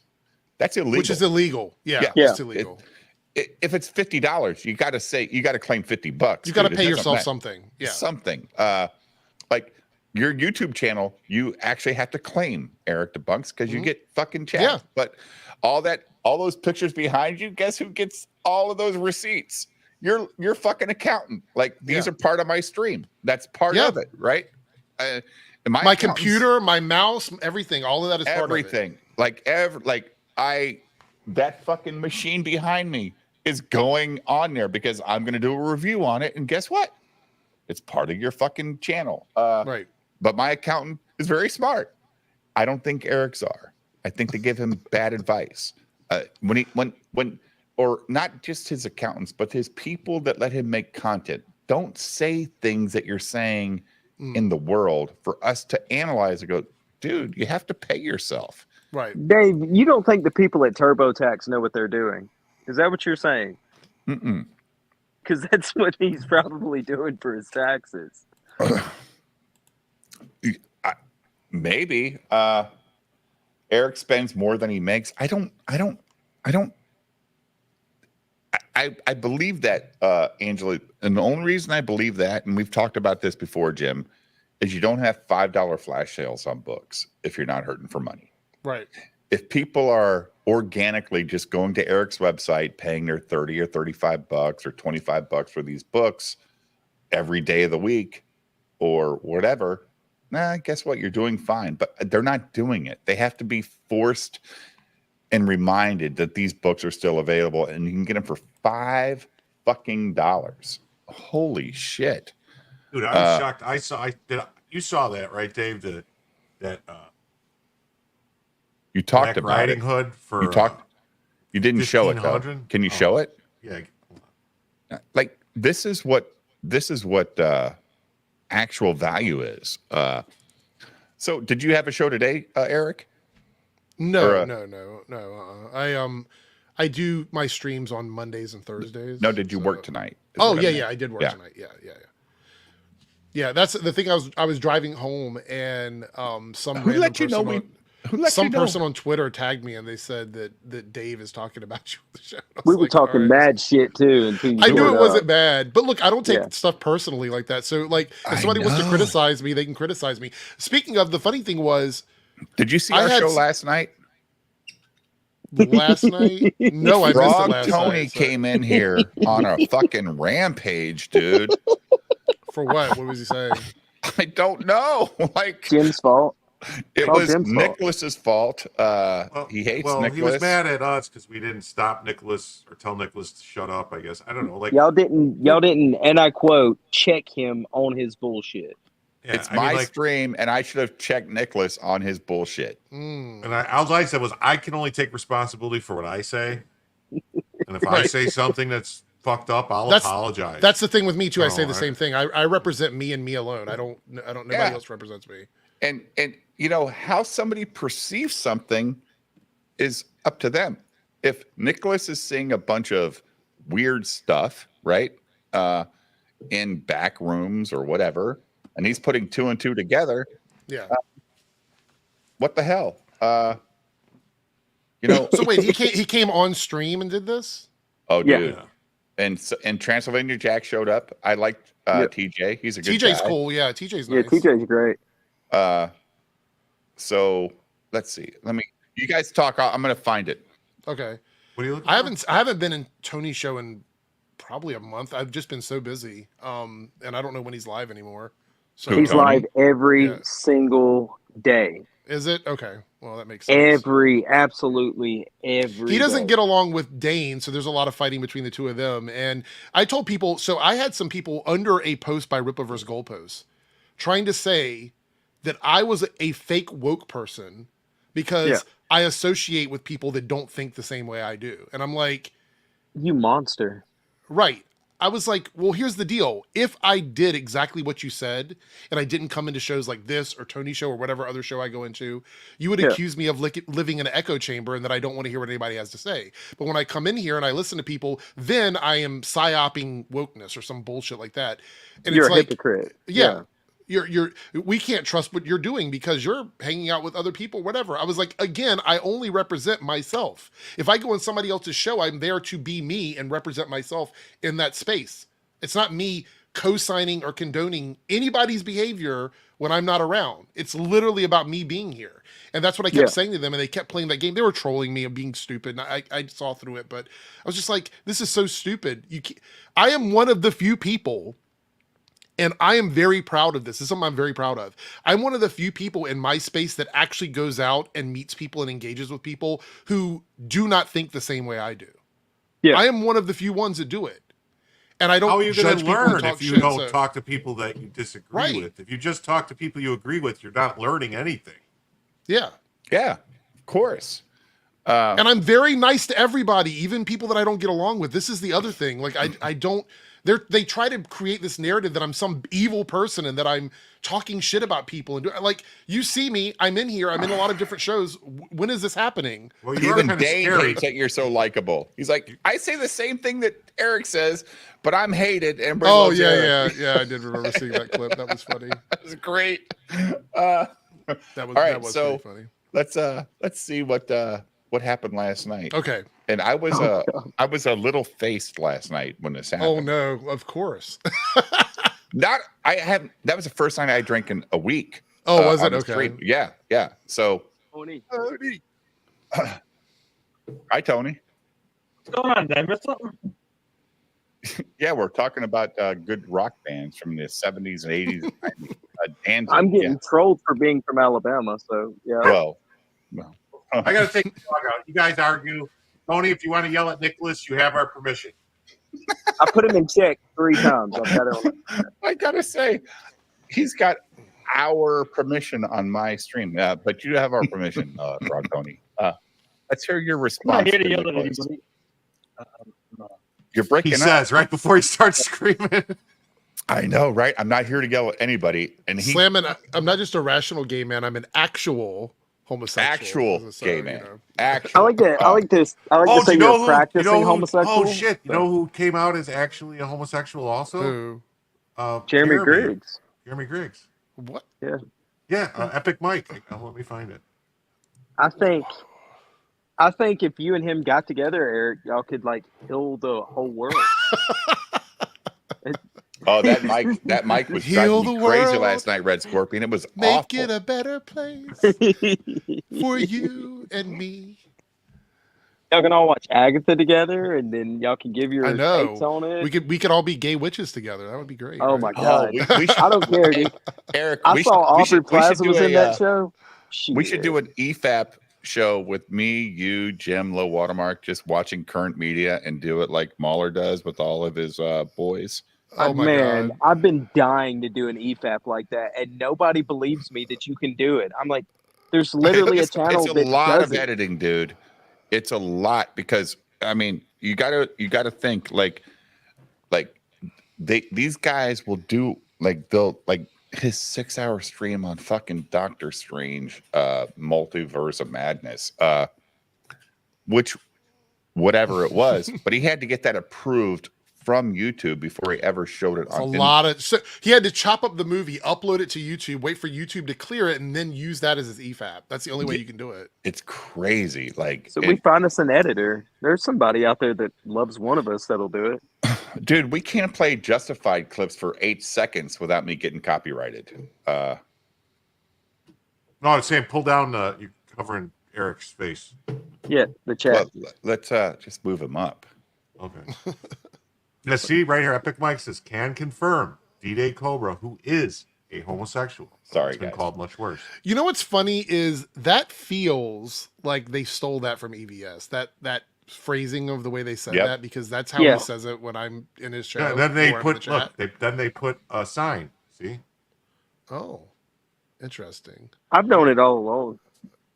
I mean, I guess Look I at his see it. eyebrows. Yeah. But isn't this like isn't this like I Vito? think he should be Isn't proud this of like it. I Vito? don't think he should. There's no reason to hide it. It's 2024. Yeah. But isn't on this now. like isn't this the same shit we accuse Vito of being like really buying into the whole cuties thing? Like No, he was Vito. I think I don't. Vito thought never Vito watched was Cuties. bisexual. I know he don't didn't. I mean, Yeah. right. Yeah, he's claimed it. I'm before. lost. What are we talking about with Vito? I and know. the I'm cuties confused. thing? I don't know what the The PDF cuties thing thing. has to do Like- with. Oh, like they're, of- Oh, they're okay. like Yeah. they're trying to say, oh, Jeremy's. But why is Epic Mike doing that? I thought he was friends with Jeremy. That's well, why I'm Epic saying it's got to be Mike- true, right? Look, yeah. Epic There's- Mike has been in It's not EBS's chats saying some wild shit before. I've seen it. Don't they say that there's a bit of truth in every joke? Yes. Maybe. Oh, Yeah. this is a joke. Well, Oh, I'm just I didn't saying. get this. I didn't get it. On I didn't see Twitter an for it to be a- LOL. I I didn't didn't see see an LOL or smiley face. Son of a- And according to Gavin Newsom, you have to actually say it's a satire or parody now. It's against the law in California. Can someone give me the very short answer to this, because I have not been able to keep up with it? Is it true that the Dick and Vito stuff was all a big joke? Is that true, or was it not true? No, it wasn't a big It joke. wasn't. It wasn't a It big wasn't joke. a big joke. No. But Dick, well, it wasn't a big joke to Vito. It wasn't a big joke to Dick really either when he I don't got think mad. so either. I think Yeah. Dick. It was a did- joke I think to Dick- Riley. I think Dick some reflection. Yeah, Dick was said, like- you know what, this is not. I I've been way didn't too realize hard how on much you. this was affecting Vito, and I was giving him too much shit. And No, Dick got drug on Reddit. If you went to their Reddit page, everybody they took Riley's mod wrench from him on the show today. Okay, they wait. did? So Yeah. He was in the chat Dick, bitching about it. Dick is now like siding or not siding with, but he's not like pushing Vito anymore with this. Like He's it's not affirming Vito's ability No, he's to be a affirming comedian Vito's- on the yeah. show. he told Vito has yes. 50% ownership in The Biggest Problem. okay. Yep, for $1. Yeah. He paid For $1 $1 to own 50% of the ownership. It was actually kind of touching, Eric. Like Yeah, it was. it Very was actually heartwarming. kind of nice. Okay. K- What to about the hear Riley Dick's- losing his wrench though? Like, what was that all about? I don't know. Nobody said anything. I was in chat when the show started, and Riley was in there bitching about they took his moderator wrench. Eric, that's why I was so confused about it, because if it was all a big joke, then Well, it's not a joke anymore, per Frog Tony last night. Because I'm saying, like, why, why would you be afraid of Riley? But then Riley's really pissed and upset. So wait, which is it? You know what I mean? It's like, Yeah. We never got that answer. If it was all like in open, like with the Eric July stuff, and it was posted like stuff, and he was saying, I'm marching up the streets to come get Vito, I would say, oh, okay, it's a joke, it's a bit. Yeah. But it was a private phone call when all these things, Yeah. these threats were made and stuff. So to Yeah. me, like, it's a private phone call. You're on the phone with somebody. You're going to take that more serious. Jim, I never thought of that. I never ever Yeah. thought of that. That was a private conversation between Mitt, Riley, and Vito. I never thought about that. Did Yeah. y'all see the message that Riley sent to Vito that said, I'm not playing, I'm going to smash your head on the concrete? No. I did didn't see that. one. But Yeah. So I don't. That's not thought, kayfabe to me. like, not where yeah, I'm from. Vito took it seriously. Vito's I don't know, man. I'm going to control you at your house. Okay, buddy, I get that. But the moment you threaten to bash my head on the concrete, Yeah. sorry, that's not a joke anymore. That's an actual threat. And come get some, pal. and Well, then like yeah. As to I say, said like, on- well, Vito as is I friends. said on Tony's show, I don't know what anybody's mental capacity is for Yeah. whatever's happening to them personally. And if Yeah. Vito took it a certain way, I can't hate on Vito for not understanding that, Riley's this he's just this guy. Well, okay. However, I'm Vito and I have a different perspective, or I'm Dave, and I like if if Riley showed up here, if he said that to Sweet me, tea. I'd say, do you want me to play this character or that character? But I'm not Vito. I don't know what how his brain works. I have Yeah. no clue.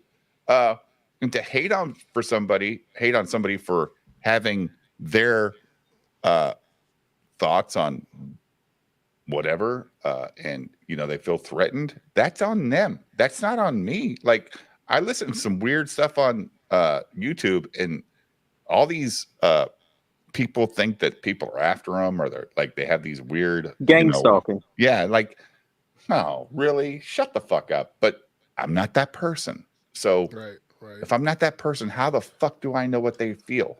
Here's So what I weird- said. Yeah, go ahead. Go Sorry. ahead.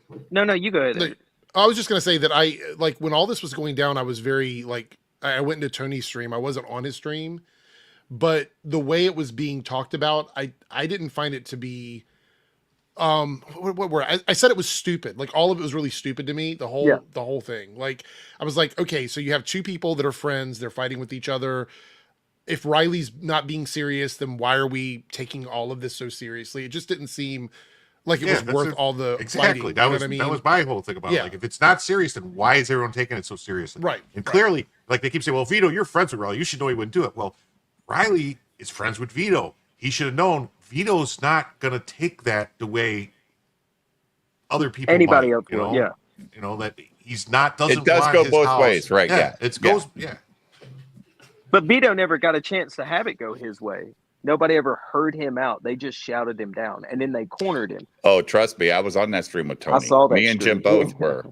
Yeah, I know. And we got Shut that up, Jim. fucking who's that trans guy? Or Trixie? Is it Trixie? It's Trixie. Oh my god. Oh, so annoying. I don't know Artist Trixie formerly that well, known but as- I know Trixie has a big channel, but I don't know Trixie that well. So But here's the thing that I kept telling them. I told Tony, I told everybody. I said, y'all, if it's a joke, it's the stupidest joke in the world for Riley. Do you Yes. not think Ripatards aren't clipping everything he's saying, sending it to Eric, who's going to send it to his lawyer and go, now show this as a pattern of behavior? Right. After he's been fucking arrested. I also Exactly. want to point out that the beginning of all of this, what started it, and this is not me picking sides because honestly I don't know either of them well enough to pick a side, but Vito talking And about I don't that, care. Yeah, that's true. I don't care. But Vito talking about the channel, a channel that Riley is a part of, and then how that whole thing sort of became like he was insulting Mint. Yeah. Because of that, it got to a point When where he- I'm like honestly, I'm part of the Shillcast with those guys. But if somebody was specifically talking about the channel like it was Dane's channel, I would not take it personally. I'd be like, okay, yeah, Dane is on the channel. Like, why did it become so personal so quickly? That was my whole thing about it. Like, it felt The other like thing, it the just other felt thing weird. about that, there's deep lore on that too, because Riley says it is his channel on the CG Slumlords. Yeah. He says, this is my channel. The show that she does is my show. She just presents it as a actor or whatever. Right. I'm the producer. She does I'm have the her like owner. series. What is like Mint Salad Saw, which is like a He also a said- review channel or something. That's on ASE Presents. Right. Well, this That's is on how Riley's this is thing. how Dick reacted to the whole thing.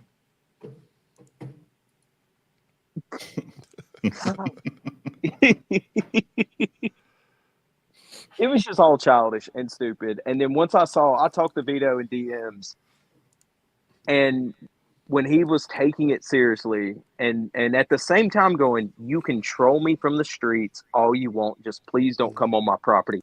I live in Alabama. You can do what you want to out there in the road in front of my house, but the moment you step in my front yard, there's going to be questions asked, and I'm going to call the cops or handle it myself.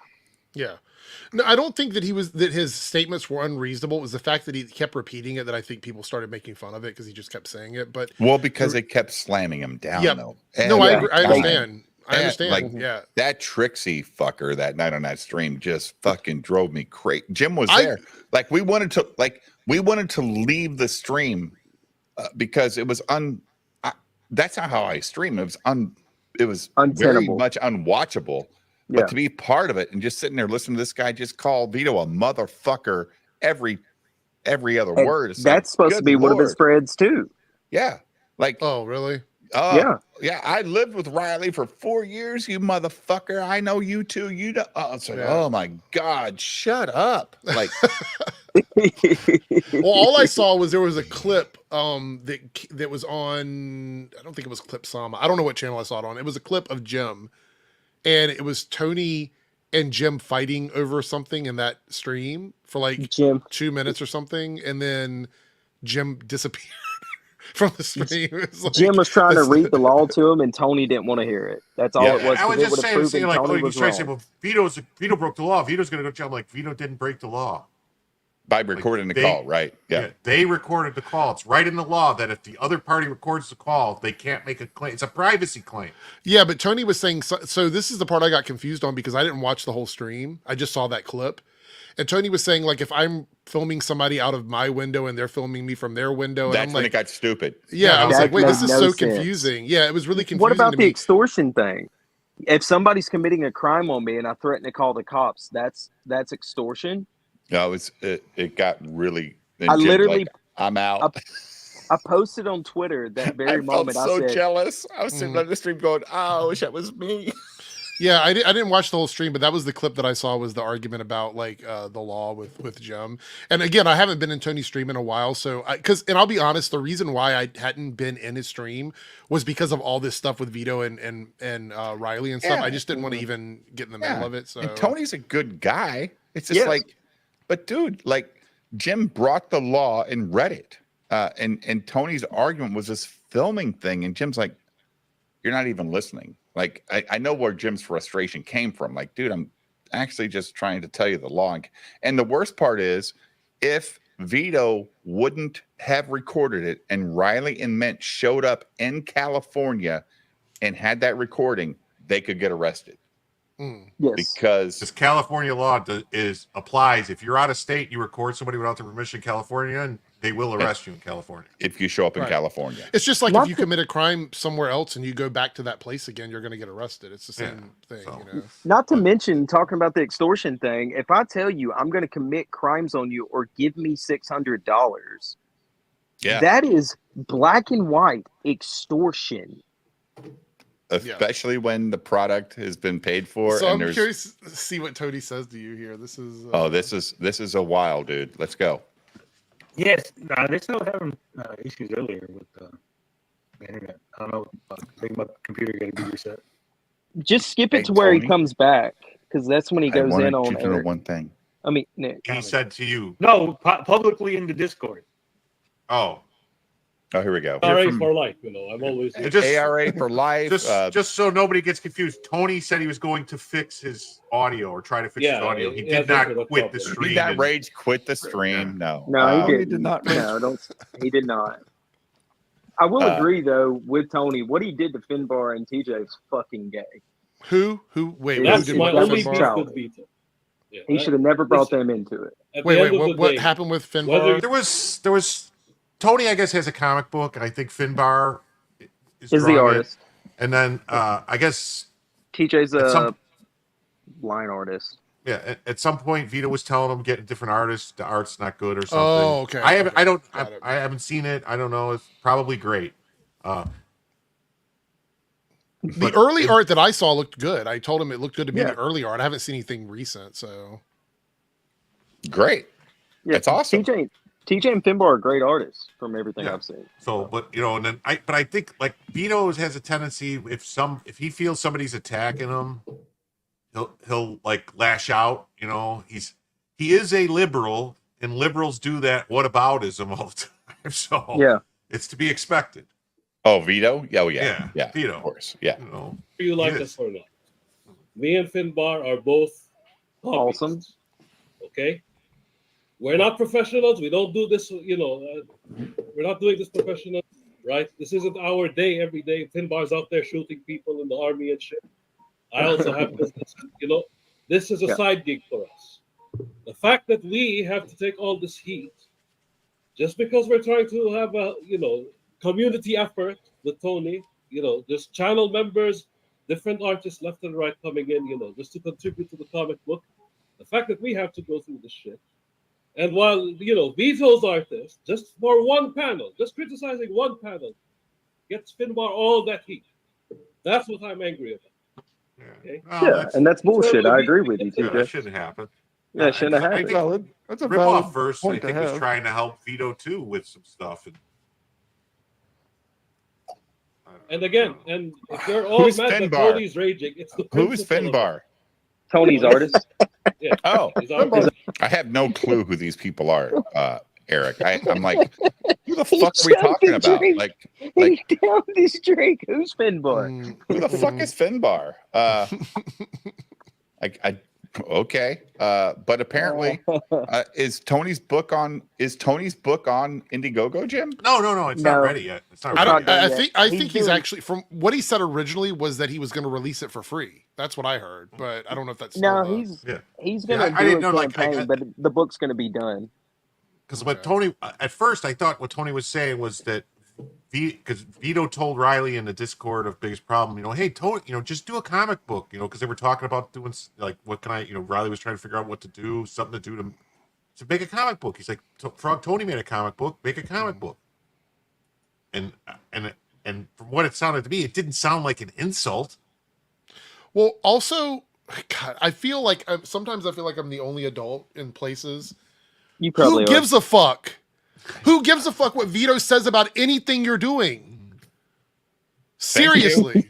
Or Matt Barr. And I or said the same Ethan, thing. Yeah, or fucking Gary. I said or this is not Critical something Thinker. I'm Yeah. saying behind his back. I said this to Tony in the chat when they were talking about this before. Vito already has a bunch of people that don't like him, so who gives a fuck what he says to you? If Who they cares? love him, who cares? Like, who the fuck No, cares? absolutely. Yeah. Absolutely. It's your fucking creation. Go have fun with it, dude. Because they want the drama that comes with calling Vito out. That's what they want. Yeah, I guess. Yeah, that was one of his biggest super chats. I mean, viewed streams recently. I think it has like, at 3,000. night? Oh my god, Yeah. it was crazy. And that's fine. It's fine, Yeah. but I don't see it as being real. That's my thing. This is why I had an issue with it from the beginning. If you're going to use it to make money and monetize it, to me, it doesn't feel real. It's not Right. genuine. I agree.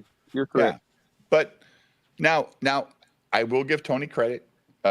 He invited me on that stream that night because apparently I begged to come on the stream the night before when he showed up here. Beg. And I went on the stream and he even said, "Hey Dave, this is not how I thought the stream was going to go tonight." Like he did not plan on having Vito there, and I've never had a Trixie. problem with Tony. Tony and I have No, always he's great. been good He's terms, nice. so, He's you a know. nice guy. But he got super angry at Stimulated and Nicholas last night. Stimulated calling him out on fucking banning him and fucking blocking him. The other co-host, the Yeah, Scottish and gentleman. Yeah. Okay. Okay. I mean, but Vito is a liberal, and liberals are about whataboutism all the time, you know. So when someone points them out, that's what they do. They're going to go, "Well, what about this?" Yeah, what about it? What about What it? about Right. it? Finbar, he's the guy About in to the the chat extreme. right Yeah. Hey, what's up, Finbar? Send Oh, yeah, Finbar, read what send Finbar Finbar said. the link, Jim. Do you follow I don't him? know. I don't know. now. I don't think Yeah, I was about to Finbar say, I've can seen get on Finbar say stream stuff because like that. he's Are you wearing the same shirt, Jim? No, I'm the not. army. No. This is a t-shirt. Oh, he's out on like reserve duty. Cool. He's in the UK. Oh, Scottish. okay. Yeah, he's in the Scottish military. He's that got a shirt- press here, I'll skirt show you. or That something. shirt I don't was- know what He's it already is. kilts all pressed and stuff. It's like this. See, No, that love Finbar, if boobs. you want to join, if you're available, we'll send you the link. Frog Tony is fine. Does some good detracting, says RB, and nobody doesn't disagree with that. No, he does great distracting.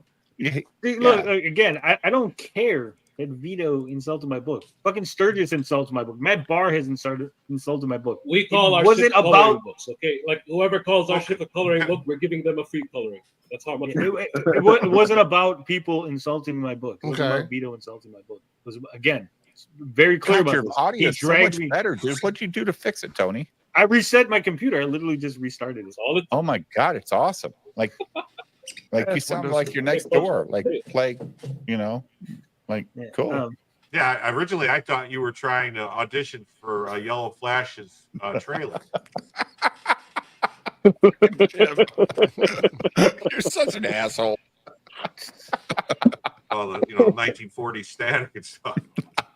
Again, I don't like. Oh, I forgot about that things. joke. Yeah, I pinball. consider Riley a friend. I've met Riley. I've hung out with Riley several times.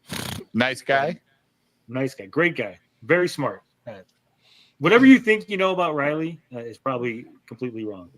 I'll say that. I think that Riley is a guy that came So from he's not money. even a guy. There you go. He a doesn't guy that- actually. He didn't Yeah. come Oh, from. money. Jesus. Well, it's his always grandpa something. or great grandpa was Jim. Who was it, Jim? Tom Mix. Tom Mix. Yeah. So there's some money there in his history, but that doesn't matter. But the point is, like, he's just a guy that's just having fun in life because he's in his 20s still, Tony. Yeah. Like I'm not. Like, I look at Riley, I go, what the fuck? Like, I would never do that. But he understands the internet more than I do. Like, for sure. He's just a guy that's having a good time. The thing I said about Vito's response to Riley, that night Yeah, the when I super was on chat, your Dave. show was, I don't know what Vito's mindset is with this kind of interpretation of it being a threat.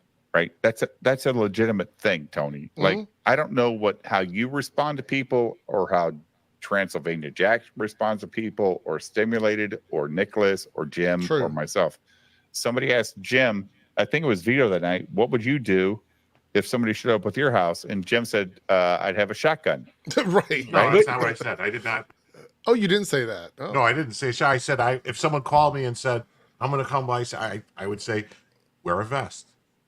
Make any threats. They said if somebody called you and said you were going to come to your house, said they better wear a vest. I would say that I would advise Well, them to wear here's a the vest. thing.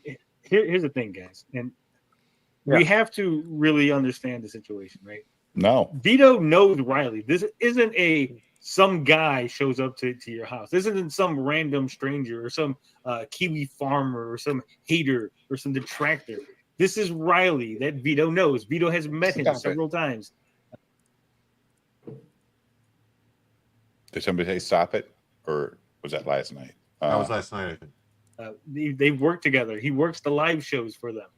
He knows him. It's like if Riley told me he was going to come grape me, I would be like, your penis isn't big enough, Riley. I'm not worried, right? Because I wouldn't even consider that. Now, if someone in the chat was like, hey, I know where you live. I want to point out, though, that's Tony's response to that. That's not do a show Vito's together. response to Point that. exactly. They've met each other. Like, maybe Vito, since they have met, goes, this motherfucker's crazy. Like, Or hear this out. Maybe there's been other incidences between the two between the two of them that were not public that we don't know about that made Vito be a little bit concerned about. yeah, like what was being maybe said. that's why Vito recorded that call that night. Maybe he's had this enough of has this been bullshit. going on for months from everything I've been told. Jin Wong for another 5 Australians says, I think Tony's, Riley's, and immense frustration is real. Autistic people feel intensely uncomfortable when their space and boundaries are invaded. I don't know what that has to do with Tony. Is Tony autistic? Is that what you're saying? No, I don't think Tony is. I don't think so either. I think Tony's living a good life, dude. He's loving life. Tony's having fun. Tony's got a great little show over there with his people and everything. Like Exactly. Yeah. doing good. He's doing great. He streams 5 nights a week at least. More than me. Yeah. That's for sure. But yeah, I would say and also a lot of times it's the people you know that are the most violent. It's not random people you meet in the streets. It's family members and friends. Like that's when I work in a nightclub. I can't tell you how many times we had fights with people that came in together. Like people that come out together, not two random people that showed up in a group together. It happens. No, that's why I was asked the husband first when the wife's dead, right? Like 95% of the time. So that's the Tony's case. autistic too. Fuck, like I feel like so many people that I know are like I'm just from Alabama, so yeah. No, I mean Everybody's got a reason, right? If everyone's autistic, then nobody's autistic. Well, I'm not saying it's not common, Rocky. Like, I'm not calling you a liar or anything like that. Obviously, I just No, I've heard him claim it, but yeah, I didn't know. He never said it to me, so I had no point of reference. Look, I grew up. I was born in 1968. I went to high school, middle school, elementary school. I never met one autistic person, ever. Oh yeah, Sweet Tooth's right. It's called Downs when you're from Alabama. That's right. What I met were retarded people and not retarded people. That's who I knew. Like, there was no autism thing.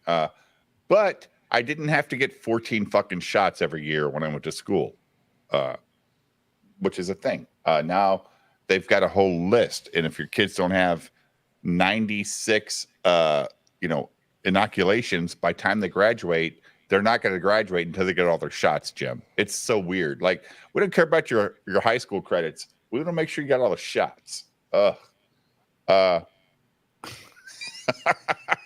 It sounds like everyone is either LGBTQ or autistic. Yeah, it's or true. both. There's a lot of people who are autistic and LGBT. Yeah. So Jim, you've faded off the screen, dude. You're completely lost. Oh, sorry. That would be different. I would be like, hey, I am concerned that this is a real possibility, right? Because I don't know this person in the chat, this random person. But he knows Riley. He knows what Riley does. He knows what Riley says and how he acts. That's why everyone was like, dude, you're overreacting to what everyone knows is an obvious joke. So people that didn't know Riley as well as Vito were telling Vito how to react to Riley. You know what I'm saying? Yes. That's the ridiculous thing. You have That's people. what blew my mind. Yeah, you have people that don't know Riley that well saying, oh, you shouldn't be afraid of him. And I'm not saying Riley was going to be violent or that Vito was right. But the point is, people that didn't know him were trying to butt in and say, this is dumb. You know, you shouldn't be afraid of this person. Like, it's kind of crazy, honestly. Well, it's completely crazy. But people want to say, well, you guys didn't say that about Eric July. Yeah, but Riley never said he's going to go to Eric's house. Never said that. He told Vito. Riley never called Eric going on the phone. Said, I'm coming to your house. I'm going to do this. I mean, that I know of. I'm going to commit crimes against your property, is what he said. I can't misquote it because Tony or somebody else will come back and go, well, that's not exactly. Well, correct me if I'm wrong, but didn't Riley just show, like, it wasn't pre-told? Like, he just showed up at the warehouse and then put the bunny stickers with the money on the window? Well, that he was pissed how off that whole because thing Eric fucking took away his he store. DMCA striked him, but I mean, that's also public property. Like, that was my argument the entire time. If you want to come to my place of business, which is public, I'll be right back. You're more than welcome to come in, right? It is a business. You're more than welcome to walk in and troll me or mess with me, whatever. But do not come to my private property. Yeah. No. Look, I work in different nightclubs all over the place, and I have people that I do not like who have had arguments with that are still allowed to come in those buildings, are still allowed to be there because it's a public place. And I understand that. And unless they're going to come over and argue with me or something like that, I'm not going to be like, oh, you have to ban them. They have to get out. Like, that's stupid. But I will also say that I never ever when that whole thing went down with Riley and I was kind of jumping around different places or whatever, talking to people, I always said that I would never do that. What Riley did, I would never do that. To me, that's like not something that would ever even cross my mind. So when people were asking me my opinion on it, I'm like, well, I don't really have much of an opinion about like what happened, but I know that I would never do what Riley did. That's all I kept saying. Like, I just wouldn't do that, you know? But I didn't see any legal issue with it unless he broke local laws that I'm not aware of, but I don't think he did. You're exactly right. That's the same way I saw it. Do I think it was cringe? Yes. Do I also think the whole situation was funny? Also, yes. Yes. Like the thing where Riley was quoting the Punisher movie, holding a fucking video game I actually controller. think the cringiness made it funny. That's what what I found funny about it, was how cringy it was. And I spoke with Riley several times, and Riley has always been really nice to me as well. So I've never had an issue with Riley. So this isn't me accusing Riley of doing something outrageous or actually being a threat to Vito. It's about how Vito perceived the situation to me. Yeah. And he perceived it as a threat, and that's how he acted accordingly, with all of this. So, and I'm not going to tell him not to be afraid. I don't know Riley better than he does. So, I can't make that comment or statement. And I'll say this for the record. If Riley went to Eric July's home and pulled this skit and Eric called the cops on him, I would be on Eric's side right now about it. Yeah. That's a man's personal property. Stay the fuck off of it. Giant size, if you showed up at my club and you wanted to pull up, I'd probably buy you shots. So, or a beer, whatever you're drinking. It's going to be shots if somebody else is buying. Got to get that alcohol tax. So beer's too cheap, man. That's it, man. You got it. Done in public. But because it was private, this started in public. This started in public, Jim. The phone call wasn't where it started. In public. So he was threatening The phone call him was in public after first. all the stuff. So he started threatening him in public. Why is Nicholas's voice in my ear? Because he's on the panel and he's talking. And you came on the stream. Again, Riley and Vito were having a discussion. So he was threatening him in public. He wasn't threatening anyone. But Riley and Vito were having he threatened him on the phone call. Oh my God. Let him finish, Nick. Jim. Riley and Vito were having a discussion on Discord. And then Riley said something like, well, I'll come visit you or something. And then Vito freaked the fuck out. And then it escalated from there, knowing now that Vito was going to freak out over saying, I'm going to come to your house. Riley kept pushing this, I'm going to come to your house, I'm going to come to your house thing. Knowing full well he was never going to his house. Riley then said, hey, I'm going to your house, and I'm on the way there. I'm going to your house. I'm on the way. And they posted a picture from a cabin, which was in the complete opposite direction. I'm going to break fucking kayfabe. They were in the complete opposite direction, okay? They were nowhere near going to California. Hold on, pause it 1 second, Jim. How did nobody knew that, though? Because it wasn't public. How would I know what's going on? What's going on in Discord? That's what I mean. To me, Discord is not a public venue. Just because and this is what I said to some friends last night that asked me about it after the show. I said, if your Discord, you have to pay for it to be in there. That is a private Discord. That is a members only Discord. If I go to your club, Eric, and I have to pay to get in there, that is considered in my state a private club. Yeah, that Discord is only people paying Patreon members of the biggest problem. So I would argue with Tony in this situation that is not a public fight. Yeah. That is still a private fight.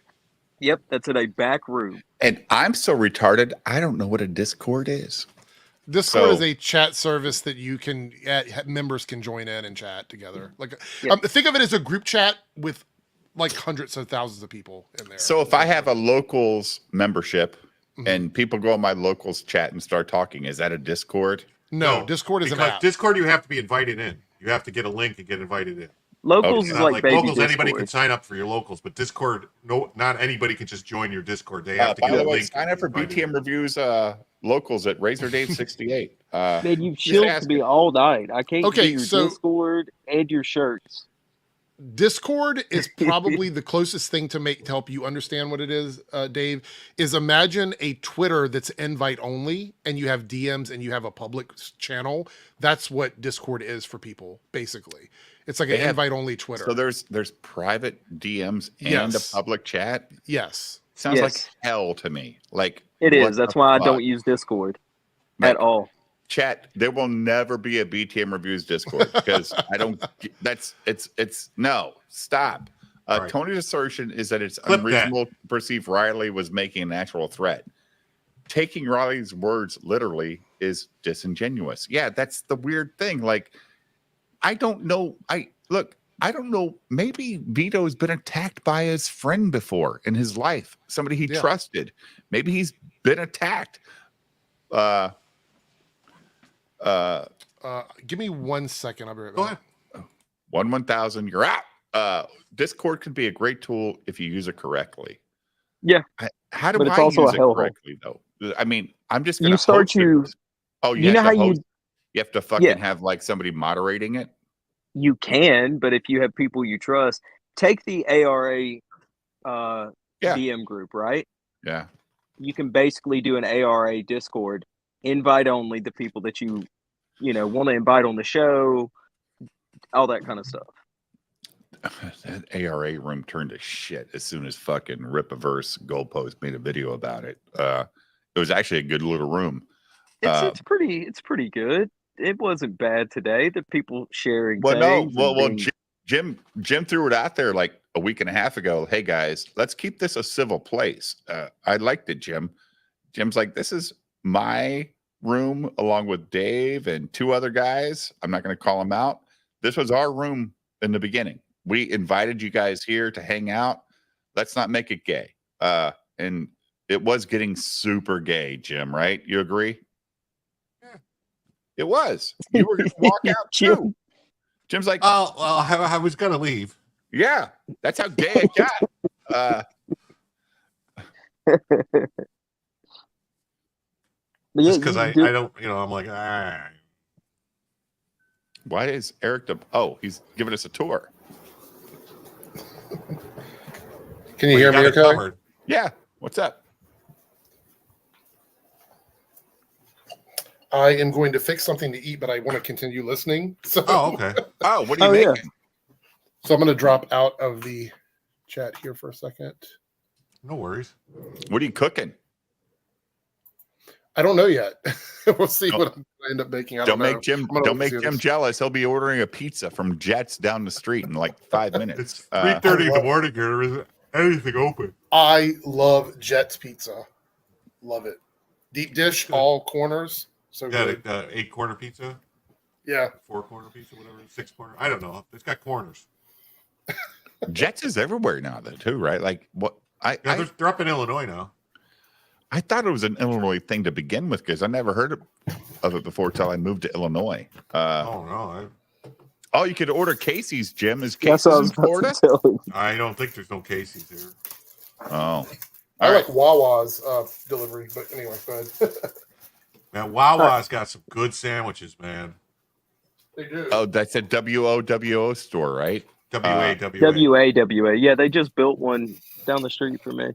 I saw one. There's one in a mobile gas station, like in the middle of nowhere, Illinois, Jim.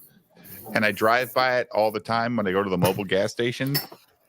And it's always too early for the Wawas to be open. You know what we're getting here? I just saw it's coming in the next couple of months. Potbellies. Ugh. But I like their breakfasts, man. Their Potbellies, bacon, egg, and cheese. Oh, man, it's so good on that bread. Okay. Toasted. Oof. Okay, well, he obviously wasn't taking at it. So if he is a friend, maybe he should have backed off. Or said, "Yeah, I'm just messing with you, bro. I get that you're probably scared, and I freaked you out.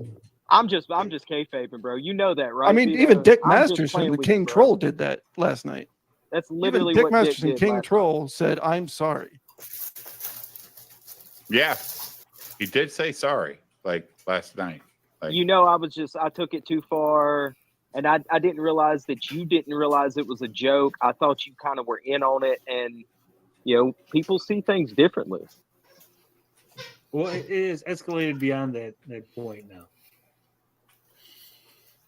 For you. Did I say for me? Well, I mean, who is it? Who's it escalated beyond that point? What are we talking about? We're talking about because Riley and Vito's what we're talking about. So then whatever I said let me finish my statement, Tony. Would have to be for that, right? Shut the fuck up. I was talking. Let me finish my Whoa! Shut the fuck up. We got another Trixie in the chat. Holy hell. That's what Tony does, man. What he'll do, go watch his other debates, is once you ask a question, right? He was very just quiet. Start shouting you down. Yeah. Yeah, and I answered your question, and you said, what is escalated? You just asked the question. Come on now.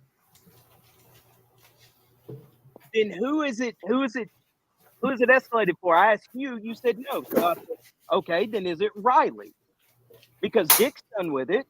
Riley's not kayfabing no more. So who's left? No, you said, why did he just say X, Y, and Z? And I said, it's gone too far for that. It's over. It's That's past not that, what I right? said. No, You sir, said it's that's not what I escalated. said. You said You it said escalated. it's gone Tony. too Yeah. far now. I said it And I said- escalated beyond that. Whatever you had said, then I said it escalated beyond that. You said, said he it's said not this gone. villain that I was It's gone too kayfabing. far. Never said that Red he was Scorpion 2006. Somebody on this panel told me that tonight. That it's very Matt Barrish. Just putting it out there. What do you decide to cook, Eric? Oh, I'm just eating little mini sandwiches right now. Jim has a great air fryer that me and Low Watermark both bought. We can send you the link. It's awesome, dude. Okay. Like you can roast a turkey in that motherfucker. What? It's awesome. Yeah, send me the link for that for sure, 100%. Jim, you got the link, right? I'll get it. Yeah. All right. I I'll thought send you it to were you on- in on I'll send it to you I on said, Twitter. no, it's escalated beyond that. Okay. Eric. It's not expensive either. Hey, JD. So who is it I swear to God, escalated beyond that? people for? don't. Oh my God, you were literally talking. We were talking about Riley and Vito. That's what having a I'm discussion, asking. and then you suggested So that Riley's why not didn't Riley just kayfabing or tell him posting I'm or doing anything kayfabing? And I anymore. said it escalated beyond that because apparently it did because we're here now discussing the escalation. You ain't beyond got to the- yell at we could've everybody, just Tony. been You friends. yelling doesn't make you right. No, it doesn't. But it helps me not be aggravated with your stupidity. I What? Yeah. What? Yeah. I'm stupid, bro. What? can't tolerate stupid people. Stupid people triggers the fuck out of me. Okay, Because when you're someone's autistic, just bro. being Calm fucking down. retarded. You don't like people Cynic, standing you up just to did you. the leading fucking question. That's why you're like giving him, you know. It's like, Okay. Now imagine if I would have managed my stream last night, Jim, and Eric, and kicked, stimulated, or Nicholas. It would have been super boring, right? Because Tony wins, right? Like, oh, you have to have people on your show that you have to really manage them.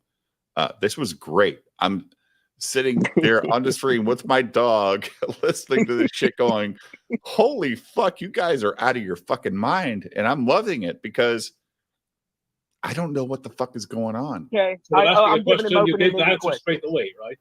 It's all about you, Tony, you're acting like Matt Barr. You're acting like Matt Barr. No, he's not acting like been- Matt Barr. We've been calling Vito out for, acting like Matt Barr, but we're the problem, right? No, come on. JD. y'all are not the problem. I'm not saying that whatsoever. I'm just You literally asking. said, "Why didn't he do this?" And I said it escalated beyond that. I never How said is this- that. how is though. this unclear to I anybody? asked. Okay. Was You didn't ask. You said, "Why didn't Riley just say we were kayfabing?" You said, "Dick apologized." Why didn't Riley say Yeah, I that was did say that. kayfabing? And I said it escalated past that. Then you So started Riley's questioning me being about serious. who fucking escalated past it. And I said, "Fucking, we're talking about Vito. We're talking about Riley. Why are you asking me who?" I have never You're gonna have a heart heard Tony like this before, ever, in any of the streams I've ever been in with him. I'll give y'all some lore. I'll give y'all some inside lore between Tony and me right now. Are you Tony's blocked on Twitter by Tony? Yes, Me?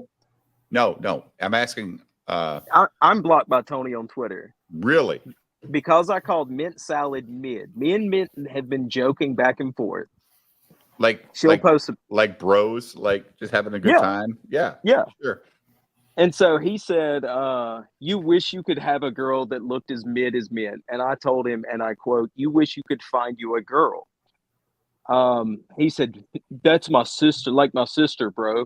And I said, "Man, I'm the one from the South here, and I don't post my sister's thirst traps every day." Wow. And he sent me a corny little Fast and the Furious meme that said family. And it escalated to him calling me retarded and then blocking me. Yeah, he pulls those. Doesn't he pull those tweets up in this stream the other night? And he tried to say that I copied a link on one of my alt accounts and then posted and then quote tweeted it. And I'd way been blocked before that. I use Twitter on my phone exclusively because I do real estate and I don't want any of my Twitter bullshit to be on my real estate computer and be in a closing meeting and somebody DM me something retarded. Right? Like none of that's on my computer. And I'm like, dude, I can't do that. I don't know what you're talking about, and how I made some phantom account to quote tweet you. So Yeah, like again, way above my pay grade or mine too. Or even my desire to interact with this bullshit. Like I'm not going to troll you that hard to go set up an alt account, copy. I think you said you copy a link and then like post it. I don't even know. It was crazy. And Tony, and you're like, you said, well, you've got all that, and he pulled them up. It's like I don't even know how to pull up old DMs. Like I don't have a clue. It's crazy. Like you motherfuckers are crazy on the internet. You guys are fucking nuts. Now I'm kind of confused. Riley was just fucking around, right? Yes. And now he's But then not. Vito took it too far, so then Riley was still fucking around, but Vito wasn't. Vito was literally threatening to call fucking police. This was not a Vito, I'm fucking around. This was a Vito, I am serious. Therein lies the problem. Yep. Okay, but he didn't do anything. And he said he would only do that if they came on his property, which is rational. He gave a rational statement. That is a rational response. The way he done If it was he's really in retarded. fear, I mean, yeah, you could Look you at could say Jin you Wong sending $20 last night. I would like to clarify my understanding of the video thing. I'm not going to read again, but that's shouldn't funny. have gotten to that And point, should have but he handled it was. more like an adult man. I completely agree. So now that everything's buried and done with, there's no sort of fixing it between Riley and them. Riley's no longer kayfabing. He's seriously mad. That's what I'm asking. I don't think it's fair to make Tony that's not answer Tony. for Riley. Tony Yeah, shouldn't I have don't to think answer it's for Riley. fair to. I have no yeah. idea what Riley's current. But he's been feelings talking with the for moment Riley are. this So whole Jin time. though. Wong, 20 Australian, says, I would like to clarify my understanding of the Vito thing. Vito tried to blackmail Riley in response to his threats. That is wrong. Then Vito claims to care about his property, which some think is a lie. Vito tells yes. What does that mean, guys? I don't know what that means. Then Vito claims to care about his property, which some thinks is a lie. Vito tells yes. Like, what is that? Like, is Vito actually scared? I think so. Whatever. Sweet Tooth, quit ragging on me, dude. You know, I'm not going to argue with you on that one, Jin Wong, because when Vito was on the stream with Tony that night, I was like, Vito, if Threatening to take an action is not a blackmail. well, if Riley shows up you're saying on your don't show up or sidewalk, I will if take Riley shows legal, up on your rational sidewalk action, and that's shoots not blackmail. shoots a picture of your house with the street name and the number, that's worse than Riley going on your property making a stupid video with a mint, right, Tony? That was my point. Like, if it's no and nothing, and Vito said, well, everybody knows my address anyway. So what's this arguing about? Like, if Riley shows up and makes a video on your property and he doesn't enter your property and you're not there to see it, who the fuck cares? Like, I think Vito was worried that his house was going to turn into like Isam's grave. Maybe, but Vito said that his house is available out there already. It's not a hidden thing, right? Like, If I might interject. Yeah, of course. To Jim's point here, that's a reasonable fear, Jim, and that's why all of Vito's friends try to tell him how to keep that fear from manifesting into a reality. What he was doing was the exact opposite of what one would need to do in order to keep that from happening, right? That when sounds you like tell blackmail. people, Pause no, that that's for not a blackmail, second. sir. When You're saying, Y'all heard what Tony just said, right? Yeah. That's an irrational fear, and they're trying to tell him how to keep it from turning into a reality. So it's an actual threat. It's all games unless he calls the cops because he's scared. Then Riley will come and do something. Did I mishear that? He's saying his friends were telling him how to not have it turn into that, but wasn't his friends actually? Telling him actually going to lead to that happening by broadcasting all this and putting it out there, and the more it blows up and it just keeps going, it's causing that to happen. Yes. You're actually making the shit happen. You're causing it to happen. It's like they say, like you will something into existence by keep doing it. And well, the other thing is this paints Riley as the victim and not Tony, or not Vito. Yeah, I agree. But how is Riley the victim though? He's not. You see what I'm saying? He's not exactly. At all. No, so Tony's sitting here, he's sweeping for Riley, and he literally just said, all your friends are telling you, Vito, that it's not real, and we're trying to tell you how to keep it from becoming real. And the only thing Vito ever threatened to do was, if you come on my property, I'll call the cops. Which is every American citizen's right to do. Like, we all have that right as Americans. So, go ahead. No, go ahead. So, it wasn't a joke to begin with.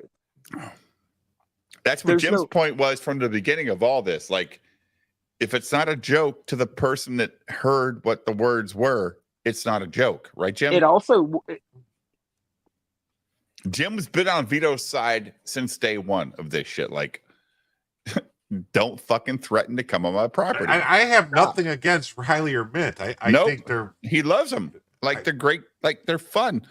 But I just think they should have, at some point, they should have said, hey, Vito, we're only, like, maybe they should have called Vito, we're only fucking around.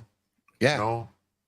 Send him a Lean DM into it. Lean into it. Let's get some views. Let's do something like normally, that's the thing. Kayfabe is supposed to be both parties know what the fuck's going on. Exactly. So that's what I was about to say. Why is it that Vito has to do these things, but they're allowed to just continue to do what they're doing? Because they're the young people. They're the youngins, right? Like, that's a little you don't confusing. understand it. Yeah, you don't understand. It's just starting to make sense. And that bullshit that Tony just said, I can't believe I didn't call him on it. Well, I was aggravated and tired as fuck. Welcome to BTM Review Show. It's always late and gay. Shut up. Could you shut the fuck up? Play around with Could you shut up for 1 second? Just One let him finish. Second. Let him finish. On the internet, things work in a really weird fucking way. If you say I'm afraid of people coming to my house, then everyone on the internet who hates you will come to your fucking house. That's why we all told them, stop freaking out over Riley saying he's going to come to your house, because that is going to get people who really are going to come to your house to want to come to your house. So that makes it okay. If you blow Riley off, I don't really stop because it doesn't bother you. That's a bad argument, Tony. Like, sorry. But whatever, man. Like, so if you tell people you don't want them to come to your house, they're going to come to your house. It's your fault if they come to your house. Like you said. Right, it's your fault. But if you tell people come to your house, it's your fault if they come to your house. So either way, you're fucked. I guess you just have to fucking take it. No, it's a circular, ignorant. It's a straw man. Is all it is. He's just building a straw man. Yes, and and I'm sure TJ's living in Romania, going, nobody shows up here, motherfucker. So no one else will fucking bother you over this thing that you clearly don't want people to do. But by freaking out, then people who hate you, because there are legitimate people who hate Vito. Not me, but actual legitimate people. There's a whole fucking Kiwi Farms thread on Vito. People legitimately do not like him. So they don't like a lot of people, dude. But also that defeats the argument that Riley isn't a threat to Vito. Because if you're saying that there are people that dislike Vito and they would actually do it, and he's saying that if Vito just lets it happen, it won't happen. There you go. It's not a threat either, but it really is a threat. I would love to have been here to hear Tony talk about it so I could ask some questions about it because this is a little confusing to me. But yeah, it's I'm glad there's another adult who is picking up on the crazy nuances that he's trying to put out there. yeah, I don't understand it this time. Sorry, Tony. Yes, it's he wants to win, right? That's it. He just wants to win. I mean, this was not even the topic of the show last night.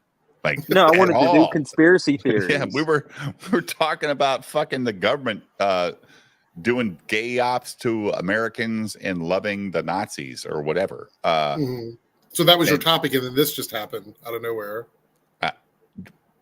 It was crazy, but fine. I mean, it's fun. I mean, we had a good stream. I enjoyed it. Yeah.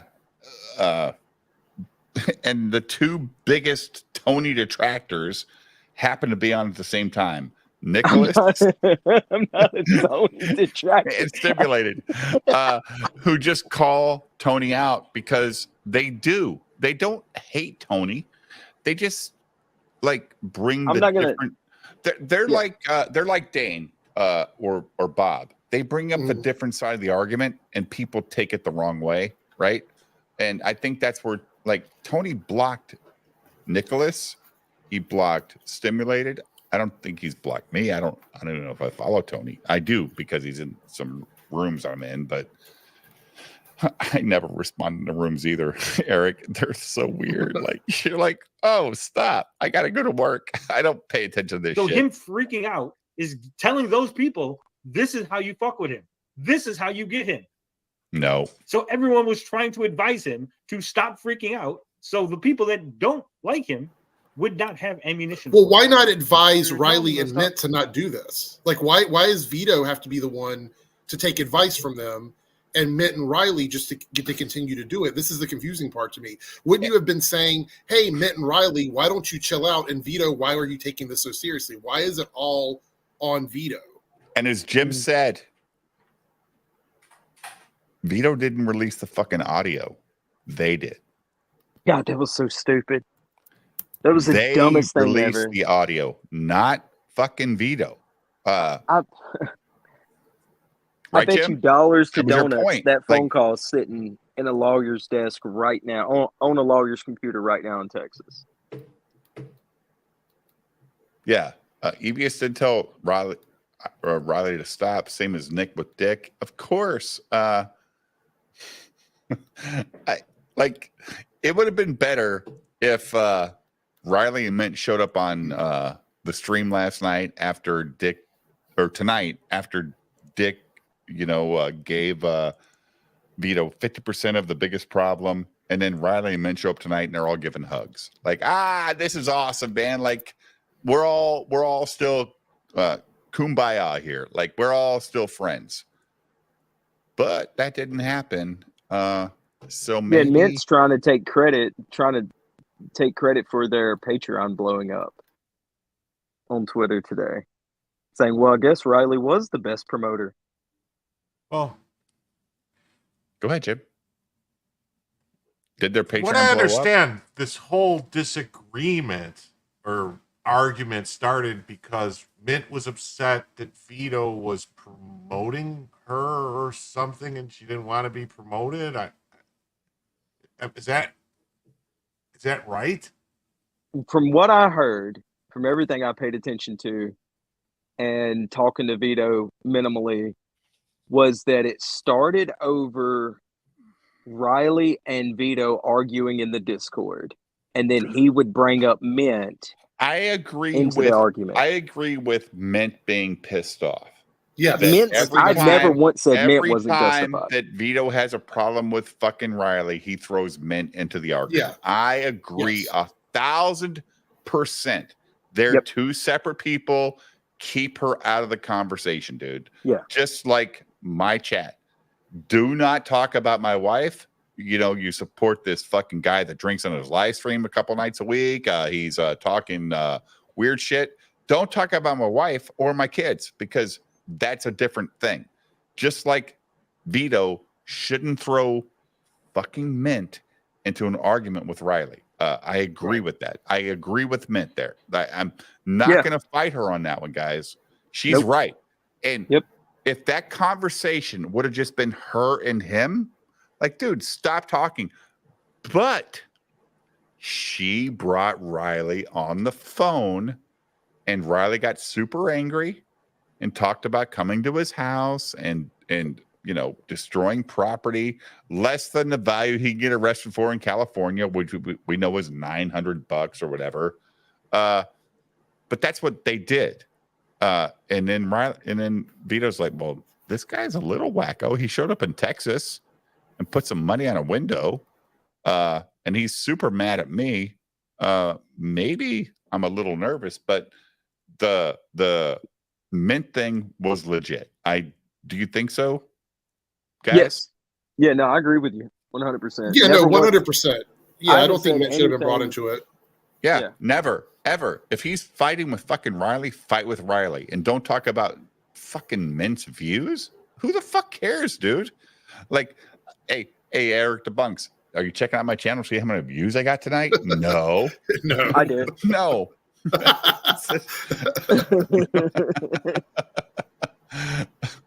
and I guarantee you, Vito and Riley slept well the night that all the shit's going down, because they both know it's just internet shit. It's weird.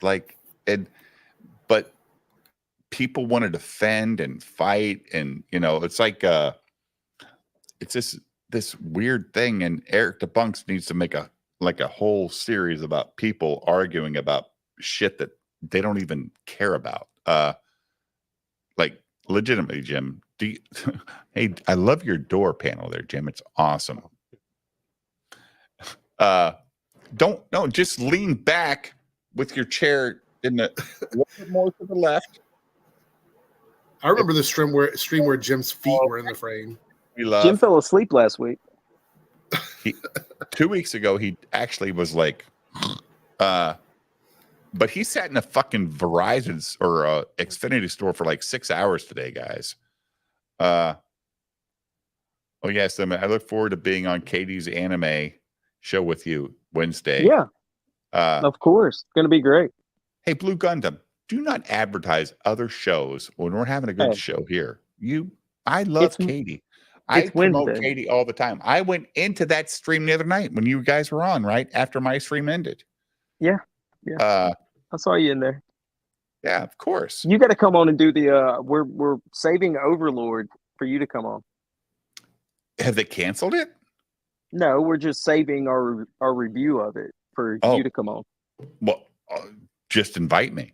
All right, I'll talk to Katie about it. Yeah, of course. I love that show, dude. Freaking out while you're actively fucking with him, spreading rumors about it. No one. What rumor was I fucking spreading? What rumor? Book is late. Book isn't going to get. That's a rumor. It's a rumor that his book is late. Oh shit! I didn't realize. When did the that campaign that was a start? rumor. When did the campaign start? When did the campaign start? When did the? He said the book was coming out in fucking December of last year. That was when the Campaign wasn't campaign even released December it. last Then he year. moved it back. Then he moved it back again, and then it was just late. Currently, what's the current release date for fucking Super Killer? Yeah, but see, that campaign was do that this year, though. You can't do that because it ain't late if you didn't even run the fucking campaign. Yeah, the campaign was this year. Started in January. Started in January. Yeah, of this year. 2023. I mean 2024. The Just campaign ended like ended what 4 months months ago? 5 months ago? 4 months. Yeah, about 4. No, it was 4 months ago. I just watched the stream on it today. It was 4 months ago. Let's see. I'll go to the website right now. I will. I mean, is it supposed to come out this December? Or I thought it was supposed to. I thought he was trying to get it out before Deadpool Wolverine was out.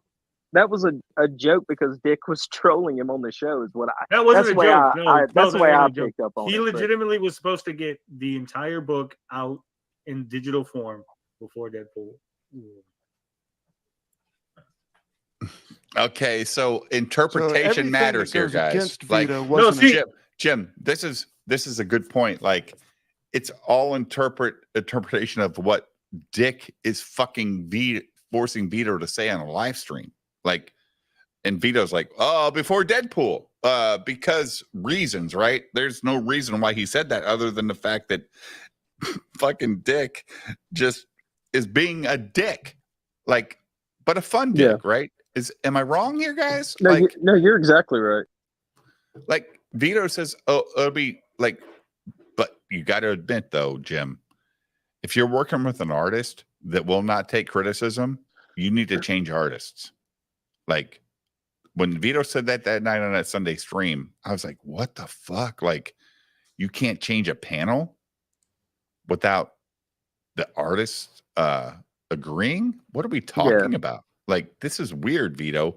He signed a bad deal. See, last year was when the campaign didn't start this year because there's December updates from last year. Yeah, so it was supposed to release last December. I knew I wasn't wrong on this point. Last December is when it was supposed to release. Then he moved it. He goes, in the December update. So let me cut through the noise. The estimate fulfillment date is moving to Q2 2024. So it's supposed to be in Q2, which is already passed. It's late. There's no rumor. I'm not spreading a rumor about it being late, Nick. I didn't get to make this point last night. I didn't get to make this point last night because they kept cutting off and arguing and bitching and moaning or whatever. But now we care about late books. When it comes to Vito, now we care about a late book. But by God, let somebody say something about EVS, and Tony's going to call him every slur in the book on his show and say, I don't care about late books.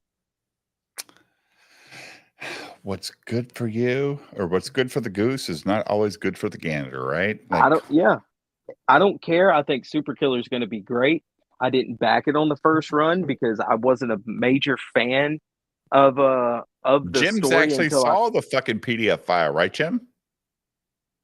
Yeah, it was when they released the PDF file.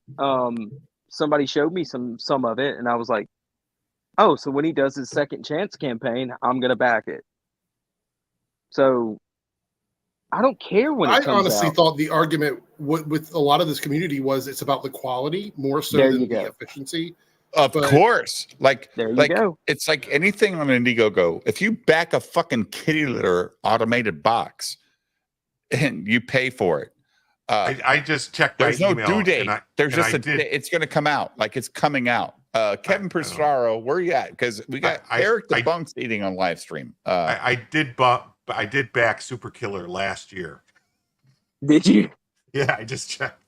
I didn't think the campaign. But I didn't think it was out. I don't know. But are you mad? No, I don't give a fuck. Right. I don't back anything from an indie guy. Like I backed Joe Ball because of Nick. Christ, that's what, 7 years? No, I don't think I'm ever. exaggerating. He never updates shit. Oh, BTM froze. Look at him. He's praying. Screen cap. Thank you, Lord. Praise the ARA.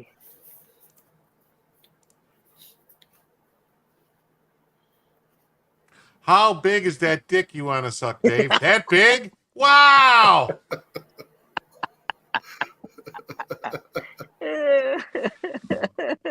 What the fuck?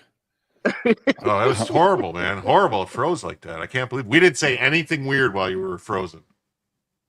At all. I'm sure it'll be on Twitter in like 5 seconds, dude. Because my chat loves me. It's a great freeze frame. I don't know. You were like this, Dave. I know, because I was like, what the fuck happened? Like, I'm not at the hotel anymore. God damn you, Elon, you piece of shit. Blue Gundam says, I like Tony's show, but I notice he acts like Mahler and nitpicks Rippaverse stuff to death, but with his friends, he lets him slide way more. Yeah. Yeah, that's why Tony had a problem with Jim and me a couple weeks ago. I don't like there's a comic book doesn't need to be nitpicked apart by anybody, and a lot of people do it. Like, I like Mark Partique a lot, but he does the same thing where he's like, well, this one thing, and I'm like, well, it's a comic have book. fun reading a book, right? It's a comic book. Come on. The whole Gooding thing, really got fucking Tony pissed at Jim. Yeah, that And was Jim's like, embarrassing. Dude, Jim's just a comic book guy. He bought the book. He paid for it. He's like, hey, I had fun. Did I pay attention to every plate being on the table looking the same? No, because I was having a good time listening or watching Gooding do his shit. Yeah. Well, that's one of the big gotchas Matt Barr's got with me because of Godlike, because one page in a panel down here, there was a picture of the Twin Towers and a flag that I didn't notice when I read the book. Because it has not really, to me, it doesn't have anything to do with the story. He's like, why is that there? I'm like, I have no idea why that's there. Well, when did the story take place? 20,000 years from now or something. Maybe they But rebuilt I guess them. after looking at it again and I'm like, oh, okay, so maybe it's him. Somehow he's connected through thousands of years and memories coming back or something. That's where that's going. But that's their problem with Godlike. It's like, oh, those things, they shouldn't be there. What's that? This is crazy. You have to tie it to 9/11 and America. It's like, well, I don't know. John's an American and 9/11 means something to him. So if that's what he wants to do. That fucking turkey dinner, that turkey spaghetti dinner that Tony did show was fucking weird, Jim. Oh, It was, but I didn't notice it when I read the book because I'm not looking going, what the fuck are they eating in a comic book? I know. First of all, who the fuck eats in comics? Like, well, Archie and Jughead used to eat a lot in comics, didn't they? But that was a different book. It was a superhero book. Like, they were at the fucking diner, eating their 5-cent hamburgers and 10-cent fucking milkshakes. But Blue Gundam, you've earned this, buddy.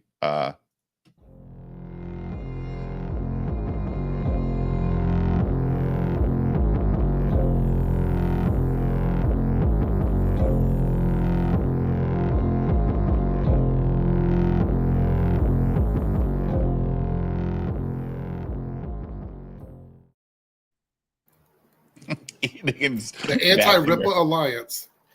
Exactly. We need to put Eric in that room, Jim. I thought he was already in it. I don't think so. Put him. No. Yeah, put him in there because I would like to get him on. You watch anime, don't you? Yeah. All right. Me and Katie do an anime show every Wednesday, and if you get a chance, I'd like to invite you on there. Yeah, I would love to do it. I love Katie too. So. Oh, Yeah. she's great. That's my southern sister. I love to Shut interpret. up. She's not your southern sister. She's from Virginia. She's got some couth. You're from Alabama. Yeah, but I went to college, Christ. so. Ooh, I went to college. Imagine that, guys. We got someone in the panel who went to college. Ooh. My point was going to be I get to interpret for her whenever she goes to read something and can't figure it out. Oh my God, that's so funny. The funny thing is, Katie and I live close enough together that I could probably visit her, like drive in a couple hours and visit her. Probably an hour and a half. Close. Yeah. I mean, you're in the Norfolk area. Yeah, I'm on the coast, but she's been up not there too before. far from me. I was born in Portsmouth. Yeah. You mentioned that last time, which is crazy. Yeah. 6 degrees of separation shit. 6 degrees of Kevin Bacon. Yeah, you're right, Blue Gundam. Blue Gundam's never right. Jesus, that's my one of my panel guests next week, man. Come on now. Blue Gundam's awesome, dude. Blue Gundam's on here at least 3 or 4 times. With his blue hair, he loves his dad. Like, Blue Gundam's awesome. They hang out and they go see movies together. That's incredible. I mean, that's what he said. He literally said that on the phone call. I have no money. Yeah, but that he didn't say I can't pay my artist, though, did he? I mean, you're making that's a couple layers of assumption there. No, there was no layers of assumption. He said that. Yes, he didn't say I can't pay. Not on that phone call. I didn't say on that phone call is when he said that. Well, you just said he had that no right money, now. but no, I said he said he had no money on that phone call. But he also said in different circumstances. He claimed he had in no different money. circumstances. He didn't show a bank statement. Oh my no fucking God! No, he said it several times in the past that he was. I don't want to say gambling, but that he was Investing. Doing Invest- stock. Post his stock Investing. He was playing the stock Invest- market. I Yeah, didn't know if invest that money. was serious though. He Maybe said it that was. last I don't- night, Jim. On What- the- what But rumors this am I goes back spreading, Nicholas? months. It goes back months. I Now just we said it. dispelled two of them that weren't rumors. Oh, well, let His me go book back being to the late back room. was Let a me go back rumor. to the back room then. I'll go back to the back room and read them off to you. oh my God. You guys are way too into this. No, I'm not into it. He's out here saying I'm spreading fucking rumors because I'm telling going by people my what memory. I fucking know. It's not a rumor. I don't spread sit there fucking and rumors. screen cap and everything. I'm going by fucking memory. I'm not as No, you're petty just as saying fucking shit. you. You're just Excuse fucking me. saying shit. That's the problem. Instead of you actually, No, it having ain't. I fucking can say whatever the knowledge- fuck I want. Yeah, you're There ain't a fucking goddamn lying. thing you're ever You gonna can be say able to whatever do you about want, it, and they're Tony. fucking lies, Nick. That's the fucking problem. You can say I'm spreading rumors without actually saying what rumors I'm spreading because there's no fucking rumors that I'm spreading. Oh, I'm That going was a back. good I'm song. scrolling. I'm gonna find them. It's not a fucking rumor that his book is late. It's not a fucking rumor that he said he didn't have money to pay anybody. It's not a fucking rumor that he's told fucking Well, the by most puppet guy that standards, he the didn't book have isn't all late. the pages done. That's not fucking rumors. this is so You guys weird. remember that song, Rumors? Room. I was thinking the same You thing. keep Like, saying things are rumors when these are things that were told to people. this is where we pulled up the rumor song, Jim. Repeating facts are not telling rumors. Just because you don't know it, just because Look at you me don't have looking for the fucking song. information, just because you are not knowledgeable on the subject, doesn't make them Hey fucking fellas, rumors. it's 3:00 here. I'm gonna head to bed. It's 4:00 here. Yeah. Lightweight. Yeah, I got to get up at 6. So To do what? Cut wood? Chop that hey, wood? man. Hey, it's not wood chopping season. That'll be in another month. I'll have to start doing that. So You're not selling houses tomorrow. What are you talking about? I got to See what go. this today. Go ahead. Go ahead, Stimulate. What do you got to go do? I'm gonna take my brother to go get his truck in the morning. He's got a transmission messed up on it. Oh, so. typical Southerner, man. Got a problem about a lost truck. Their dog's Transmission. gone. Their wife left them. And it's a Ford. Tranny, so tranny. I told him to quit buying them American-made cars and get him a German one. He didn't listen to me. They don't make any German trucks. That's true. Oh, That's but why I drive. Volkswagen does have a fucking truck that's the size of a Nissan, the old Nissan. Remember the old Nissan trucks? Yeah. From the 70s? That Yeah. I think, what am I, chop suey? At this point, you shouldn't even go to bed. No, man, I got to get a couple hours. All right, So- buddy. Thanks, bud. All right. Talk to you later. All right, see ya. See ya. Tony gets so loud, Jim, like so loud. Like just I swear to God, I've never heard him like this before. Never. Jim, was he this way that night that we were on the panel with Tony? Like he got loud with Vito, right? Like he was Yeah. screaming him It down. wasn't. I don't think it was his dad because Trixie was there and they were yelling. They were negating each other, right? Yeah. Like, wow. Well, you're claiming that he can't pay his artist. I mean, that's a rumor. I mean, that's a layer of assumption there. What is this about him? His artist not speaking English? Oh, he Mexican. doesn't He speak doesn't English. speak Yeah. They use It's Google not- how does he- It's a Translate. rumor. Stop spreading rumors, Jim. Yeah, that's a rumor at this point. I heard Vito say it.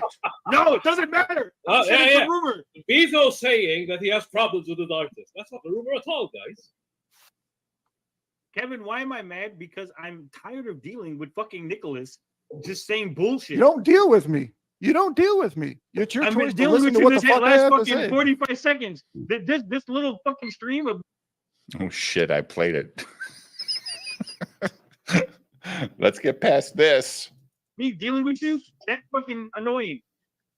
Well, then go the Ooh. fuck away. I don't Yeah. care. Jim, I mean, Dave, I don't give a shit. Oh, I muted That's a it. jam and a Yeah, half. I muted it. Yeah. I've never heard this song. Oh, look at all these rumors started by the jealous people, and they get mad because something they had and somebody else had wanted. What? Look, all the people in the Yeah, band. yeah. Do you play this song, Eric? Mm. I have in the past. It's been a minute. Somebody else had wanted. I'm doing the Tootsie Roll. I love that the song's muted, Jim, and they can hear us talk.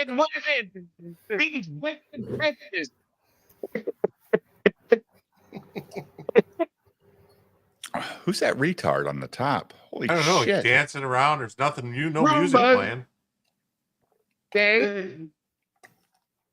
Oh my god. Time to get away. That's a jam. God, I love Jim. Oh my god. Heard that. I used to love that song, dude. Never heard that, Tony? Never heard that. Really? Wow. It's like mid 80s, I think. 84, 83. I was like 3 years old when that came out, I guess. This song I is wasn't even terrible. born, but Fuck. In motto, grow up, man. I agree with In Motto. That song was not good. that's a jam, son. I like it. Oh. Wait, what about there was another one that brought the same time. It was just we don't have to take our clothes off. Oh, have yeah. a good time. Uh-huh. I like that. We don't have to take our clothes off to have a We can do it. Look, I'm a through the very hole in the passionate fence. guy. I'm not mad. People think I'm mad. I get very passionate. And why am I blocked I on raise Twitter, my voice. Why are you blocked on Twitter? What the fuck, YouTube? I'm gonna get a fucking copyright claim on a stream that I've already taken the music out of. I can't. Why did I play it again? Me and you were joking. So what about me? Why you still have me blocked? You blocked me because me and you were joking back and forth. We're bantering. No, we weren't bantering. See, maybe that's where you misunderstood. So you took it seriously. I did not get fucking hit for this one, Jim. The Belle Biv DeVoe song. I know you play them, right, Eric? You play BBD. Ronnie, Bobby, Ricky, and Mike. That's a it wasn't BBD then. It was God damn it. It was New Edition. It was New Edition. No, but look, I gotta wake up every morning, Sweet Tooth, and look at the color of my stream, and I have to fucking delete all these songs I play because YouTube thinks even though I'm pulling up YouTube videos to play on a YouTube show and I'm a paying member of YouTube, they make me, I said it, stimulated before you fucking said it, son of a bitch. I saw him in concert in Washington, D.C. Oh, we lost Eric. Yeah. I saw New Edition in concert in Washington, D.C. in the 80s. So don't come at me, little Alabama boy. But I can't believe that all this music's still here, Jim, when I cut it out on my stream.